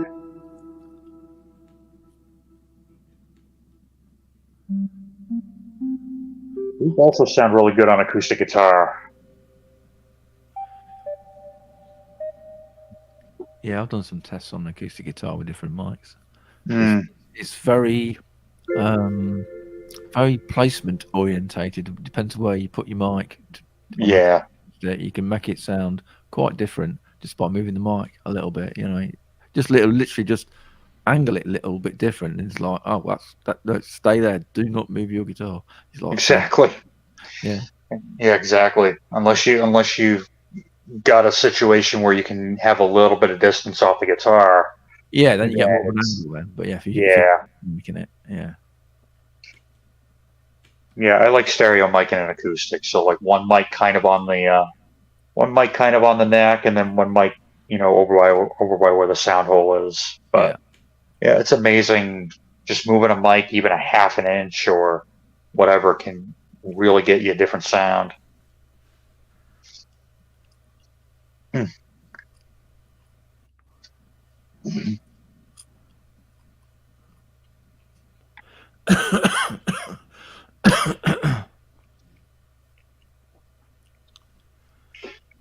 Yeah, I got one band that's looking at going into a studio up in Portland, and I think I talked about this before to record. I think I did. Yeah, you did. And they've got a really good mic locker, and a bunch of stuff that I can play with up there. Do they have their own engineer, or are you going to engineer it? They have an engineer. I'm going to produce it. I think they've got a setup where they got a hybrid setup, so you could rent tape if you wanted to record the 24-track 2-inch. But I think I'm going to bring my PC with Studio One. I'll just have to get the drivers, but they've got a 32 in-out analog setup.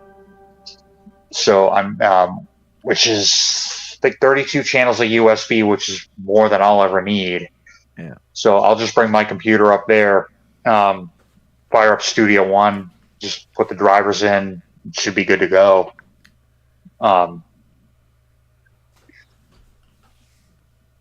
They got a beautiful 59B3 with Leslie 147 that I really want to try.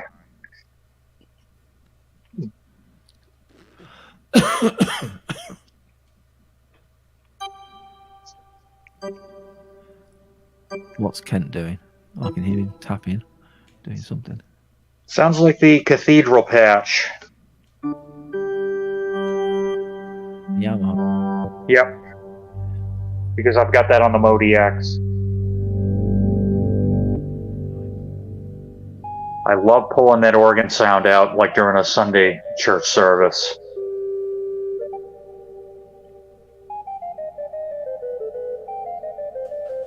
Or even during a sound check when somebody's like, give me your loudest sound, I'll pull that pipe organ out and crank that super knob up like to 11. Yeah. And just let it go. Is in the chat, by the way. Huh? Richard Hill's in the chat. Yeah. Hello, Rick. Sounds like a ball game. Yeah.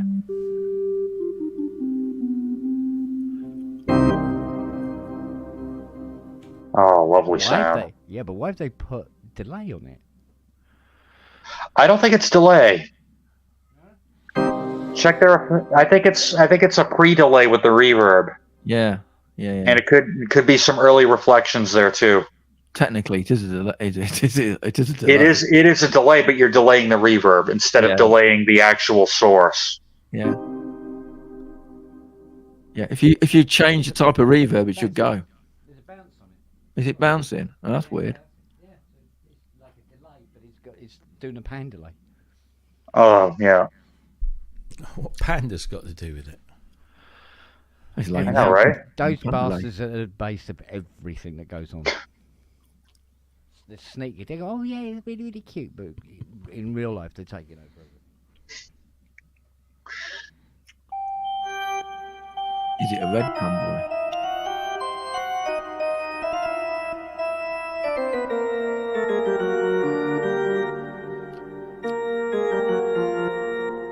Now it sounds like I'm a House of Horror. Sounds like Phantom of the Opera. Yeah, that's what I'm saying. Yeah, so Dodge is about to happen. Oh yeah.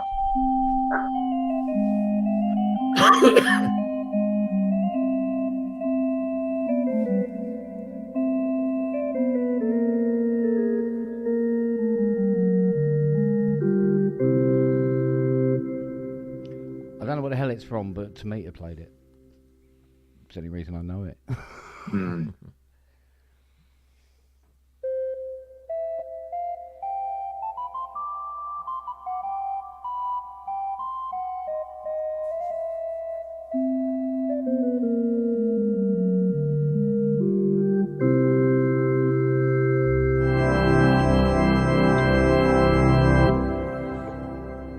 Hmm. Oh, I love it.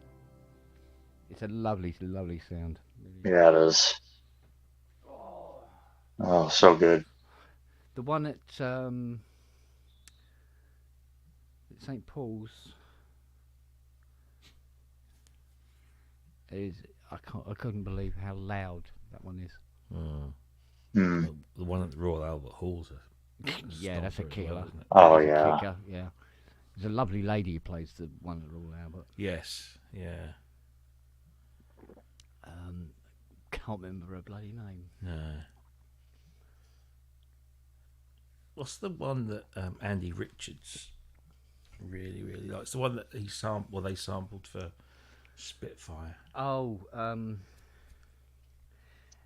is Chappell. that the one they also used on Inception? Yeah, I think so. Yeah. It's in, is it Eastern Europe? Was it in Eastern Europe, that one? Oh well, no, the one that Andy Richards.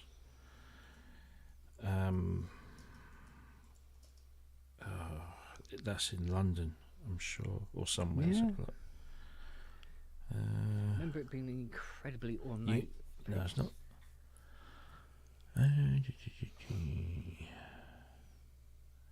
Was it the Union Chapel one? No.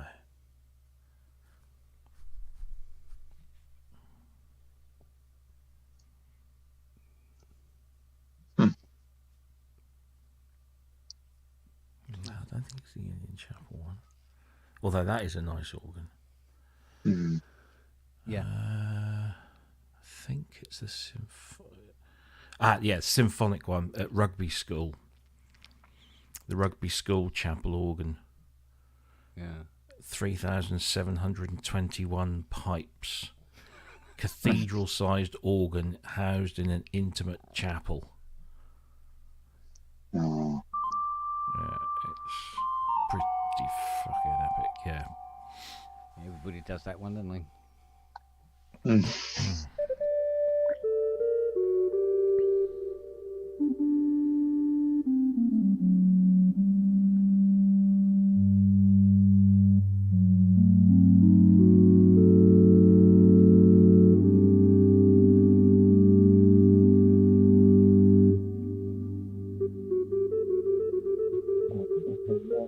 Yeah, forget it. After that, it's sort of like blah, blah, blah, blah, blah, blah, blah, blah. I used to be able to play that whole prelude, Yeah. toccata part. I don't think I ever was able to play it. I don't think. I'll get like the gist and then go, right, moving on. Depends what it is. If it's got a set of chords in it that I just like totally in love with, I've got to learn the whole bloody thing.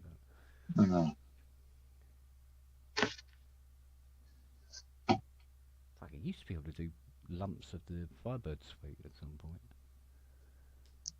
Many moons ago. I'll tell you what got me into all that stuff, actually. Funny enough, we're talking about Mirage. It was the Mirage.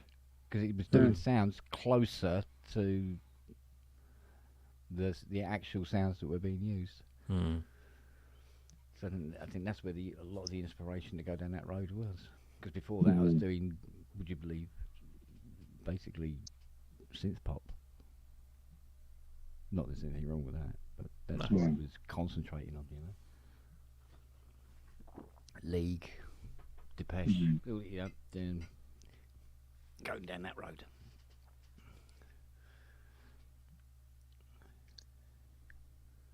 Because it doesn't matter how well you try to play a string piece on a Poly 6, it's not the same.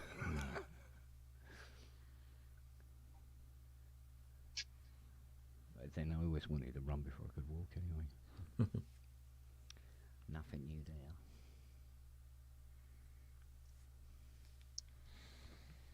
Yeah, so I think I'll incorporate that Osmos into everything tomorrow. Certainly deserves an outing. Oh, yeah, that reminds me. I went to Philharmonic about getting my codes again. Oh, yeah. And, you know, they got that little chatbot thing. Well, at least I thought it was a chatbot because at the top it says back on Thursday. Right.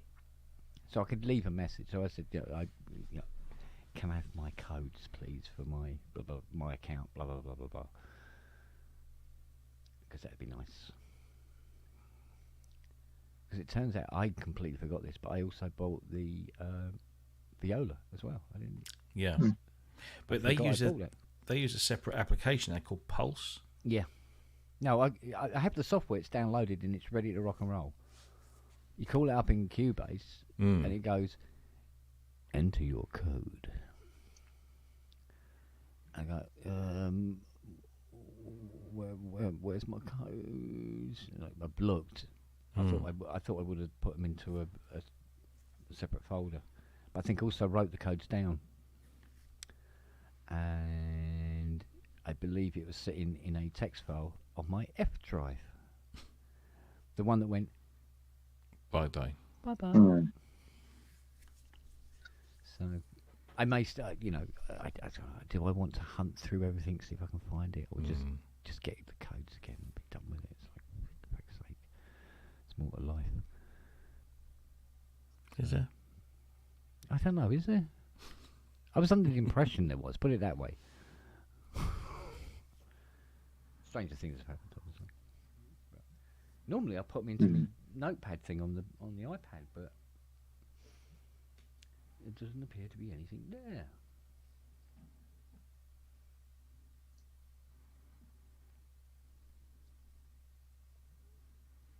What's this? Oh. Yeah. See, you know that matrix I was sending out back to Matey Boy in wherever it was. Mm-mm. Should say here somewhere. I think it's Norway. Well, it's run into problems. Oh. Yeah, about tax, import, export duty, and blah blah blah blah. And they're asking for the URI numbers and this, that, and the other, and blah blah blah blah. And so they phoned here. And Fiona took the call and she says, "Oh no," she goes, "It's in a printed document to which there is a copy in the envelope attached to the size of the case. You know, you have the." And the woman goes, "Yeah, but I'm in the office. Can you just email it to me?" So yeah, it got as far as East Midlands Airport. That's how far it got before it ran into its first problem. Jesus, really? Bonkers.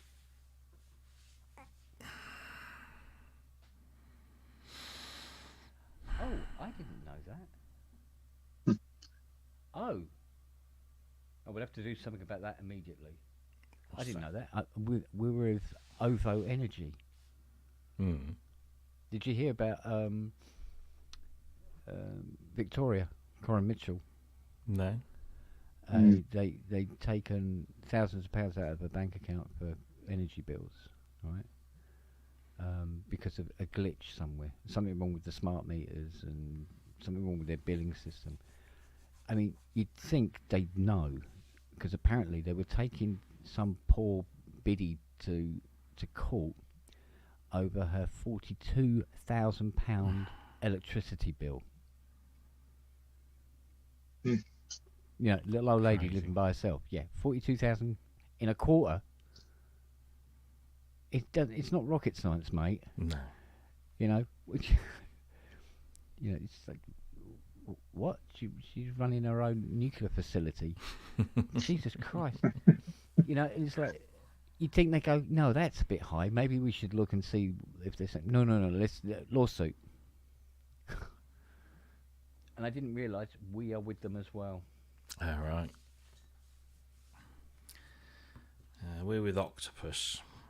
To be fair, don't seem too bad. Do you know what? I still think that all roads lead to Rome. Yeah. They probably all lead to EDF in the end. Do you know what I mean? All lead to EDF Energy.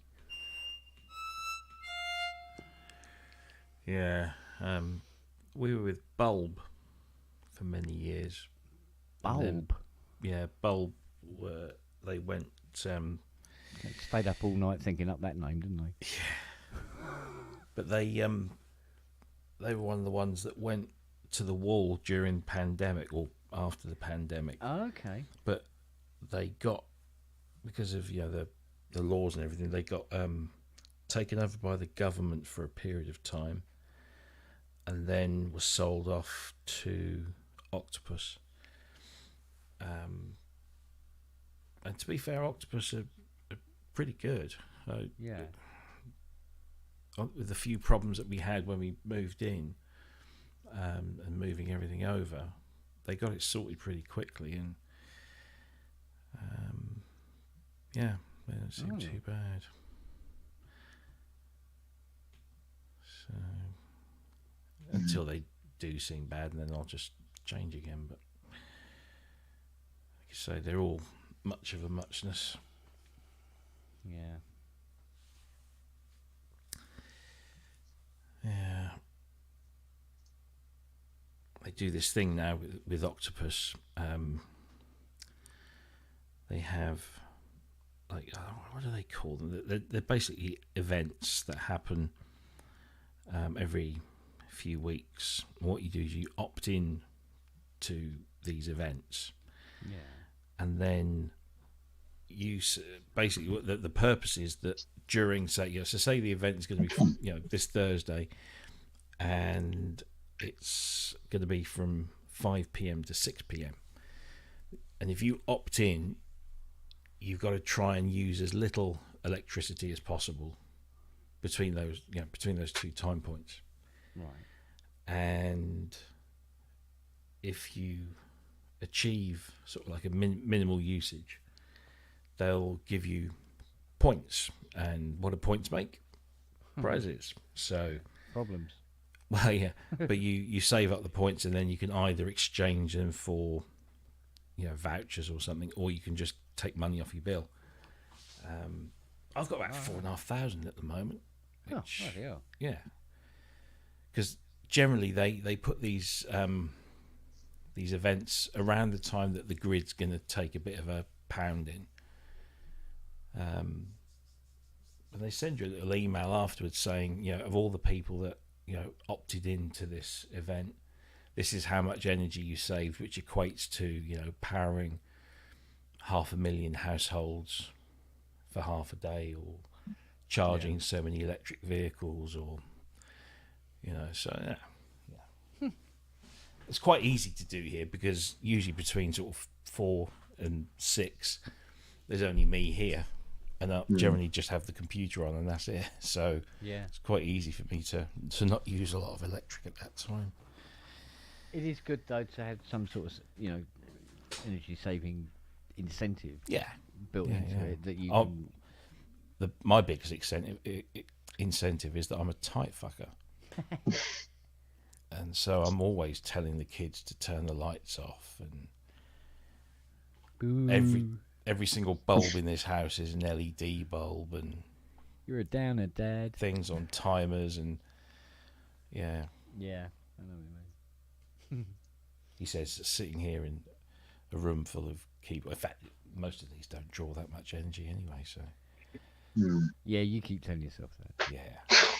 Well, the DX1 does. Most of the modern stuff is pretty Yeah, but I don't mind you. What's a DX1 draw? What's a wattage? You know? Oh gosh. About 95. 95. Look. I can tell you, but I'd have to get up and go over there and have a look. That's just energy. See, and I'm saving energy. Yeah, good man. No, it's about. Do you know what? 90, 95 sounds about right, actually. Because even the Yeah. DX7 is. What is that? DX7 is 40. See what I can find here. Yeah, so double that in a bit. Hmm.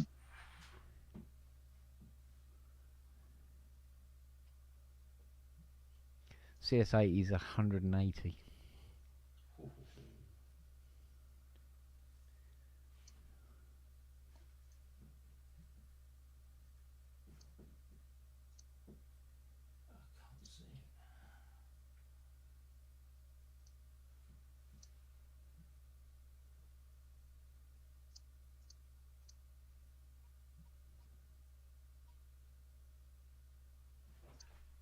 Mind you, 100. Yeah, that's about right. Yeah, so 2 DX7s and the aftertouch. There you go. Yeah. 20 watts for the aftertouch and 2 DX7s at 80. Boom. Mind you, there's 3 displays as well, isn't it? No, it's 1 display, isn't it? There's one display, plus you get all the other LEDs. LEDs. Yeah, I was just thinking of the Matrix 12 for a minute there. Yeah. Yeah, so about 180 for the 80. M8X, I don't know. It's whatever the Mac Studio eats. Imagine that's pretty thirsty. Hmm. And this monitor, which has its own power station.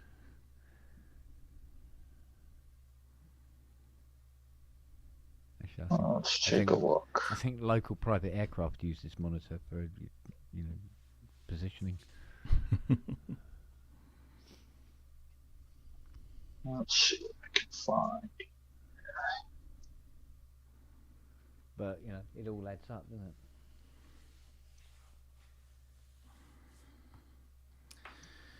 Right. I think I'm going to go to bed. I think I'm going to have to do the same. Yeah, I'm going to go watch a movie, I think. It's not quite the same thing. It's similar things. You end up It's falling asleep similar. watching it, so it's the same idea. That's true enough. Yeah. No, I've got a whatnot to do tomorrow. Finish up a 1974 mini mug from hell. Awesome. Yeah. Bloke thought it'd be a really good idea to cut the keyboard out, but then went to put it back and he goes, I can't figure out how the wiring is done. No, because it's almost different on every mini mug. But why did you cut the keyboard out? It's a plug, you silly bastard. M8X power consumption 36 watts. Oh, that's almost nothing. Yeah, It's all software in it. I've got a pretty much. pepper grinder that uses more than that. Yeah, all three models are the same. Like same power consumption. Yeah, same board, isn't it? That's why. Yeah, pretty much the only difference would be the action in the M8X plus the Poly AT. Yeah. Which will probably almost definitely be running on 5 volt. And next to nothing, 800 milliwatts or something. So, there we have it, gentlemen. Indeed. An impromptu kind of... That bombshell. Bada bada boom. Probably do another one. I probably will do a Thursday one, though. Yeah.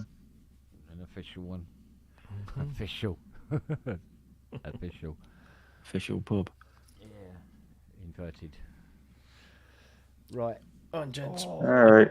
Sleep Catch tight. you later. All right. Yep. Ladies, take it easy and look after See you later. yourselves. Take care. Got it. Bye. Good night. Bye bye. Yeah.